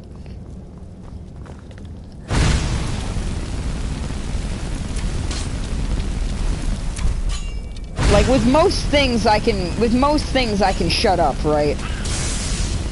Like, with most things I can shut up and I can just pretend that I'm unaware. But fucking bad parents are just absolute assholes. I have no sympathy for them at all. And I feel no reason not to just fucking blurt out how shit they are.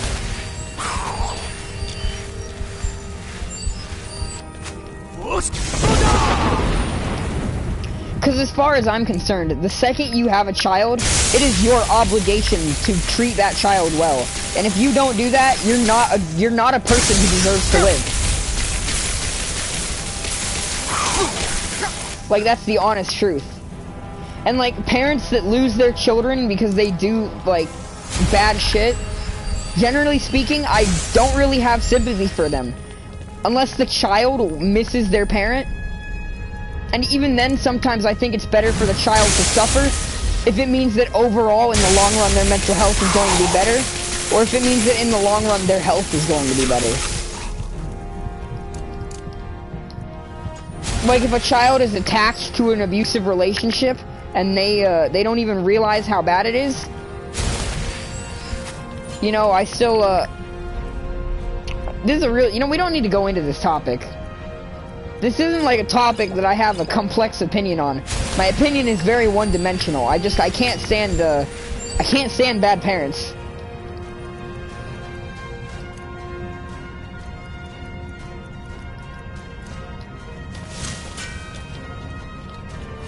Al? I mean, yeah, like, Al is a fucking asshole, dude. He literally just makes his children fucking suffer needlessly because he's a massive cunt who doesn't let his children live their lives.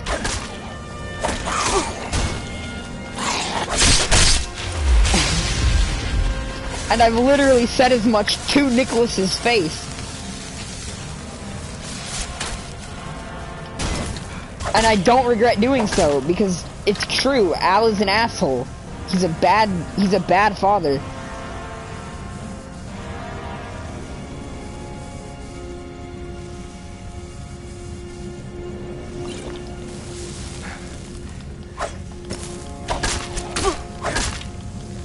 Yo, this guy is kind of doing hella damage to me.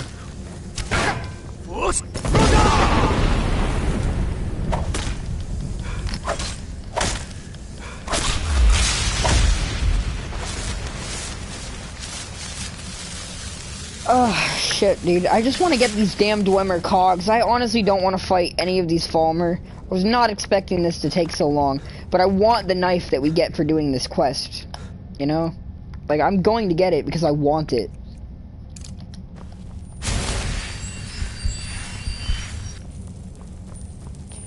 Yeah, answer your question.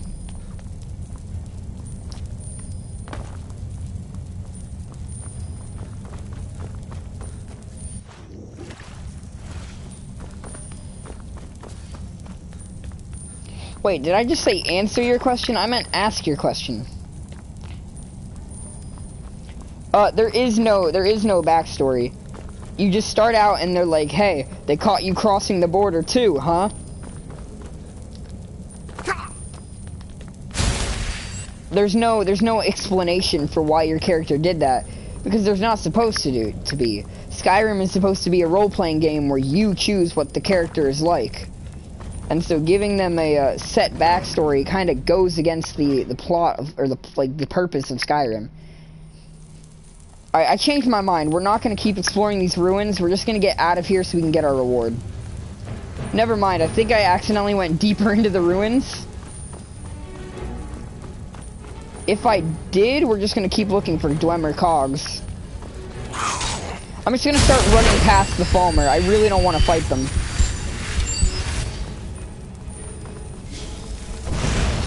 Fuck, dude. What the hell are we wandering into?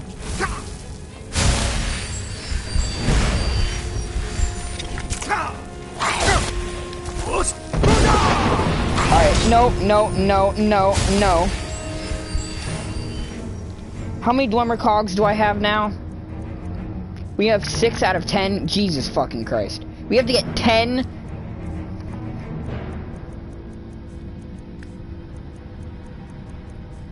How the hell am I supposed to find 10 of these things?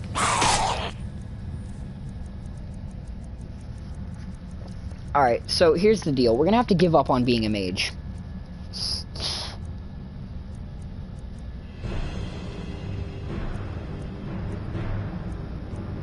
Probably. Damn it. Yeah, this is not going well at all.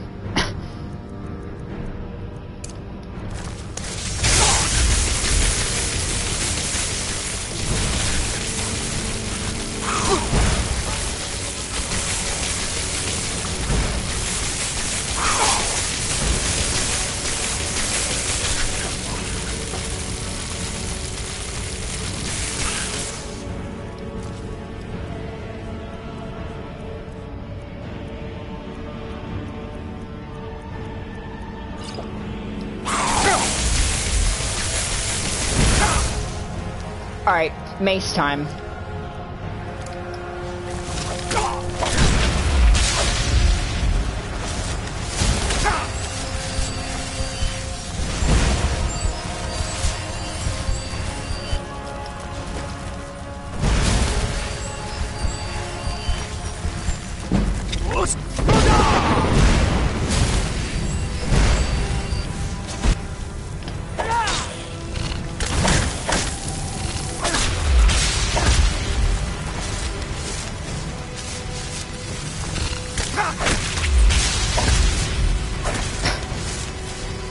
Alright, well, this is not okay. Nothing about this current situation is even remotely okay.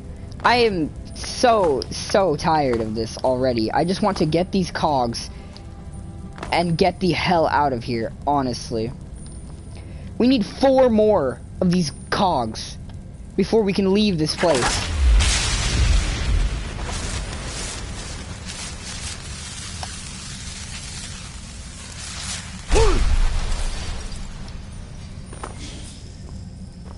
And I can't even actually use I can't use anything that I have to try and make this process easier either. Oh, shit, wait, hold on a minute. Maybe I can, actually. If I put on this instead of that. Yeah, okay, so here's what we're gonna do, right? We're going to put on the steel gauntlets and the boots. The only thing we can't wear is the chest plate, and then we're gonna put Spellbreaker in one hand, Mace in the other. This basically maximizes our carry capacity to the highest that we'd be able to get it. Now we're just gonna find the remaining cogs and then get the hell out of here. Remember, we only need 4.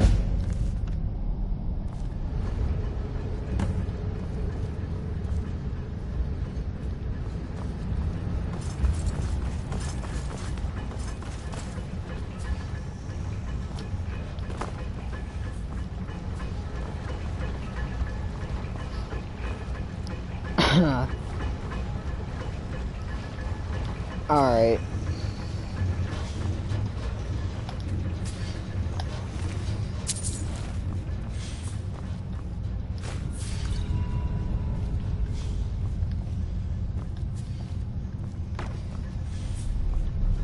Damn, dude, I was not planning on ending up spending fucking forever in a Dwemer ruin today.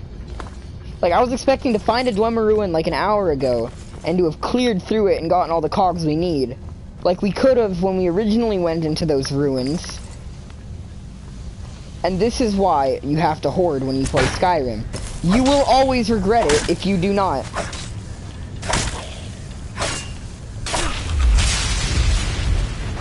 Yeah, I didn't think you left yet. I knew you were, like, still here. Cogs. I just want cogs, dude. I just want some cog. Dude, I just want some cog. Need a good cog in the morning. Oh, shit. Need some femboy cog in my life.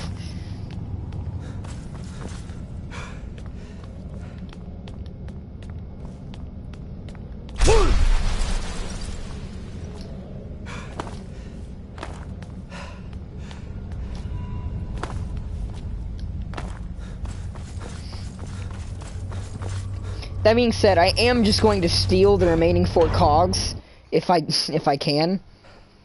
I don't even know if that's possible, but I'm most certainly going to try to, because I don't want to go through those ruins anymore. Like, that's so much suffering that I don't want to experience.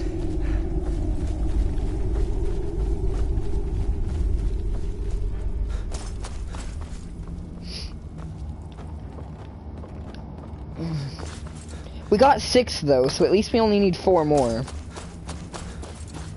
Hopefully there will be more than 4, or at least 4, in the museum for us to steal. Did I mention we're lawful good? Because we're actually a lawful good playthrough. Look at this, there's like all this different Dwemer scrap up here. Oh, a cog! Nice, now we only need 3 more.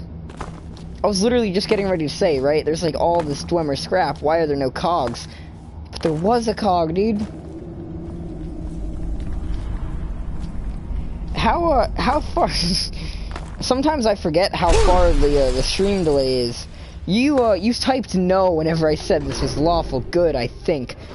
But you're actually wrong, W. This is in fact a lawful good Skyrim playthrough. Because I am both lawful and good when I play this game. You know, that's why we're getting ready to go rob the Dwemer Museum. And before you say, but that's not very good, you watched National Treasure, right? Man steals the Declaration of Independence. Is he evil? No. Therefore, if I steal something, it's also okay. You know, I'm doing it for a good cause. And as long as I'm doing it for the right cause, it doesn't matter what I do. He's unlawful good. Well, yeah, technically, but I'm gonna pretend I didn't hear that. What is it? You have my gratitude. That spider had been interfering with my excavations for months. As promised, is the key to the Dwemer Museum. I am not chaotic bad. Some of them are quite fragile. I am unlawful neutral. Oh, really? This looks like someone from Stubborn's little group. A brave scholar, but not very wise. If you find Stubborn, it would be good to see any notes he may have collected. I doubt you'll find him alive, though. No, I'm chaotic neutral. I'm not chaotic bad. I'm a very neutral person. I never do anything too particularly wicked. I stand by that statement. I am chaotic neutral. I would never do something evil, dude. I'm the most chaotic neutral person you'll ever meet. Yeah, but it only lasts for like 60 seconds. Like, it's good for legit like a minute and that's it. Which means the only time it's really useful is so that you can pop it, fast travel, and then hop your way to your destination.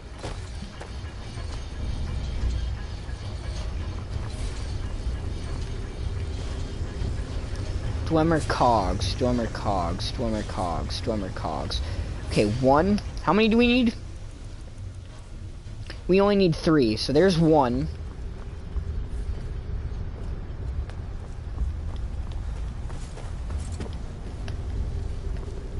There's 2, but it's behind an expert display case, so that's probably not a good 2. We found 1, though. But if I pick this lock, I might be able to get more. Do I have... I doubt I do, but do I have a spell that might be useful here? Not really. Alright, hold on. Controls? Yeah, controls. Jump, I'm going to change to, where's sneak? There we go. Going to change my button mapping real quick. Crouch. Detected. Hidden. Okay, so I'm currently hidden. So I'm going to pick this lock. Or not, because I have the key. But I'm currently hidden. No one can see me. Is there a Dwemer cog in here? There's a Dwemer gear.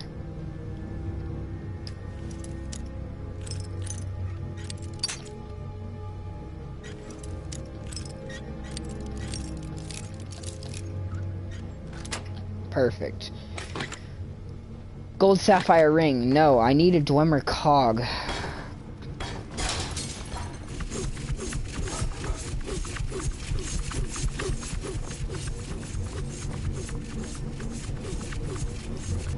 Yeah, they have so much Dwemer shit, but they don't have Dwemer cogs anywhere. This is terrible. Alright, do I have an invisibility potion? Or did I use my only potion of invisibility? Because there's literally no way that I can steal from here without a potion of invisibility.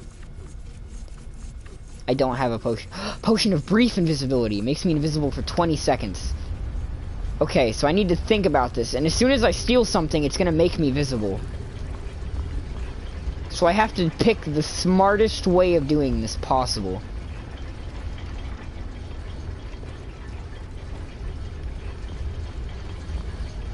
Oh, shit. Here we go. There's 1, 2, 1, 2. Take care with those flames. Alright, we found our mark, right? I'm gonna try and wait till I'm hidden. Okay, 1, 2. Can I steal a third one without an invisibility potion? Oh, we didn't even need a potion. And we're good. Alright. We now have 10. I'm gonna change my button mapping back so that I can actually jump. In case you're wondering, my L3 button is broke. So now, anytime I want to shift, or sneak, sorry, I have to change jump and shift on the controller. And that gives me just enough of an ability to sneak to where I can use it. Which is pretty gross, but it's what I have to do. The point is, though, is that we got what we needed. We got what we came here for. We now have 10 cogs. And this is not the end of this quest, by the way. This is like phase 1 of multiple. But we're gonna probably do the rest tomorrow. Because it's 3 a.m.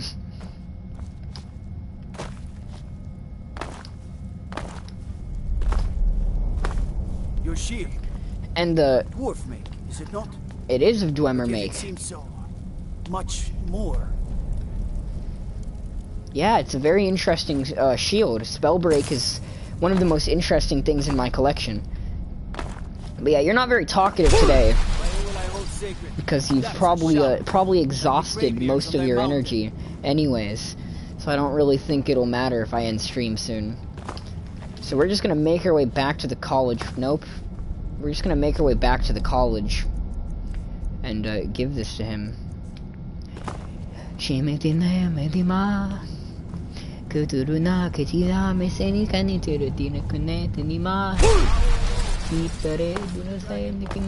Yeah, I am the fucking Dragonborn. That's correct. I know the theme. Ooh, Secunda is playing, which is nice. We can look up and see a nice view of the moon.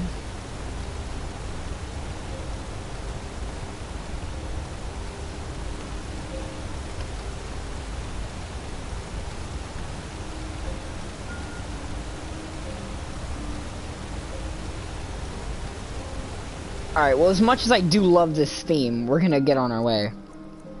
Dum dum dum dum dum dum dum dum dum dum dum dum.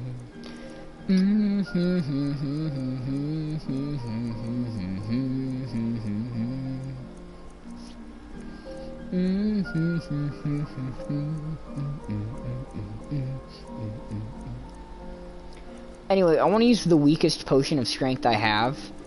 So I'm really hoping that the 50 isn't it. Because that's really effective, increasing the carry weight to 50. So I don't want to use one of those. I want to use something weaker than that.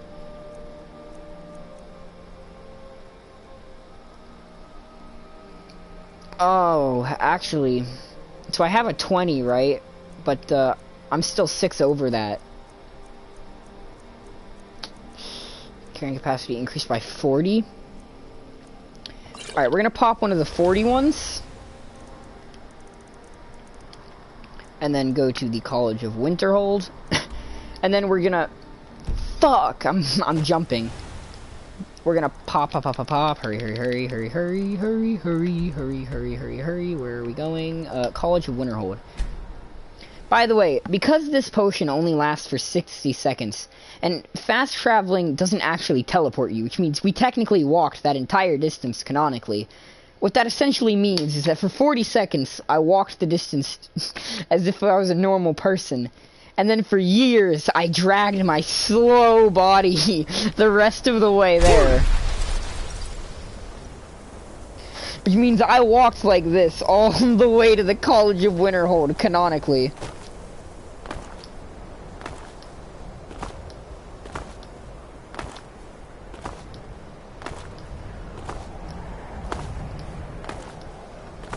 Alright, anyway, let's undo that and re-equip the Arviel's Endeavor. There you are! Yes. Come here. Come here. Perhaps we can go and... Ah, that's excellent news. This will be most helpful in furthering my Arniel. research. I'm afraid I can't offer you much right now, but please take this. And perhaps, if this is all successful... Well, let's not get ahead of ourselves. It's too early to be getting excited. Still, this is most encouraging. Thank you again. If I require anything else, I shall be sure and let you know. Perfect. As a matter of fact, there is something you can do for me. I had retained Enther's services in, acquiring something specific. But now he's refusing to deliver. Could you perhaps speak with him and see if we can come to some sort of arrangement? Alright. Until next time. Let's go, once again, negotiate Enther into giving us something. Earlier it was that amulet, now it's this. Enther is a massive pain in the ass. I should murder him. I wish I could. I truly do. I'm sure there is a mod that disables immunity on characters and lets you break entire quest lines by murdering important figures. Certainly nothing illicit going on here, Archmage. You can be quite sure of that. Oh dear. He's so afraid to talk to me, he's sending you to do it? I should have expected as much. I'm afraid nah, you see, I have to hoard everything, because if I don't, I'm going to need it the one time I don't have it. With all due respect, Archmage, I'm not in a position to just give this away. I told Arniel what I wanted in exchange for it, and he was unwilling to come up with it. Now, if you're here on his behalf, I'm afraid I'm going to have to insist on my original payment. What is that? I have a friend, let's say, who's interested in a staff. A particular one. It's nothing dangerous, so don't worry. I'm not even sure why he wants it, but then that's not really my concern. He's willing to pay for it. The problem is that it'll be a little difficult to acquire, seeing as how it's in the hands of someone who isn't exactly friendly. So you bring that staff back here, and I'll consider it payment for the item Arniel was after. I'm gonna be honest. All right, then. I like Enther. He's a businessman, and I like it. I mean, he has no moral code, like, at all. He will sell anyone anything if they pay for it. But I respect it.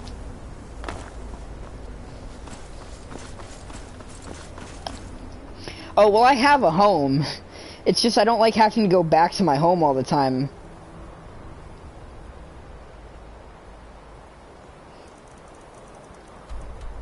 Acquire the staff.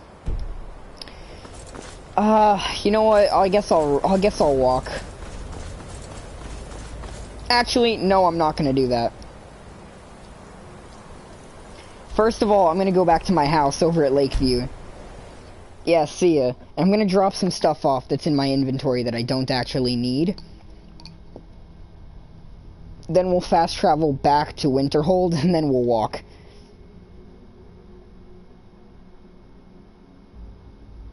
You know, fast traveling to my house and back doesn't really bother me, but I don't want to fast travel to do quests. At least as much as possible, I don't want to do that.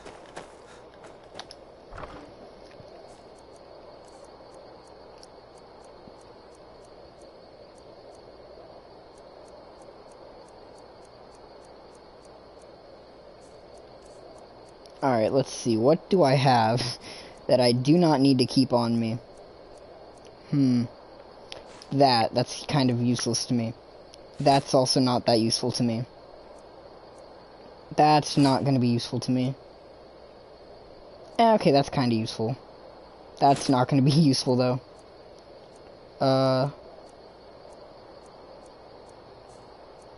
Let's see. God, we have so many potions.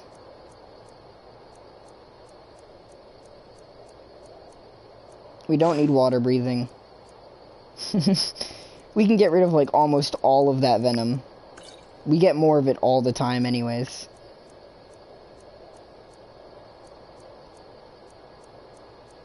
Again, we don't need water breathing.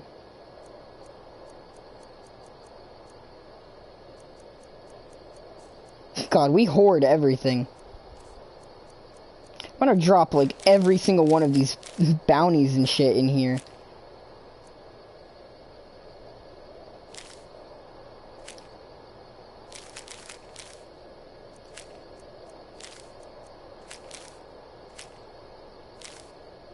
Like, we don't actually need any of this on us.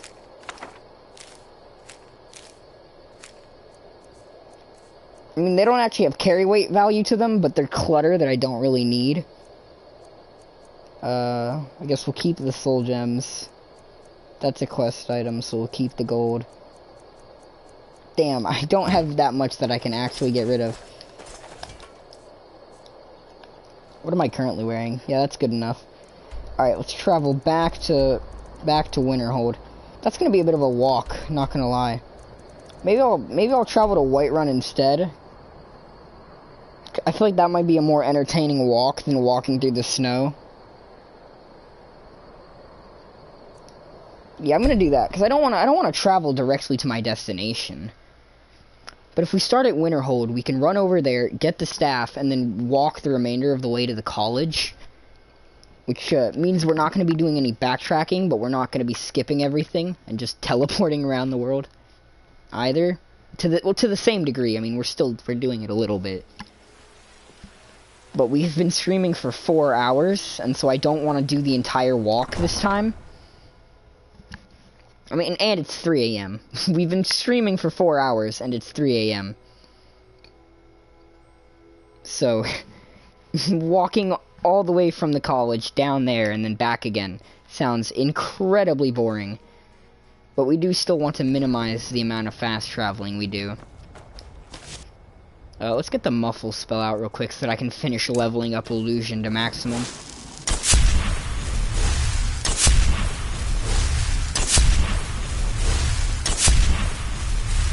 Actually, how close are we? Illusion 99. Oh, we're like 2 spells away from reaching level 100 with illusion. It is so easy to grind illusion.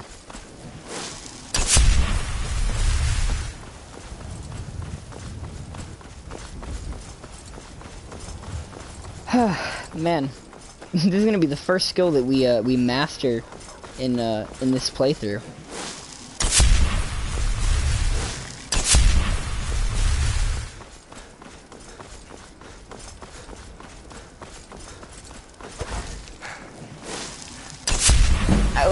And there we go. Illusion 100.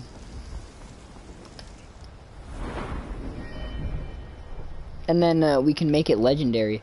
The School of Illusion involves manipulating the mind of the enemy. This skill makes it easier to cast spells like Fear, Calm, and Invisibility.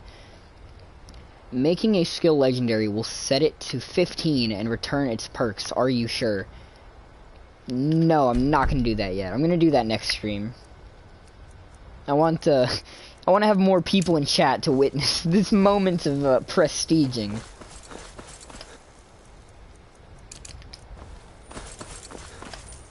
Let me re-equip Unrelenting Force. Mayhem is a fun spell. Wait, I know you. Yeah, I'll have to find that book somewhere while we travel around the world. I don't have a lot of spells at the moment. You can see over here in my favorites list, I have a lot of my spells favorited. Not all of them, but I have a lot of them favorited. And you can see I don't have many.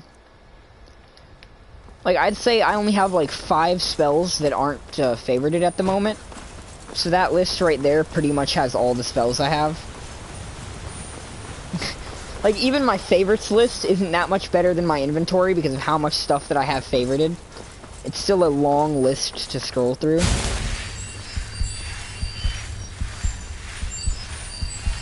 Originally, we weren't even a mage, though. Like, okay, so, I don't know if you, I don't know, how many of these afflicted remnants... Oh, shit, I remember you guys. I tried to, like, execute all of you, like, 2 streams ago.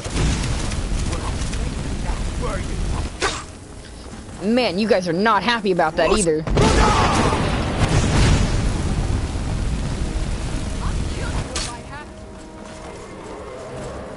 And there's a dragon too. Okay, nothing about this current situation is whatsoever okay. Oh my god. This is not okay.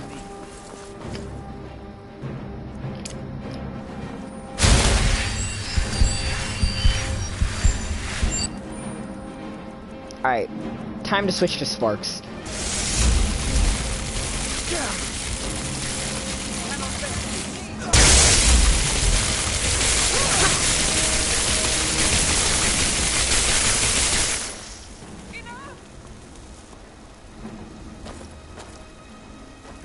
No.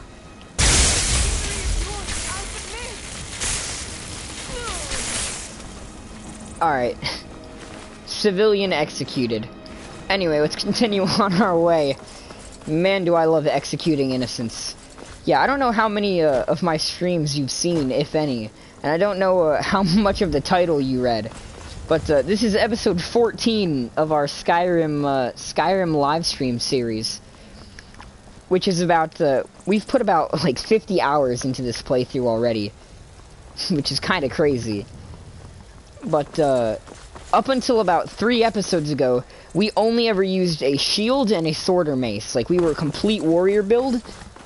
And then, like, 3 episodes, I was like, you know what? You guys want me to do the Mages College questline? And they're like, yeah, go ahead. So, in that 2 to 3 episode span, I, became the Archmage of the College of Winterhold. And got, all my different spell categories up to their current levels, which is Alchemy 29, Illusion 100... Conjuration 38, Destruction 57, Restoration 50, Alteration 38, and Enchanting 61. So, we grinded through pretty fast in terms of magic to get to where we are right now. And, I don't really have any intention of stopping. Because if I'm being honest, as much fun as I had being a, mace and shield combo for those first 12 episodes or whatever... these last few episodes of just being this destructive mage who tears everything in my path apart has been a little bit more entertaining, honestly.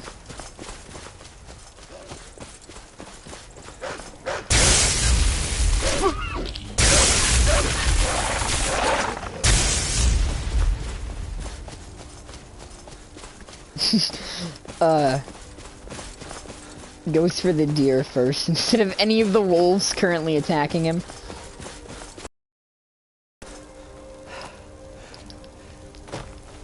Like I said, I like attacking the innocents too much.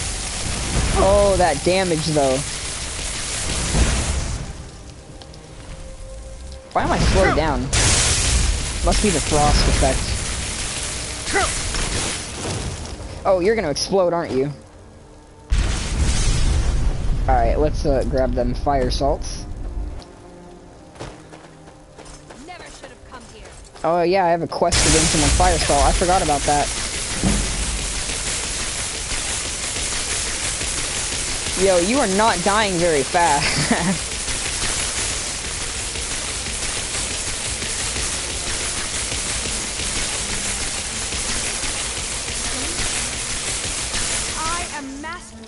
Alright, well, that was really dumb. Time to kill you instantly. I'm a little bit stronger of a warrior than I am a mage. So we're just gonna break your skull and move along with our day. Alright, let's go get this staff. But the reason we're doing all this is because I want to get a unique weapon that you only get in this one quest line from the College of Winterhold, and it's a certain dagger. And it's a pretty cool knife.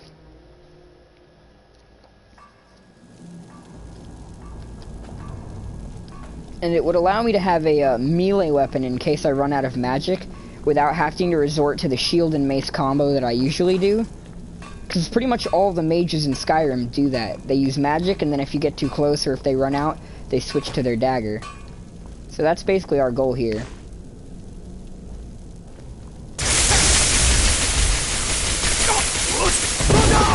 Alright, you need to stop for a second so I can loot your stuff. And then we'll continue fighting in a second. I'm gonna have to burn you alive, though.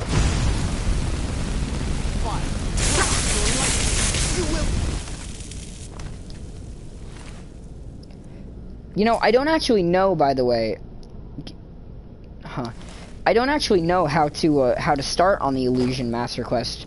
I've only actually had one Skyrim playthrough before I did this one. This is actually my second time doing a Skyrim playthrough, and in my first one I never got around to doing much in reality.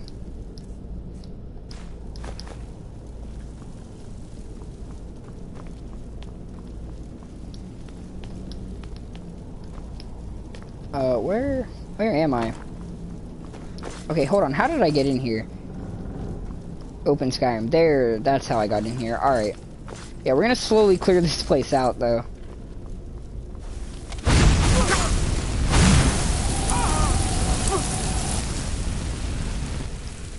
Fortunately, I'm a little bit better of a mage than these guys are. Yeah, like, you can see every time I loot one of their corpses, they always have an iron dagger as backup. But, I'd rather not just have an iron dagger. I'd rather have a, bit of a more special dagger. And so we're gonna do the one that you get from the mage quest line. A master conjurer. Okay, okay. We're gonna have to slightly change our plan, because, you're actually strong, unlike all your friends. Let's see. Plentiful healing. Yeah, we're gonna pop that real quick. Get our restoration out. And we're gonna come back into this room once I have a plan. Once I have a plan, that's when we're gonna fight you. Because I did not walk into that room with a plan, and a plan is exactly what I'm gonna need.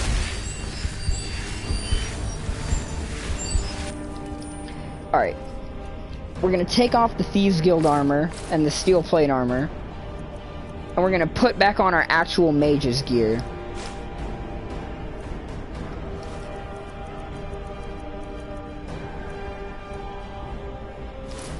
You know what? I'll leave that on. I don't need resistance to frost. We're going up against a lightning mage. I'm going to pop a resist shock potion. Resist shock. Where you at? Resist fire. Resist shock. Alright. Now let's get out flames and try this again.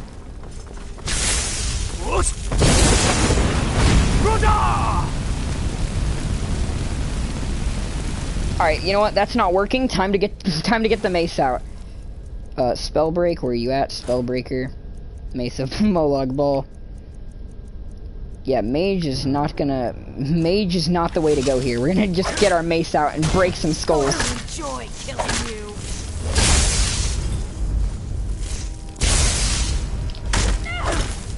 Is that the best you can do? Fortunately, Spellbreak blocks basically all magic, so we don't have to worry about mages as long as we have this out.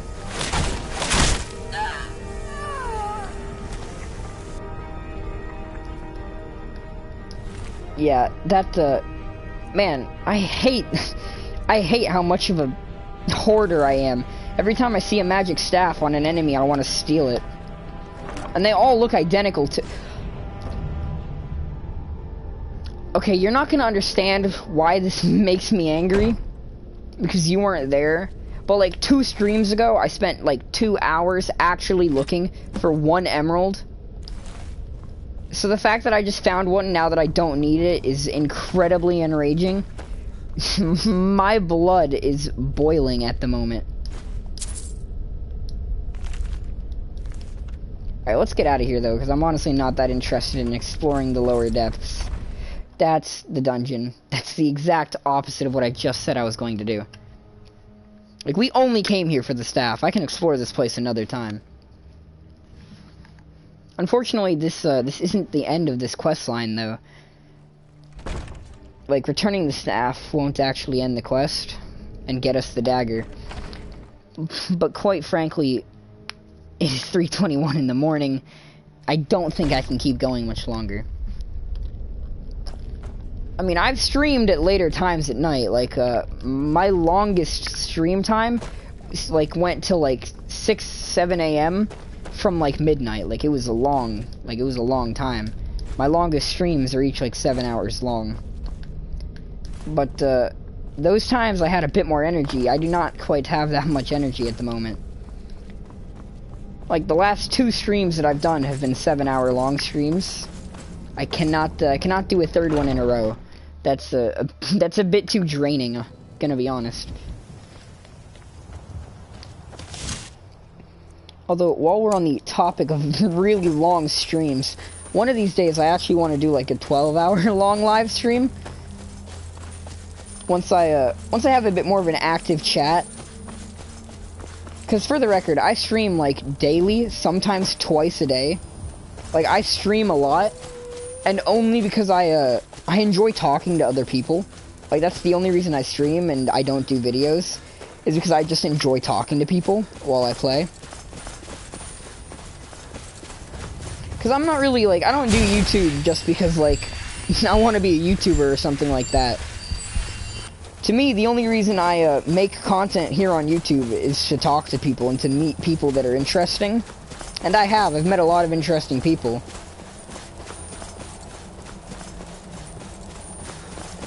That isn't to say that I don't have streams where there's no one. Like, I've had multiple streams where there's been like 1 person, or sometimes no people throughout most of the stream, but I just kept going. But that's mostly just that I have that, you know, I still have the stream done. Like, I don't have a bunch of stuff done off camera that can't be seen. You know, it's mostly at that point for an archive for myself, more than it is for the main reason I stream, which is to communicate with people. Man, my hand is starting to cramp up, though.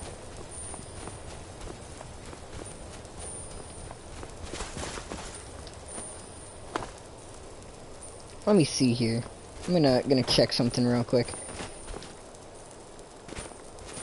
But yeah, you know, one of the things though is that gameplay is really like overdone on YouTube. Like, a lot of people do gaming content, and so you know, I've thought about it, right? And sometimes I want to like do other types of content that are less overdone.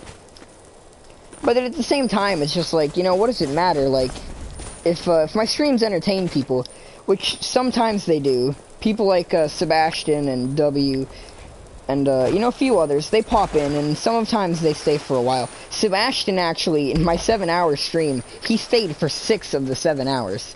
So, like, he was thoroughly entertained in that stream. And then even earlier this stream, there was quite a lot of people here. There was like 6 people, and they were all pretty entertained for a while.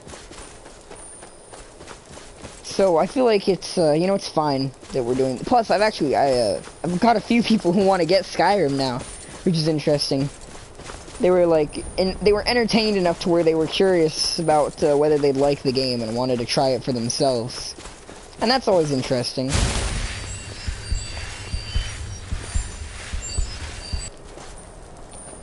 Plus, it's good to get people addicted to Skyrim, because Skyrim is quite a nice game.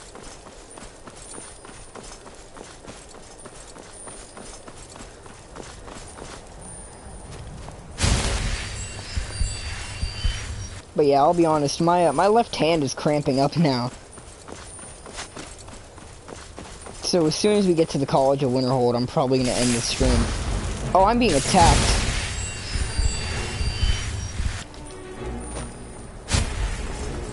We're just gonna dash forward. I'm really not gonna mess with any of these guys right now. I hate this outfit, by the way. But the thing is that it has 3 enchantments on it.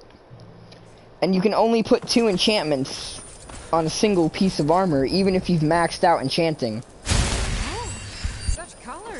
So I don't really think there's a way to make a better mage armor set than this. And I will preference though, that is just from what I know about Skyrim.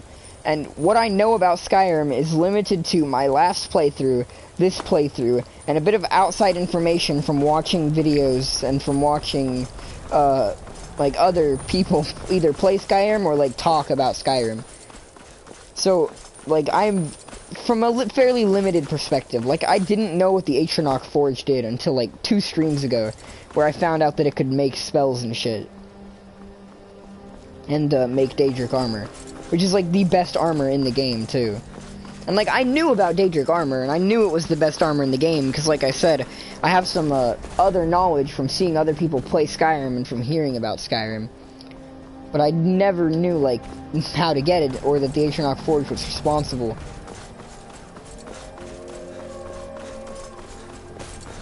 There! Travel! Over here! Never should have come here!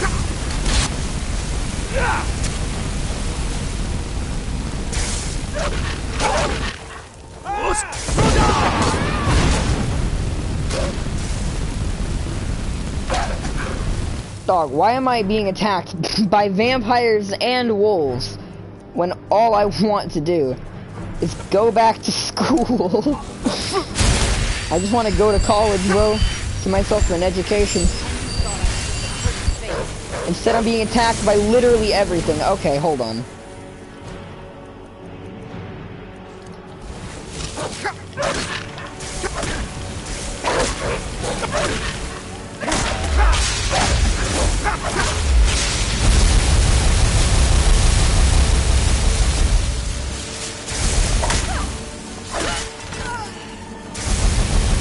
You've angered me to where I no longer care about the fact that I'm supposed to be a magician. I'm going to break your skull.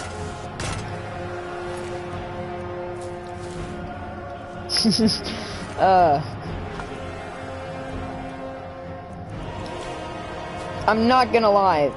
This is pretty much how every one of my streams goes. I start out trying to be a mage, and then quickly devolve until I'm just beating things to death because they inconvenience me too much.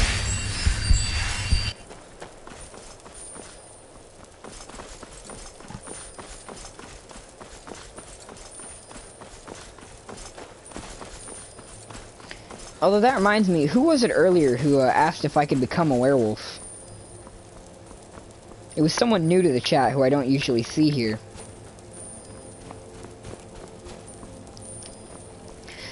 Maybe I'll do that next stream, and hopefully they tune in. Cause I wouldn't mind doing that quest line. It's the companions, right? Yeah, I'm pretty sure the companions are the werewolves. I mean, don't quote me on that, but I am pretty sure it is the companions who are the werewolves. Because I did that questline before. I never put that many skill points into being a werewolf, though. Because, to me, like, I always got, like, I don't know, it never felt that useful to turn into a werewolf.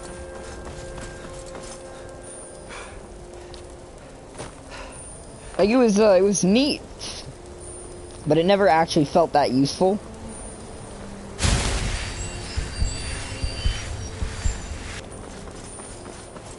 Yo, Respite is such a nice skill. Like, that is actually the best thing that I've gotten so far in Skyrim, is the Respite skill. Being able to regenerate stamina is just so useful. It saves me from putting all of my points into stamina and none into health and magic like I would have to if I didn't have the Respite skill. I don't understand how anyone could do a non-restoration build in Skyrim. Because that sounds like hell. I'm quite pleased that we're back to business as usual. Well, well. All right. You delivered on your end, so I'll deliver on mine. Here's the gem Arniel was after. Can't imagine what he expects to do with that. It's warped beyond any ability to capture a soul. A warped soul gem. What does it look like? Miscellaneous. W. Warped soul gem. It looks identical to a normal soul gem. Ah, classic Bethesda. Oh, there you are, Arniel. Perhaps we can go another few... Do you? Wonderful. I was afraid I'd have to give up. And when I'm so close... Thank you for this. I have a great deal of work ahead of me. Divine's blade. Terrible, just terrible. I vastly underestimated the heat transfer necessary, and have destroyed my only working model. I'm at a loss.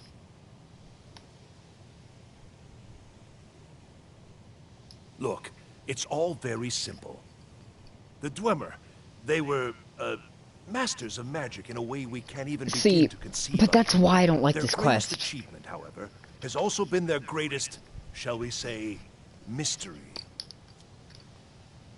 I'm so tired because no matter which character you talk to in the Mage's College questline, they always treat you like you're an idiot because you are. Because this questline doesn't actually teach you anything about magic and how it works within the Skyrim universe. This quest should have to teach you that stuff, but it doesn't. Everyone just talks down to you, and all of your dialogue choices sound dumb as hell, because right now I own this college, I'm the leader of this place, and I still don't know anything about magic in game. In terms of from a story perspective, and that's dumb. Precisely. What could be worth studying about a long-lost civilization? Their disappearance, of course. Instant, unexplainable. The stories have fascinated me, ever since I was young. Yeah, it's because they tampered with Lorcan's heart. They tampered with Lorcan's heart. That's what happened. Closing in on a way to investigate what happened through experimentation. Only now, well, it's simply a disaster. Without boring you with the details, I'm attempting to recreate the circumstances of the event. The dwarves were very clever, tapping into and drawing power from the heart of Lorcan itself. Lacking the heart of a dead god myself, I was attempting to substitute a rather specific soul gem, the one you helped me acquire. Well, yes, I mean, no. That is, it might, but I'm not completely sure. I'm no tonal architect. I've only read their writings. Scraps, really. The soul gem by itself isn't enough, you see. It needs to be altered, purified. The dwarves had machines for this sort of thing. I've attempted to build my own, based on designs and using parts you helped to provide. My very own dwarven convector. It worked, but not fully, and the device was destroyed in the process.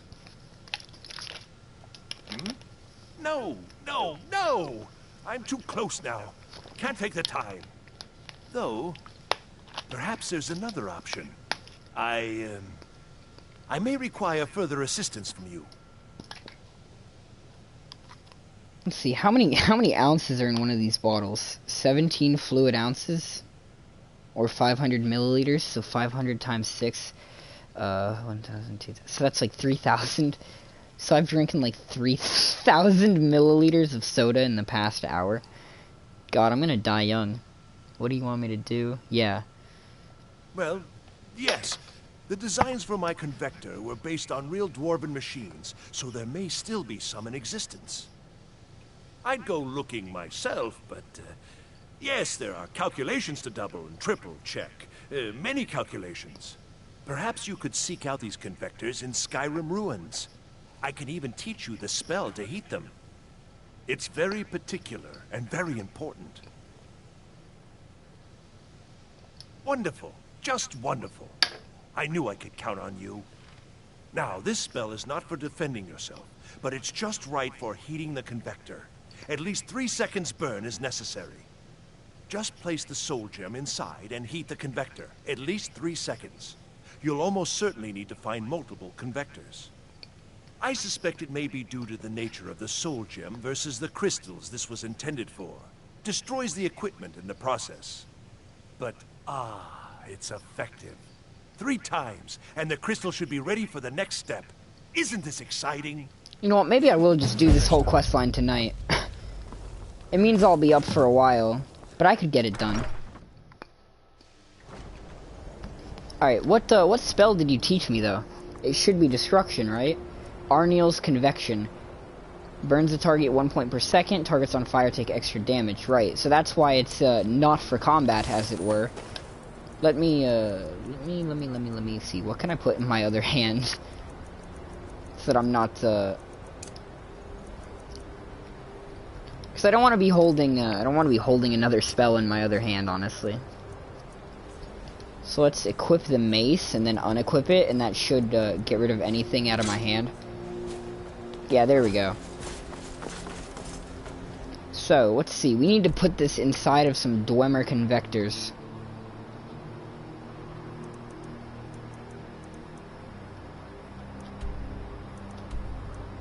There's 2 spots there. And there's more over here. Yeah, we're just gonna do it in the ones over here. But I'm too tired to do all this walking back and forth. I'm just gonna fast travel. I do try not to. Like, as much as I possibly can, I try not to fast travel. Especially whenever I'm streaming. Like, this playthrough, more than in my past playthrough. I try not to. But I can't be bothered with that anymore. I can't. So as far as I'm concerned, I'm just gonna do what needs to get done. Alright, let's find these convectors. Let me make sure I only have 1 quest equipped, just in case. Alright. I don't like how it, like, tells me the location of every single one at the same time.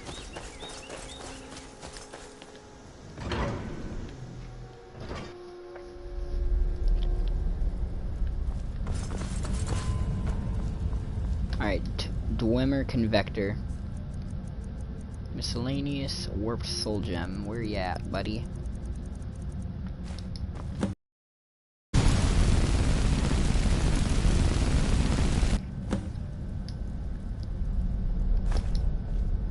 Alright.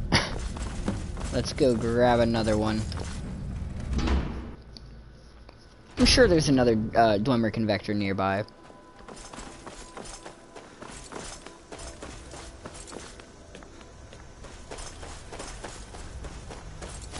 Here in the ruins of Mazulft. I don't know how the Dwemer pronounce that, or even how the people of Skyrim would pronounce that.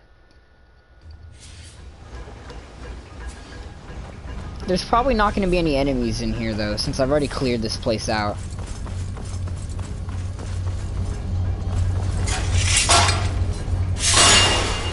Right. There's traps though, which of course I set off because I'm not smart. But this should be a simple in and out job, honestly.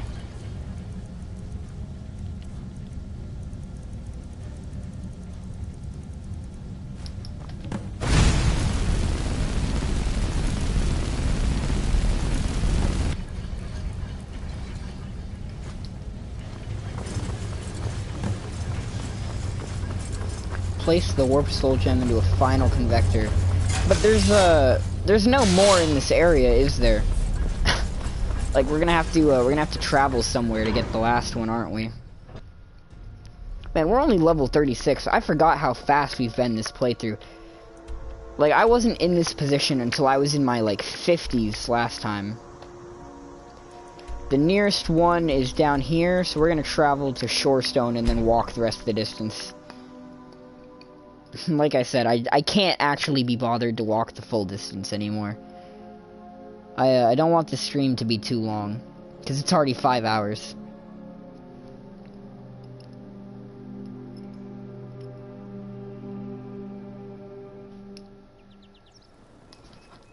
And, damn, I'm gonna have to actually set, like, a waypoint right here. Set destination. I'm gonna have to, like, put it there so that I can tell which of these I'm actually trying to get to at the moment. It's this one.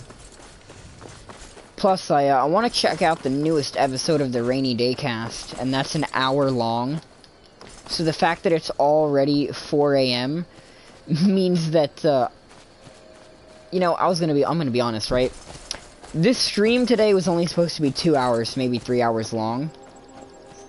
And it was supposed to happen a lot earlier than it did. We're actually about at the 5-hour mark of this stream. I did not mean to stay up all night tonight, because I've done that like 5 days in a row. And my body is literally breaking down on the inside from the lack of sleep. Because I stayed up more than 24 hours, and then had a normal night, and then stayed up for 24 hours, and then had a normal night, and then stayed up for 24 hours. And then today was supposed to be like a normal night of sleep, and it did not turn out that way. We ended up staying up 24 hours again. So I have a feeling that I'm going to be in a lot of pain tomorrow, because the lack of sleep has begun to cause my back a lot of pain. Because I have a really bad back already. Despite how young I am, I already have a lot of back problems. And when I don't sleep a lot, it exacerbates the back problems and makes them worse. So like, my lower back is probably going to be killing me tomorrow. And probably my stomach and head too. Like, I have been sleep depriving myself a lot recently, to a very unhealthy degree. But it was worth it. This was a really entertaining stream today. Like, you got here at a pretty bad time, because it was when everything was slowing down, and so my commentary is also slowing down and become rather, rather unfunny. But, we spent a good, like, hour to 2 hours talking about religion and stuff like that, and like the universe, and like breaking down you know, breaking down that that ideology and the various ideologies around reality. Divines bless you. May the ground you walk quake as you pass. And then before that we spent 2 hours talking about why femboys are not gay. So, you know, interesting stream. It worked then. Let me see. Goodness, that's it, isn't it? Yes. It's not perfect, but it's a close enough approximation that it should certainly suffice for initial tests. You've done excellent work here. Truly excellent. There's only one thing missing now, and that should be arriving shortly. I'll begin preparations. Thank you again so much for this. Until next time. Right. Can we just do this now? Perhaps we can go another few decades. I'm gonna wait an hour. Disaster. And then That see would if be nice. and then see if he'll talk to me. Perhaps we can go another few decades without a disaster. That would be nice. I'm gonna leave the college and like walk back in. I don't know how long it's gonna make me wait before it'll let me like continue advancing the quest, but I don't want to deal with that.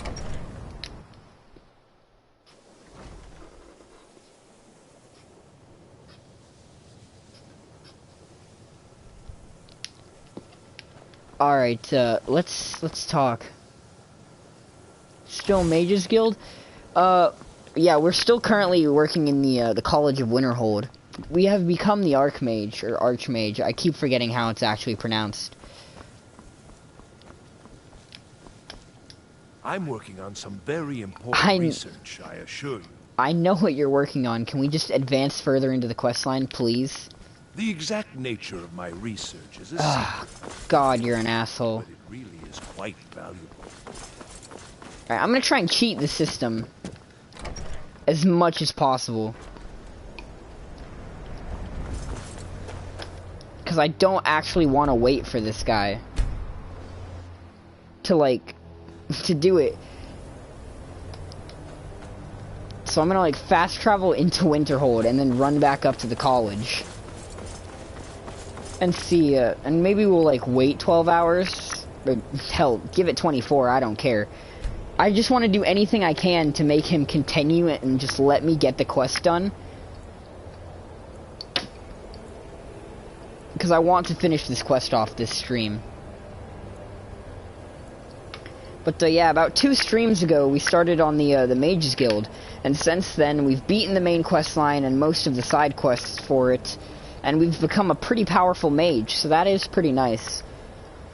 I stand by my original statement, though, which is that I've always been disappointed by the College of Winterhold.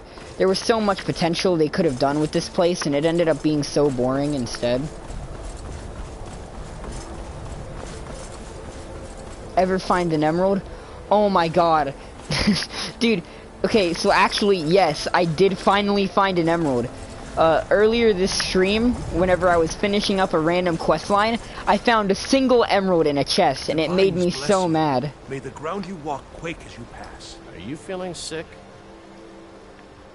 You have gone beyond my teachings, which is quite a feat. I did not think it possible. But there is always more to learn. I believe you are ready for the next step. Knowledge of truly powerful illusion spells is here at the college, but it is hidden from those who might misuse it. I shall teach you a spell to discern things hidden from others. With it, you will be able to acquire the texts you need. Oh. Bring all 4 to me, and I shall use them to inscribe the spells for you. That must be the Illusion Master quest. Oh, I wonder, you know what? There's probably a master quest for each of the different magic trees. Now that I think about it, we might have a new goal, which is to become a complete master mage. Because if that's the case, I want to do all of those quests, because I've never done any of them. And that sounds incredibly entertaining. I'm going to do all of those quests now. Because those are the only quests from the College of Winterhold that I didn't do in my original playthrough. Perhaps we can go another few days. Because after I completed the first ones, I just never bothered to talk to anyone again. Okay, it's actually very annoying that this guy isn't going to continue letting me do that.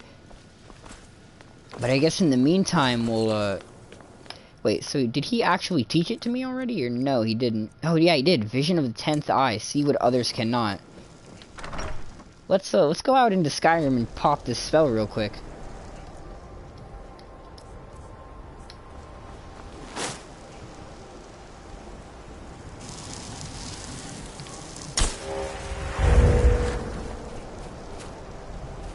Huh.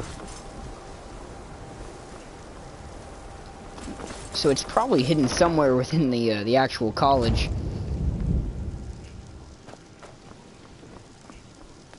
Oh man.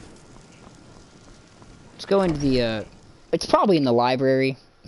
But we're gonna go into the mage's quarters first.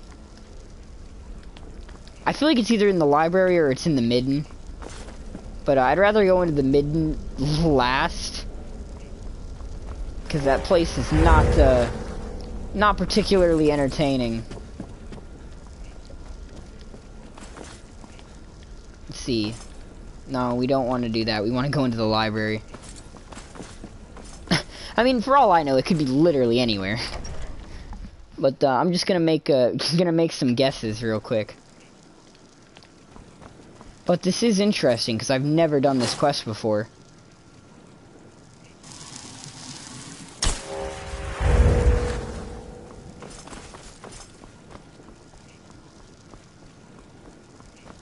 unfortunately, I feel like my theory from earlier was probably right. It's probably in the midden. Because everything in this damn college of any actual value is in the midden.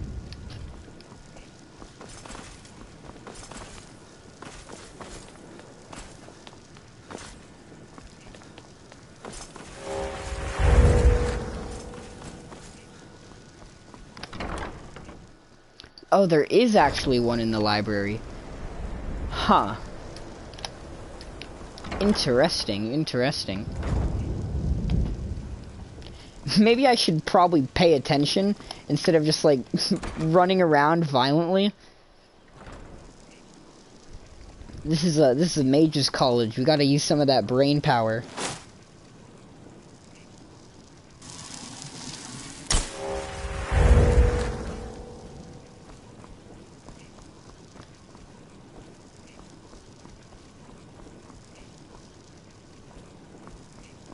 Wait. Master illusion text. Here it is. Alright, there we go. And now I know what they look like, too. Alright. Let's, not Skyrim. Let's continue here. Okay, this is actually an interesting quest, though.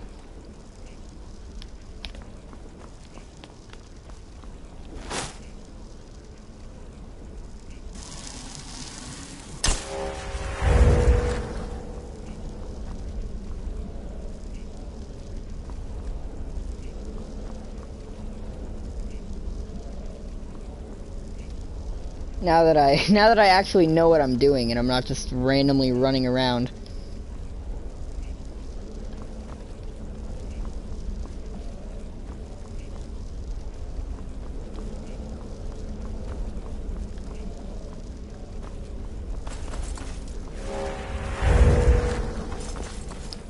I wonder what happens if I just take the first book to him instead of any of the others.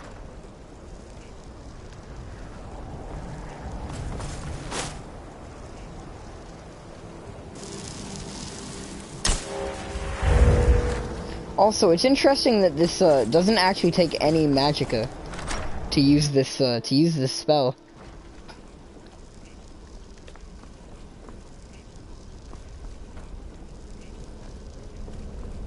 Let's see. And I've plundered everything from here. Anything that had any value, I stole from this room.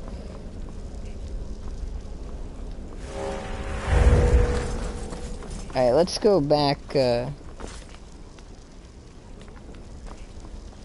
the dorms. Yeah, I was gonna check the dorms. I mean, I'm gonna check everywhere, obviously.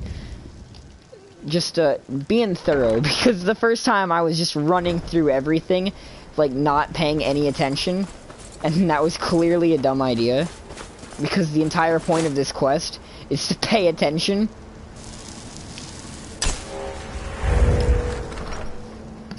I was still peeved that I couldn't get that dagger quest done, and so my attention was misplaced.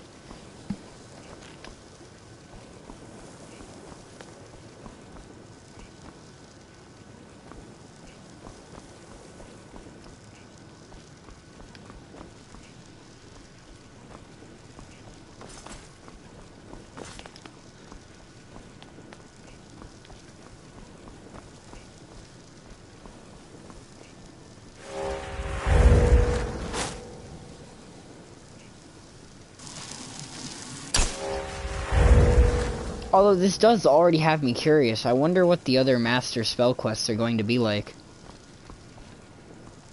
Because it makes sense, you know, the master illusion quest is to master illusion and find things that are hidden from sight.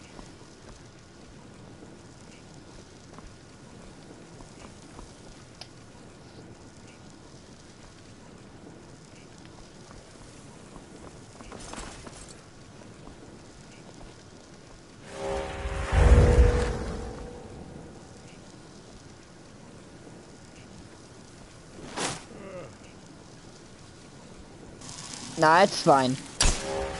I can, you know, I can wander around a little bit and try and find things out. It's not a problem. In fact, actually, this is very interesting. Like I said, I've never actually, like, done this quest. In my first Skyrim playthrough, I, mastered Illusion, and then instantly, as soon as I got it to level 100, I prestiged it. And so I never did the master quest for it. Although, I'm being very dumb right now. Part of that is just that I've been awake for a long time, and so my brain is failing me. Part of that is also probably that I'm just very dumb.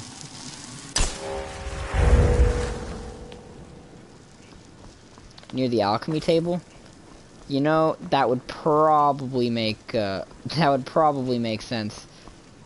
See, I don't think it's gonna be in one of the rooms, right?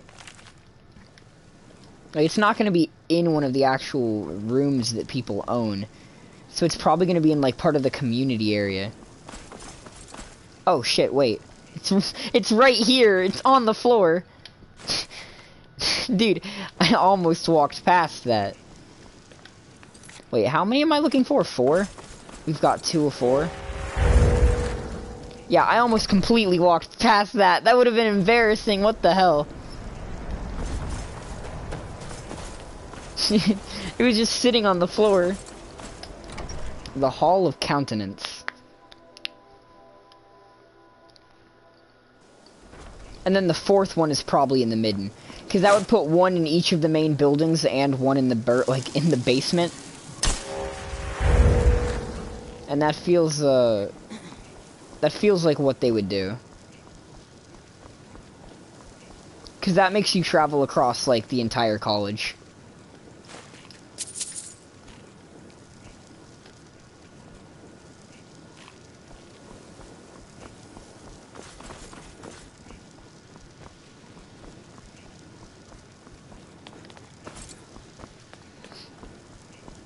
Man, this is an interesting questline, though.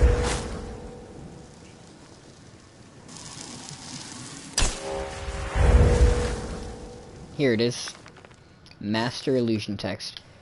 3 down, 1 to go. And like I said, I'm going to take my chances here. And I'm going to... but I hate the midden so much. I don't like this, but I'm almost positive it's gonna be down here. I hate the midden with every ounce of my soul. But it feels like the only place they would put it. Because they've put 1 in each of the major sections of the college, and this is the last major section of the college.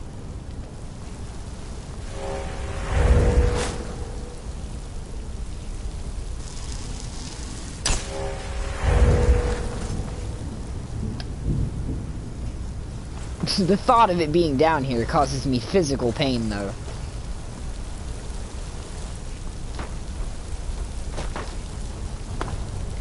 Yeah, I'm gonna be honest, that kind of sounds badass. A Breton witch based off of Galadriel.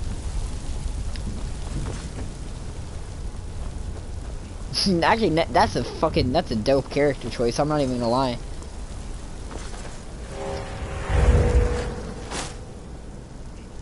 Yeah, that's what I'm thinking.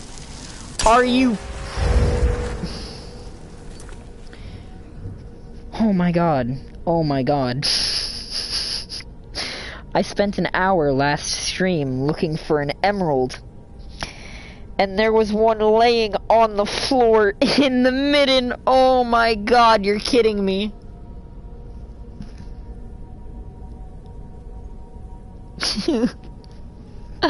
I spent an hour last stream looking for an emerald to bring down into the midden.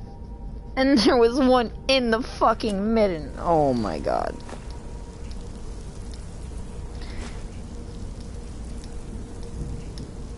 I'm gonna need him. There's 2! Okay. I'm gonna... I can't even pick one up. It's ledged inside of the pile. I am so...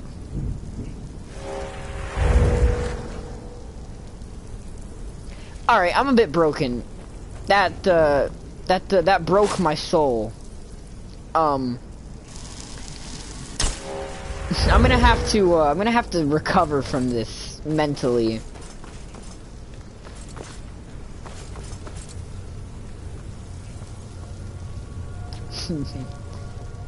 Although, funnily enough, even if I had originally found that emerald, it wouldn't have mattered because I was wrong when I said that that I had a feeling that.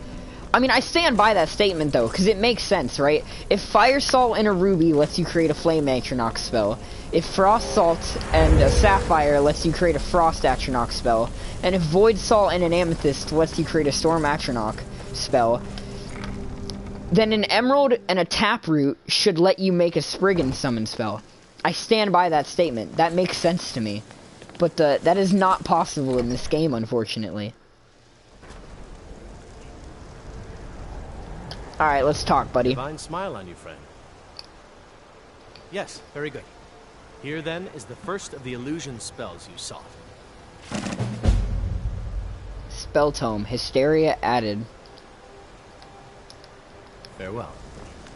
So, wait, I thought you said Mayhem was the spell that you got from this. It looks like it's actually Hysteria, not Mayhem.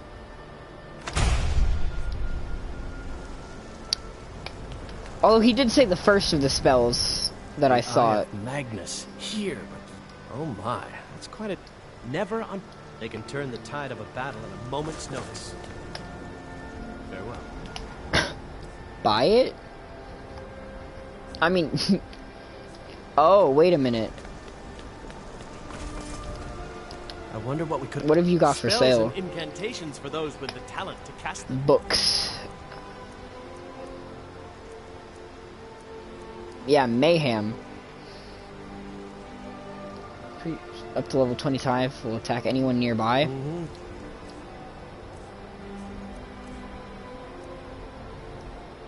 Fleet. Ah, yeah, you're right. I can buy it from this guy. Take a look. Miscellaneous. No, books. Right.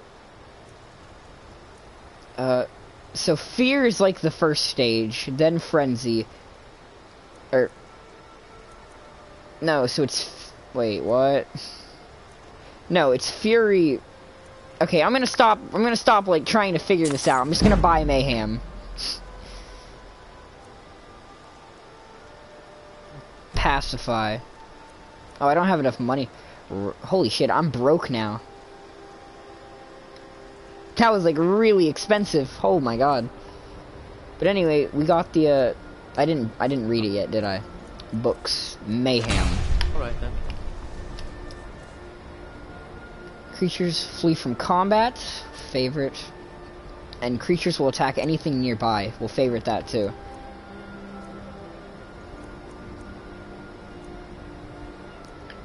So... And then Pacify is the final version of the Calm spell. We're gonna unfavorite Clairvoyance. It's never actually been useful to me. Yeah, Mayhem. Creatures up to level 25 will attack anything for... Yeah, let's go find someone to test that on. Let me see where I'm at now. Oh, hold on. Let me test something real quick. Muffle.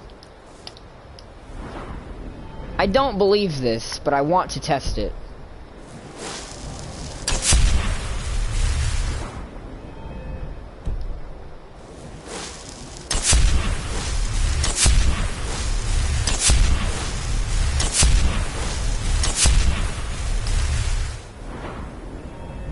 Yeah, no, he's wrong. That does nothing.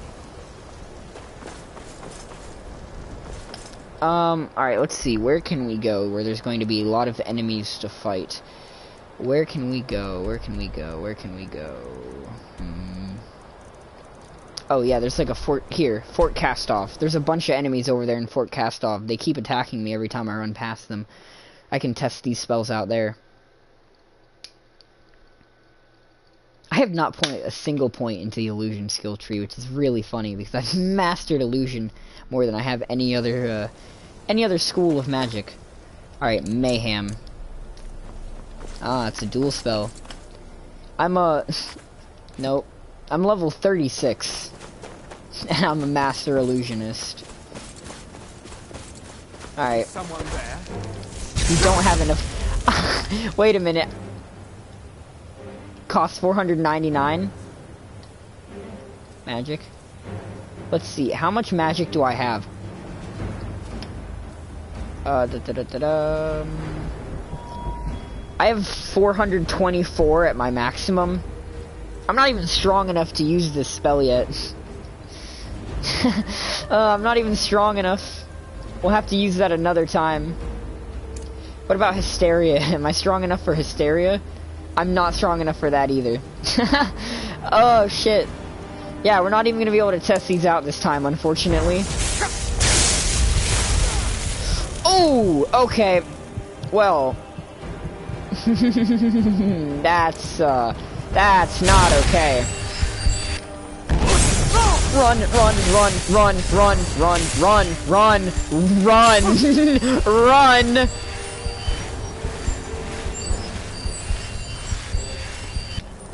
Alright, new plan. We are not going back there. Holy shit.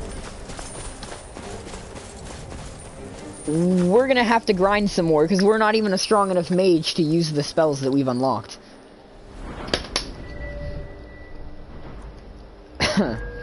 Let's see. I do have the Mage's Stone equipped, right? Because I changed it from the Warrior Stone last episode, right? Active effects, yeah, the Mage Stone. Yeah, let's go to our house real quick and grab all the useless stuff that I have thrown away in a chest. That'll also let us get our speechcraft leveled up too, so, you know, win-win situation. We'll just sell all that shit somewhere. Probably Whiterun.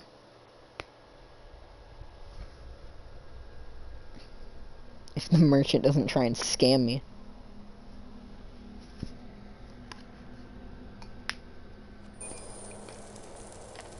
Alright, let's see. What do I have that I can enchant within my chest? Jewelry, jewelry, jewelry. Where are you at? I have a lot of rings, because I keep everything that I pick up. So there's no way that I don't have something. That's not really going to help me here.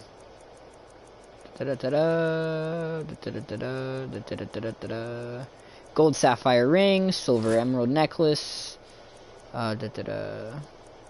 Gold jeweled necklace. That was already enchanted, I think. Silver ring. Gold necklaces. And then let's put away the one that was already enchanted that I already accidentally grabbed. Yeah, the gold jeweled necklace. Yo, who's mad at me? Oh, just some bandits. Not a problem.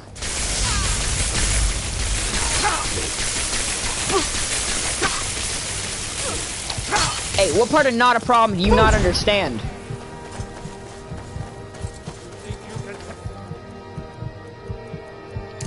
Me? Alright, you're becoming problematic.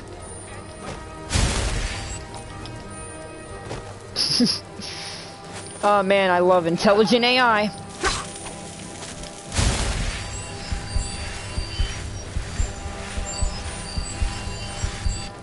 Alright. Now, we're gonna try this again.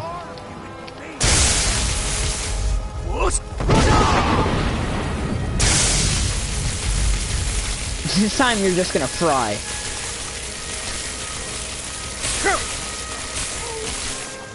Man, you have got to just learn to give up.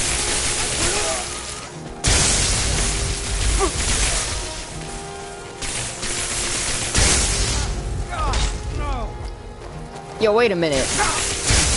Yo, wait a minute. Hold the fuck up. I recognize that weapon. You little shit. You start running, I'll stab you in the back.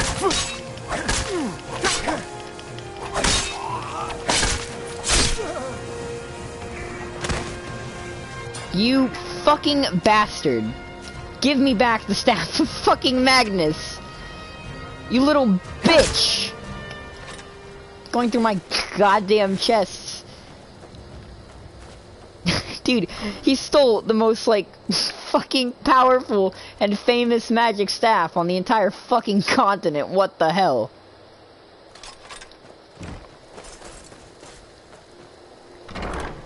Alright, let's go enchant some shit.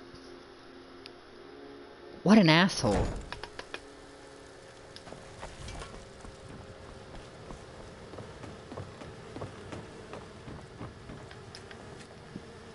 Alright. Wait, before I do that, hold on. Yeah, he stole the fucking Staff of Magnus out of my chest. I didn't even know they could do that. And damn it, that's already enchanted too. We can put that on... Actually, no, we'll put that on now. We're gonna need it soon anyway. Damn, these are enchanted as well? I need to learn to sell stuff after I enchant it.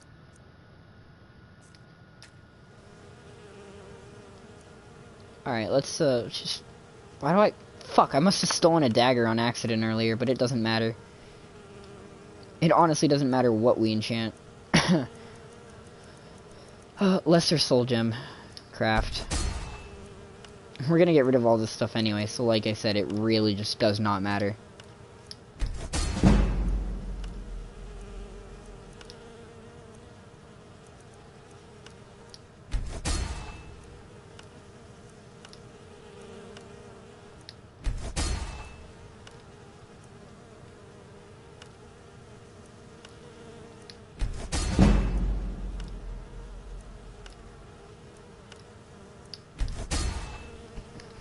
Alright, and then we'll just go sell all this stuff.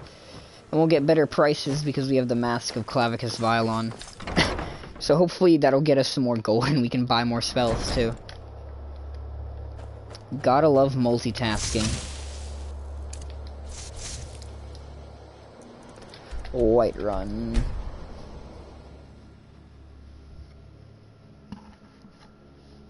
I don't even know if the shopkeep is gonna have enough gold to buy all the stuff that I'm getting ready to try and sell him. Oh man, I'm fucking tired. This has been a what, 5-hour and 26-minute stream, huh? Yeah, in the later ends of streams like this, yes, I am. I'm feeling like I'm dying. I tend to dwell on time as it passes.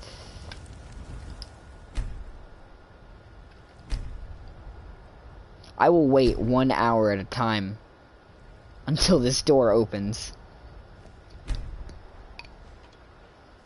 Yeah, the other one was 7 hours, which was pretty interesting. I've had 2 streams that have been 7 hours long, and then I've had another one that was 6 hours long. And those are like the 3 longest streams I've had so far.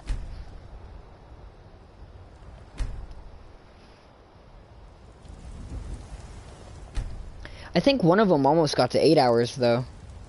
Nah, it was 7 hours, 28 minutes, so that's my longest stream. For a reason. Fuck you. Alright, then we'll just wait like, I don't know, 17 hours, 18. Look, he has to open the damn door eventually.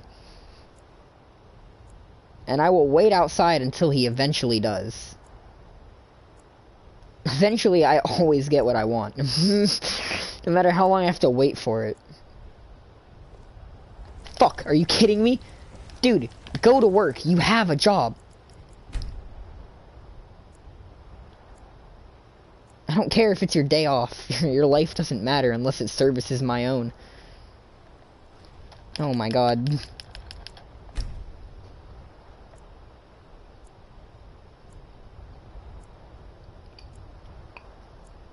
I'm going to resist the urge to kill Bellathor when I walk into this store upon its door eventually opening. But it may be a legitimate struggle, because I have literally waited like 17 hours outside of this. What are you doing? There we go. God damn it, Bellathor. You worthless bitch. Got something for just about everybody in here. No, you don't. Everything's for sale.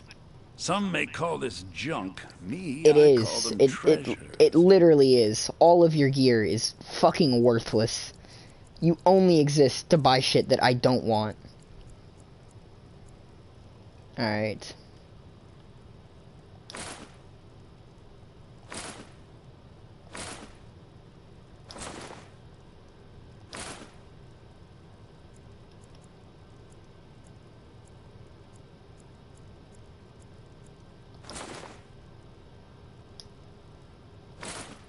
Alright, well now you have literally no money.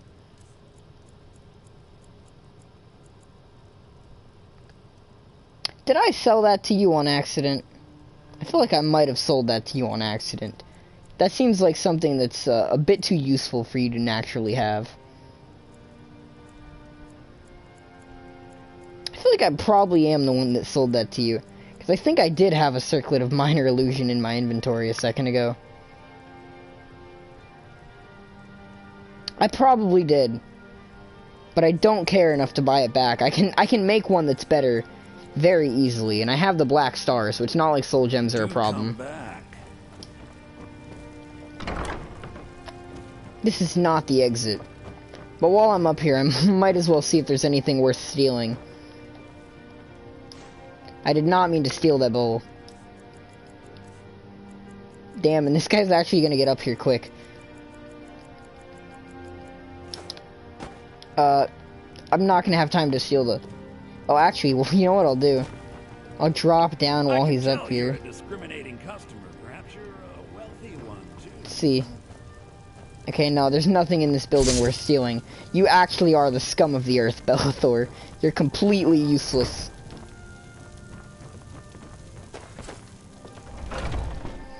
So, the black star is an infinite soul gem.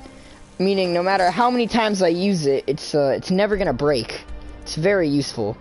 And it's called the black star because it's the black soul gem version of the star that you get for completing the Shrine of Azura questline.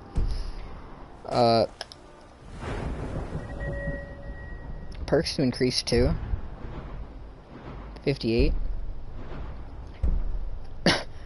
Oh yeah, that's what we wanted. We wanted to get augmented shock too.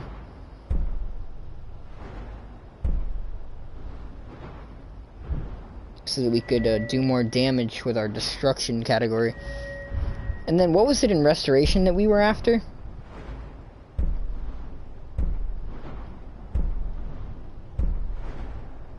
Oh, hold on. Wards recharge your magicka when hit with spells. I think it might be that one that we were after. Oh, wait a minute. Does the ward that's cast by Spellbreak count as my ward? Because if so, that means that I could create an even more powerful melee build. I promise my goal was not to become a warrior. I've been trying to change my ways. It's just everything is trying to like push me in that direction. Combat mage is just such a good strategy.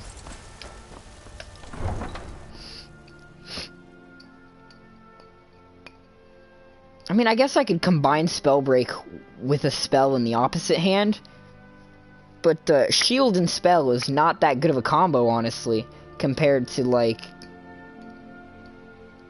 basically anything else, honestly. Like, I don't think shield and spell is just a useful combination. Anyway, I'm gonna pop back up to the College of Winterhold and see if he'll let me continue on that quest. And if he won't, I'm probably gonna end this stream. I'll be streaming again tonight, though. I don't know what time it is for you right now, but it's like 4 a.m. Like, it's 4:18 a.m. for me. I'll probably start streaming at like 7 o'clock at night, Eastern Central Time, or sorry, not Eastern Central Time. It's Eastern Standard Time, I think. Time zones fuck me up. It's EST, basically. That's all that matters. You look awful. Better not get... I'm sure you can figure it out on your own. If you can't, perhaps Urag has a book you can read. Until next That's not even the guy that I meant to talk to. It's just that everyone in this college looks almost identical. I'm sure you've made note of who's been the most helpful.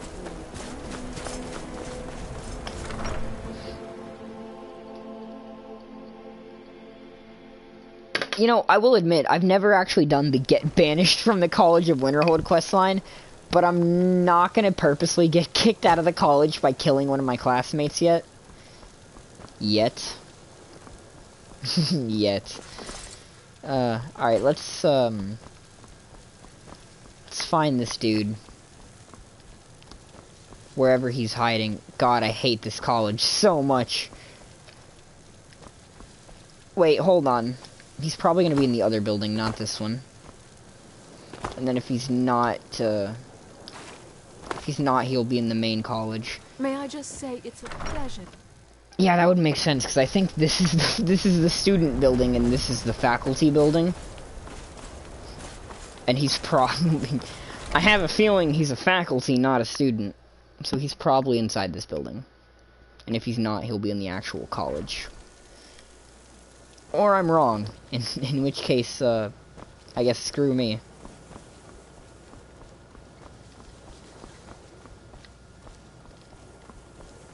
But I feel like this is the faculty building.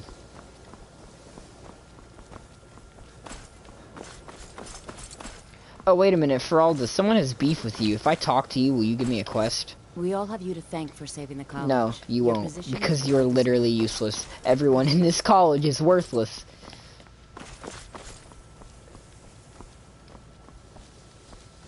Damn it. Damn it. Who the hell are you?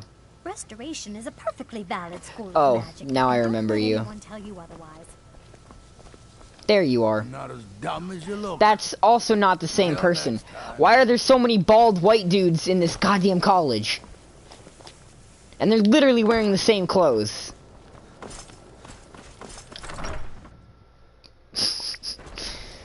Conjure some fucking hair, asshole. Oh shit. Imagine walking up to a bald person and just telling them to conjure a fucking haircut.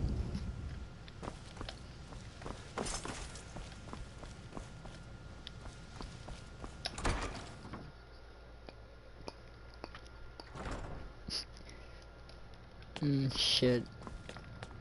Alright, where is this dude at, though? There you are. That's not the right person. That's the orc dude. Where is this asshole at? This isn't even that big of a college. There's literally only so many rooms he could be hiding in. But I'm going to track him down.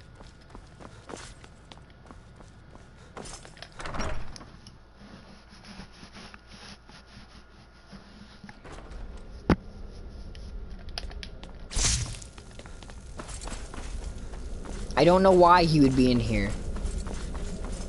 Yeah, he's not gonna be in here. What the fuck? This college isn't that big. Where is he hiding at?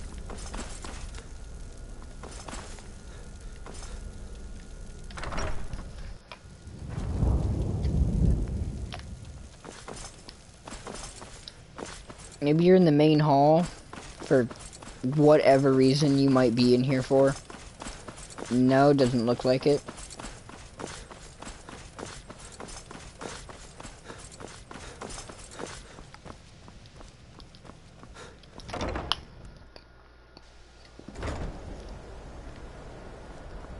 Yo, where is this motherfucker at?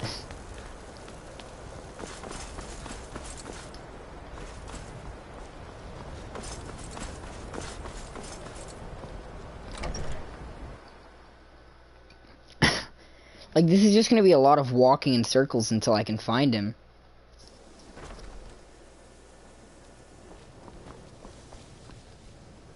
Tolfdir is Master Wizard. Certainly didn't anticipate that. Are you feeling sick? It's Farewell. been a pleasure. There are few places where one can... Ah, that, yes.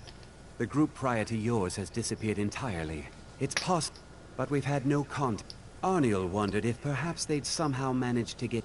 I hadn't... Let me... As I he lost touch. And then there's... Those two... Something about using frost magic to chill the mead for a certain period of time. I felt it was a waste. But... Wait, yeah, the Lost Expedition. No, that's not it. It's, Didn't I? I've already talked to him and he's given me that quest before.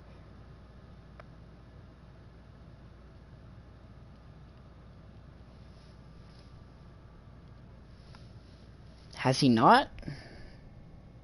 Like, I'm pretty sure he's given me the quest for that before. More investigate. No. No. I guess he hasn't. Archmage let them proceed. Wait, why haven't I gotten a quest from talking to him yet? Now that I think about it.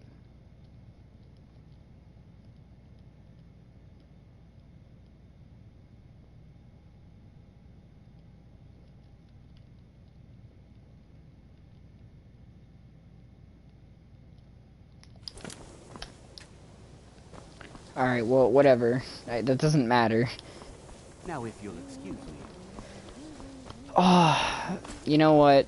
I can't find the guy anyway. I'm just gonna quit streaming.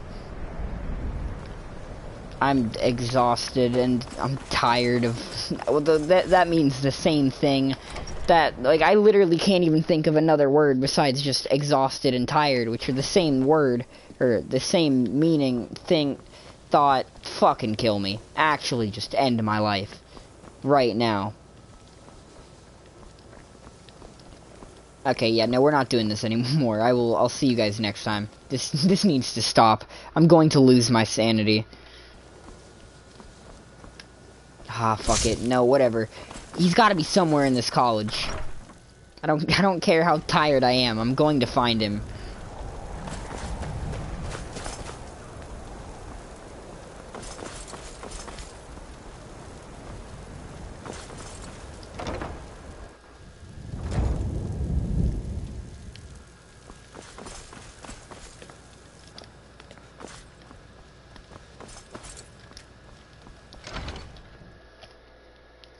Like, the college isn't that big. He can't have gone far. He's either in the college or in the town. So if I do one more sweep at the college and he's not here, I'm gonna check the town. Archmage or not, my rules about books still stand. Alright, I'm gonna check, like, the tavern or something down at Winterhold.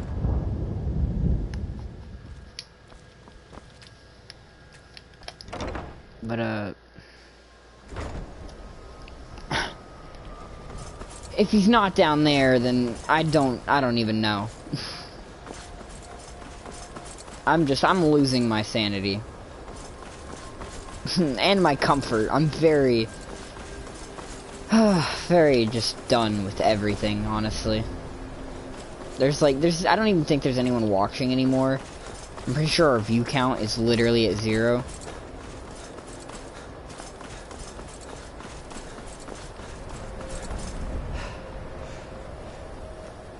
My cousin's out fighting dragons, and what do I?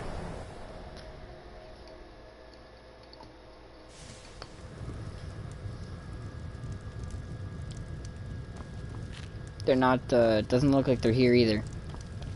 Yeah, no. So, legit, like, someone just disappeared from the college. Alright, well, I'm not dealing with this right now. I'm gonna go do literally anything else. I will see you all next time. This time for real.